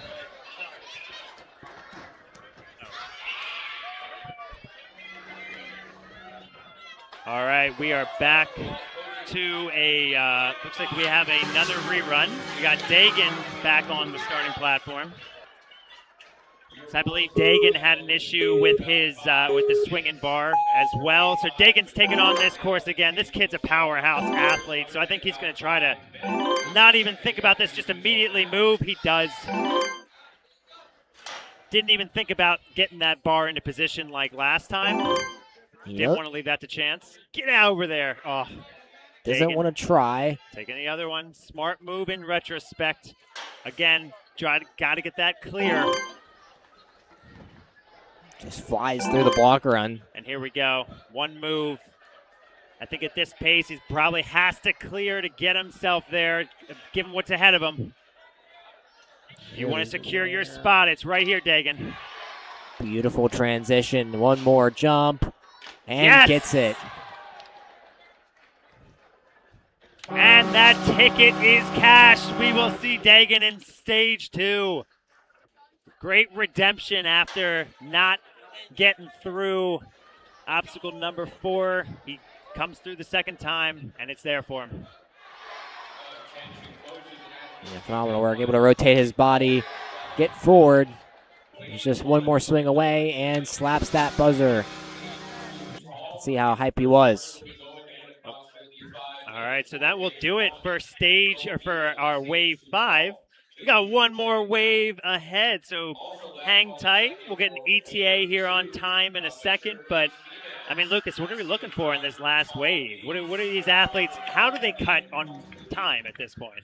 I think it's just really limiting any sort of minor, like, kind of details. Like, for example, that ring slider goes smoothly through, not having to get caught up on it. Like, same with the gatekeeper, smoothly through. It's just trying to shave off now like a few tenths of a second on each obstacle. I don't really see any sort of large 1 to 2 second gaps anymore. Yep. We saw some speed demons in the first few rounds. Looking back at the run order, who's left, we got some speed demons and overall powerhouse athletes. So, like I said, that 30 seconds is potentially there. We'll see if someone can take Ramses down, get themselves in a top 3 position, or more importantly, get your ticket punched to stage 2. So we'll be back here in a few minutes. Stay tuned. We got one more wave coming at you for that elite male division.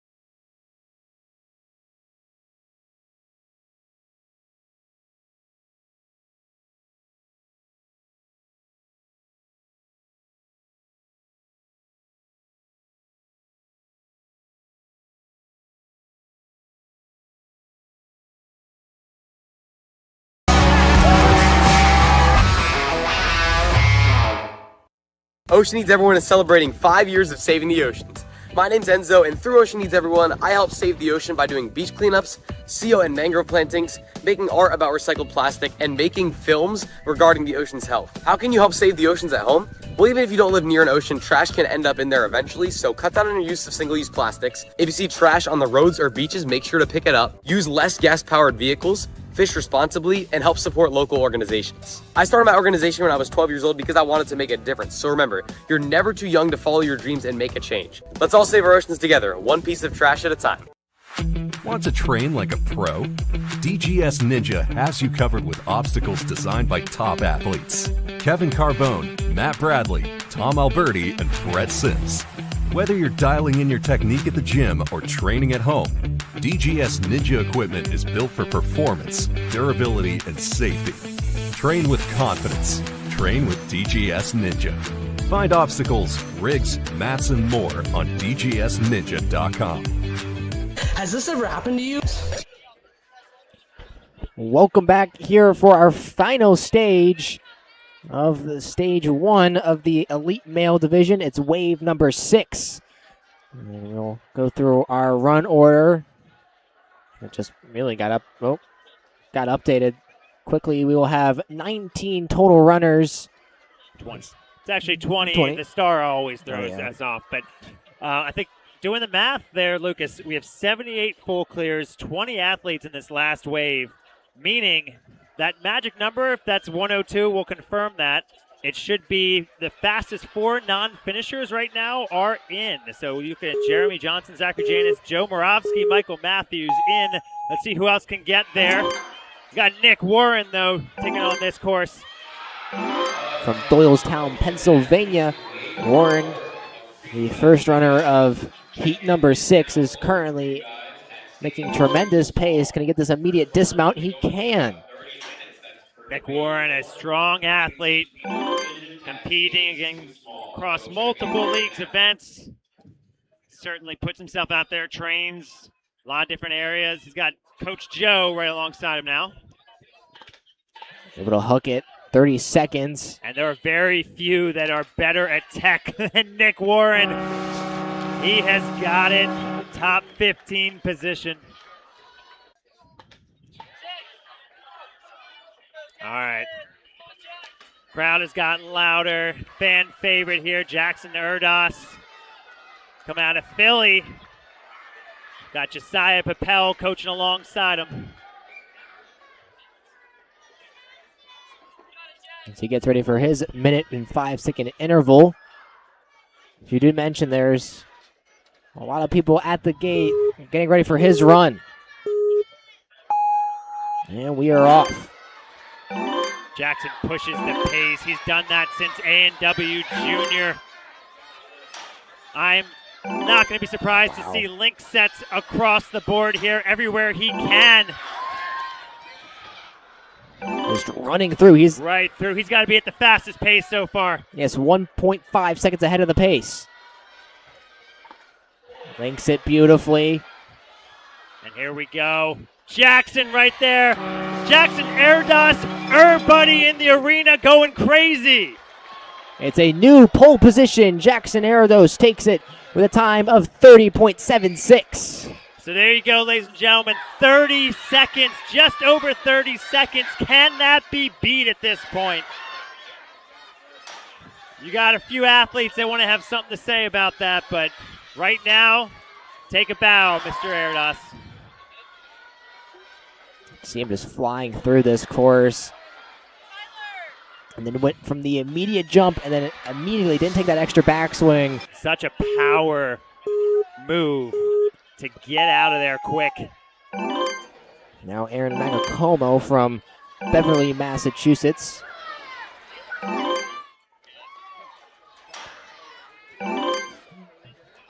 Finding some great pace, has to spin back to get the correct momentum, and does. A little dance move. He was going back and forth quickly on there.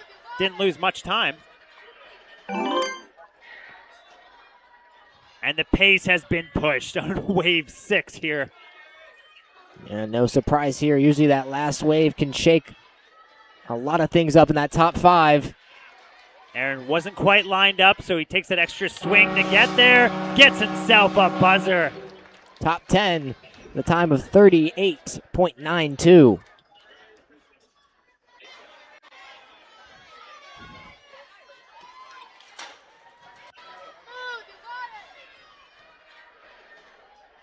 You see just great movement, great technical ability.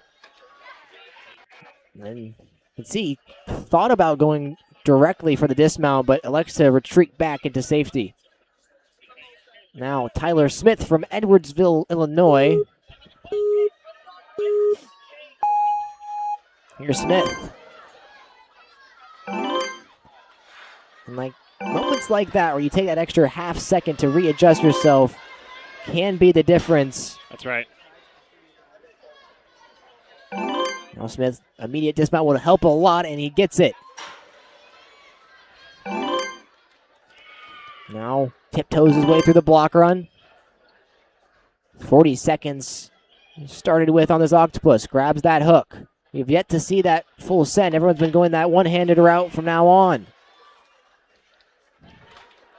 Oh, so smooth, right through. Tyler Smith, top 10 finish. 9th position at a time of 38.38. See his run one more time. He might be going directly into our next.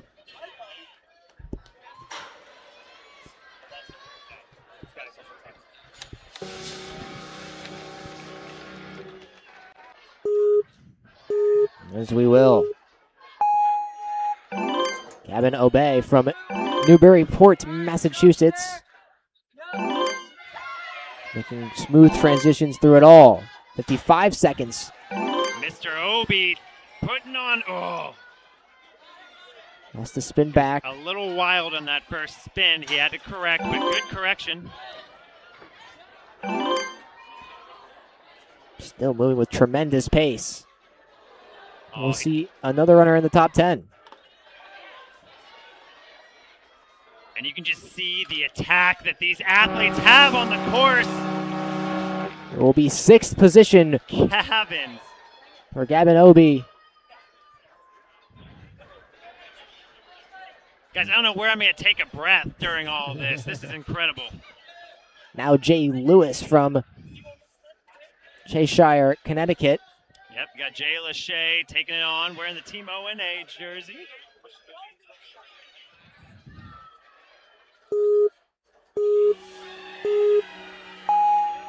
And here is off. Immediately mantles through. Propelling himself through this course. Going to the side route there. Absorption slowed him down. That might be the only thing that slows him down on this course. Crouches down to save the momentum. No! He pushed through, hit the front end of that platform, and just came off.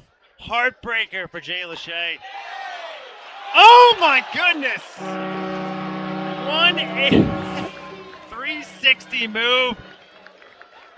He had nothing to lose there, so he flashed an incredible move.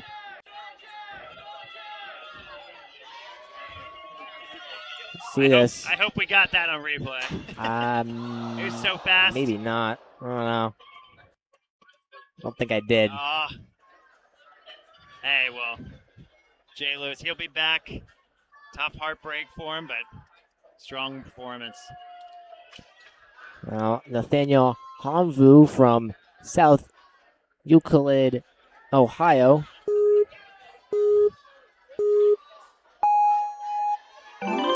Starts his run. Age 16. He's the American Ninja Warriors Season 2 champion, according to his bio.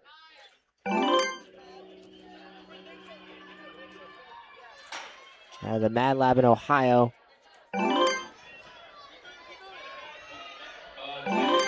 He's cruising thus far.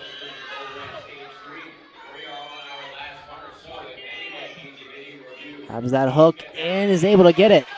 Daniel posted about 6 feet tall. That wingspan helped him get to a top 15 position. will be 15th Oh. place. Rocking a little mouse hat at the end. I'm sure there's an inside joke there. We don't have the deep research No. to confirm it, unfortunately. Attention all coaches and athletes in the front or so. If anybody needs a video review, please get that in ASAP. Please get that in ASAP. See the phenomenal run from Nathaniel. Now, Adler Hale from Rogers, Arkansas. Rogers in the house. Alder Hale,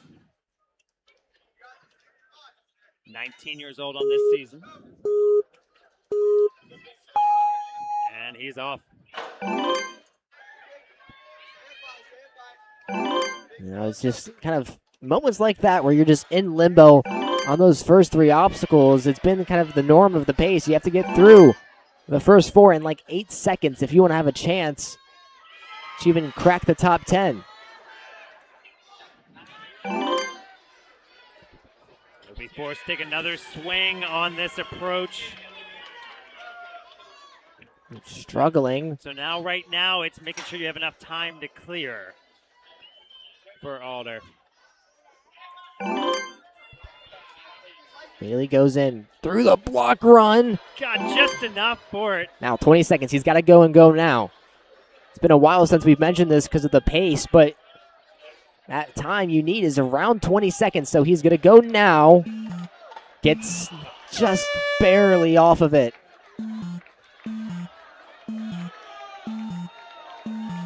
Nearly had it. Good attempt there from Alder, certainly. Now Drew Nestor from Ninja U in Ankeny, Iowa.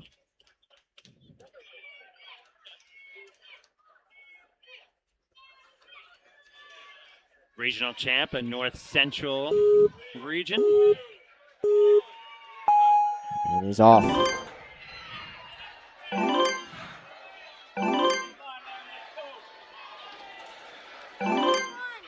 Setting a tremendous pace thus far, about 1.5 off Arados's nearly sub-30 time.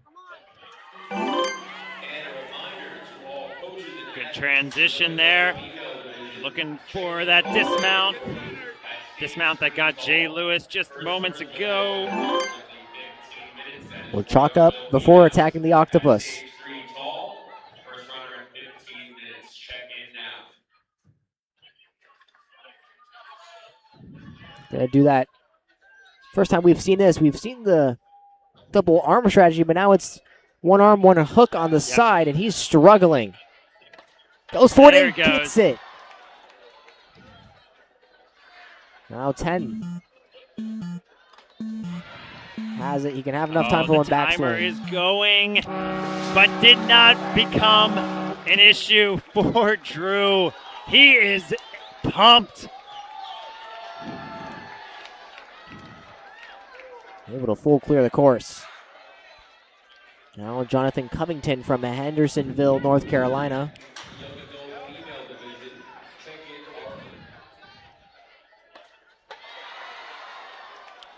Man, Drew was wildly swinging as he caught that last octopus, but able to kind of maintain composure to find that buzzer. As you said, Jonathan coming out of Hendersonville, North Carolina, Henderson County. I lived out there for a couple years. Great area, western North Carolina. I'll say you had your North Carolina geography down. Oh, yeah. I only got PA and North Carolina geography. That's it. That's fair.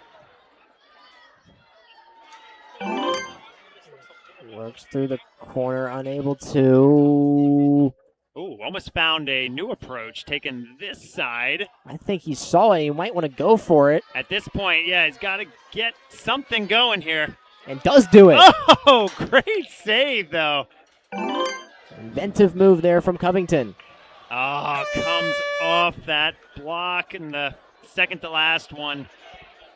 Just didn't have the pace needed to tackle that block run obstacle. We go through the rest of this course. It'll just drop down. Unfortunate run for Covington.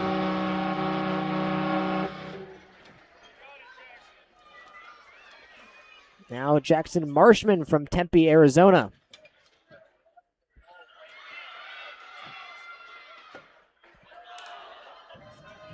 We are down to our final 10 runners in stage number 1.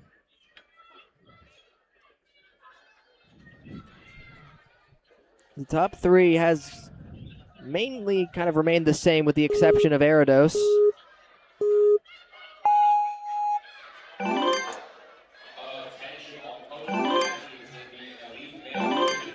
Marshman quickly moving through.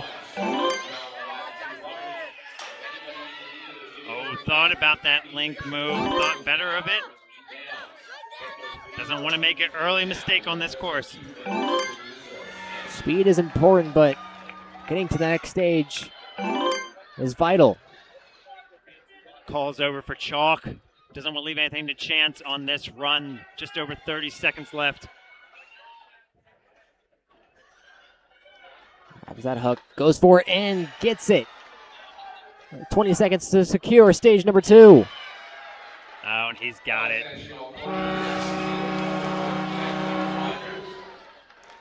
Tremendous run for 37th, but all that matters is that full clear. That's right. With that, that becomes our 86th buzzer of the elite male division. Now Gunnar McClottery from Edinburgh, Texas. Check-in is now also opening up for wave 7 of elite males on stage 1, tall A. You can head over there now to check in. First runner in about 30 minutes. There's 7 waves. Oh. All right. And we are off with that countdown. There's Gunnar's run. His hat flies off. I don't think he's going back for that, though, Lucas. No. Not at least for the next 45 seconds. One-handed. He does a nice little side prop off, and he's out of there. Transitioning very well. Oh, he little dodgy on that block run, but able to recover. Now 35 seconds. Hooks it around, barely through immediately. Good push through. Puts himself in a top 5 position with that.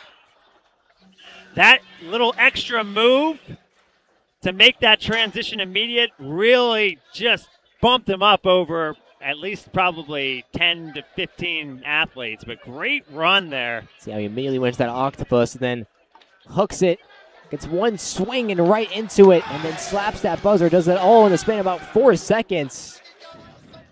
On a juncture that's taken many runners more than 10. Yeah. Now, Caden Maslin from Troutdale, Oregon.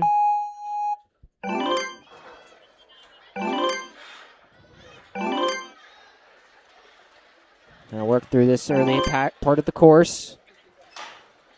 And thought about it, is actually going to opt for taking the extra swing.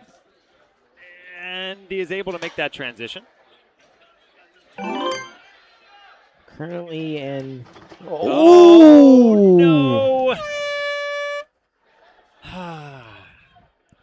Unfortunate to see for Caden's run. Yeah, able to save it. I believe it might be hands only on the block, or feet only on the block run. He put his hands down, but he also put his feet down on the ground after that.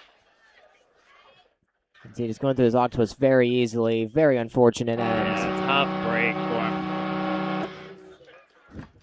All right, next up we saw his brother earlier. They did the brother-coach connection. They're doing the brother-coach swap. The Wilmoth brothers. You got Ryan Wilmoth. Phenomenal hair. 14 years old. He's got great hair. Yes. I mentioned we have some really good tech athletes out there. Ryan, I would put him up against any tech athlete. So that up for grabs move, you might just see it out of Ryan Wilmoth. Let's go. Mentioned age 14 from Street, Maryland. Able to slide through, trying to push the pace early. He has eyes on the podium. Does he have eyes for more? Take a little hesitation there, but not a problem. So here we go. One of the kings of tech in this sport. Let's see it, Ryan. He actually opts to go for the cane grab. Just wants to get in through safely. And he's got it. Puts himself in second position. Ryan Wilmoth at 31.05 takes a curtain call from the crowd. Yeah, only around 0.4 of a second behind Arados's run. We'll slot into that middle position of the podium. You knew it was going to be close, ladies and gentlemen, and Ryan put on a clinic with that run.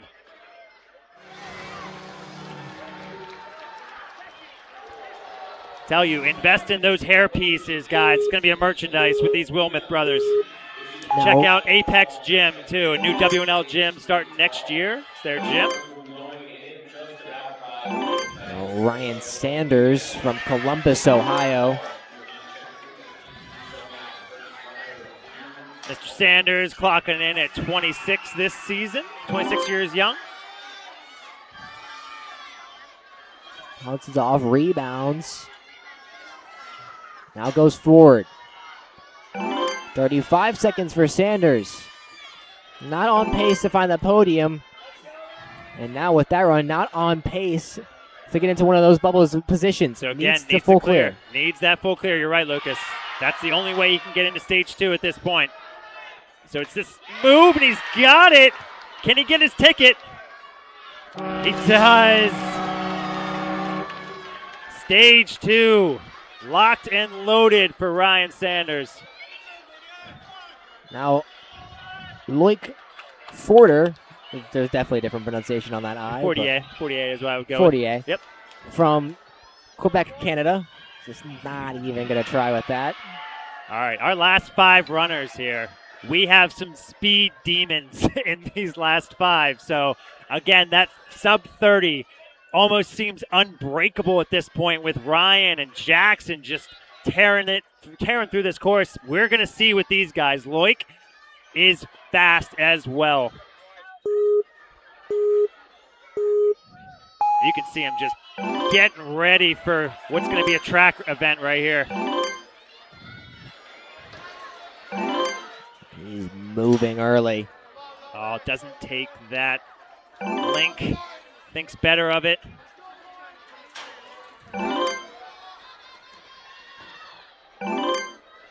Got there fast. 3 seconds off the current leader.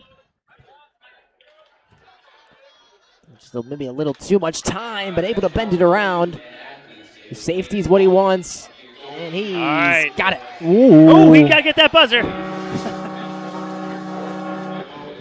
Time good enough for 9th position. Could have probably slotted into that top 5. He got it on the first time of asking. It was that close. A second difference from the first time he hit that buzzer. But nonetheless, we'll see him in stage 2. Now Jacoby Herman from Pembroke, Massachusetts.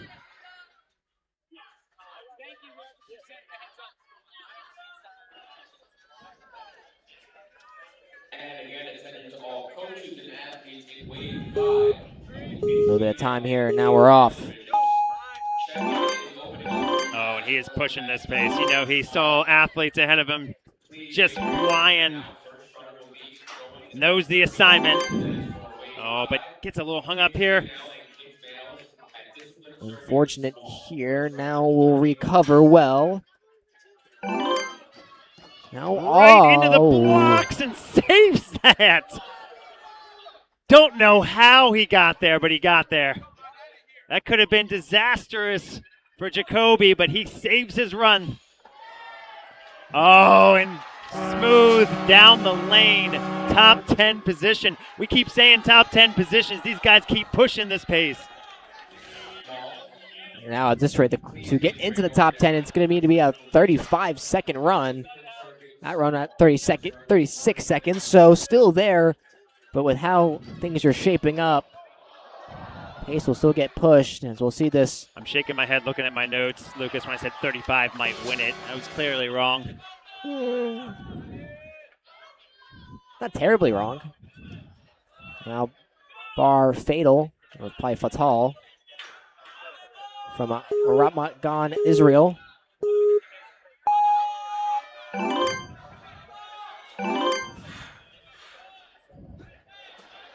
Ooh, he's going to force a retreat.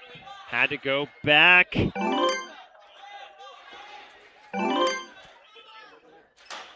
So now it's definitely, he still wants to push the pace. Oh, he looked wild coming out of there, but he was able to still maintain the moves. Get going. Oh. Didn't quite keep it straight, and then that is what did it for Barr. But he has another obstacle ahead of him to kind of push off and showcase his talents. And he does. He has nothing to lose on it.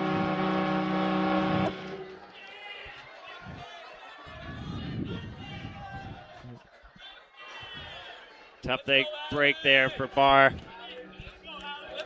All right, Alex Ascone coming up.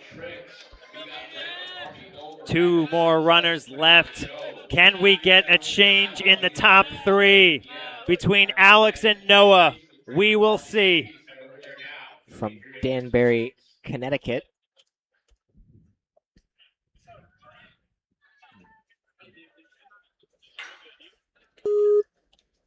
On to our final 2 runners. What can Ascone do?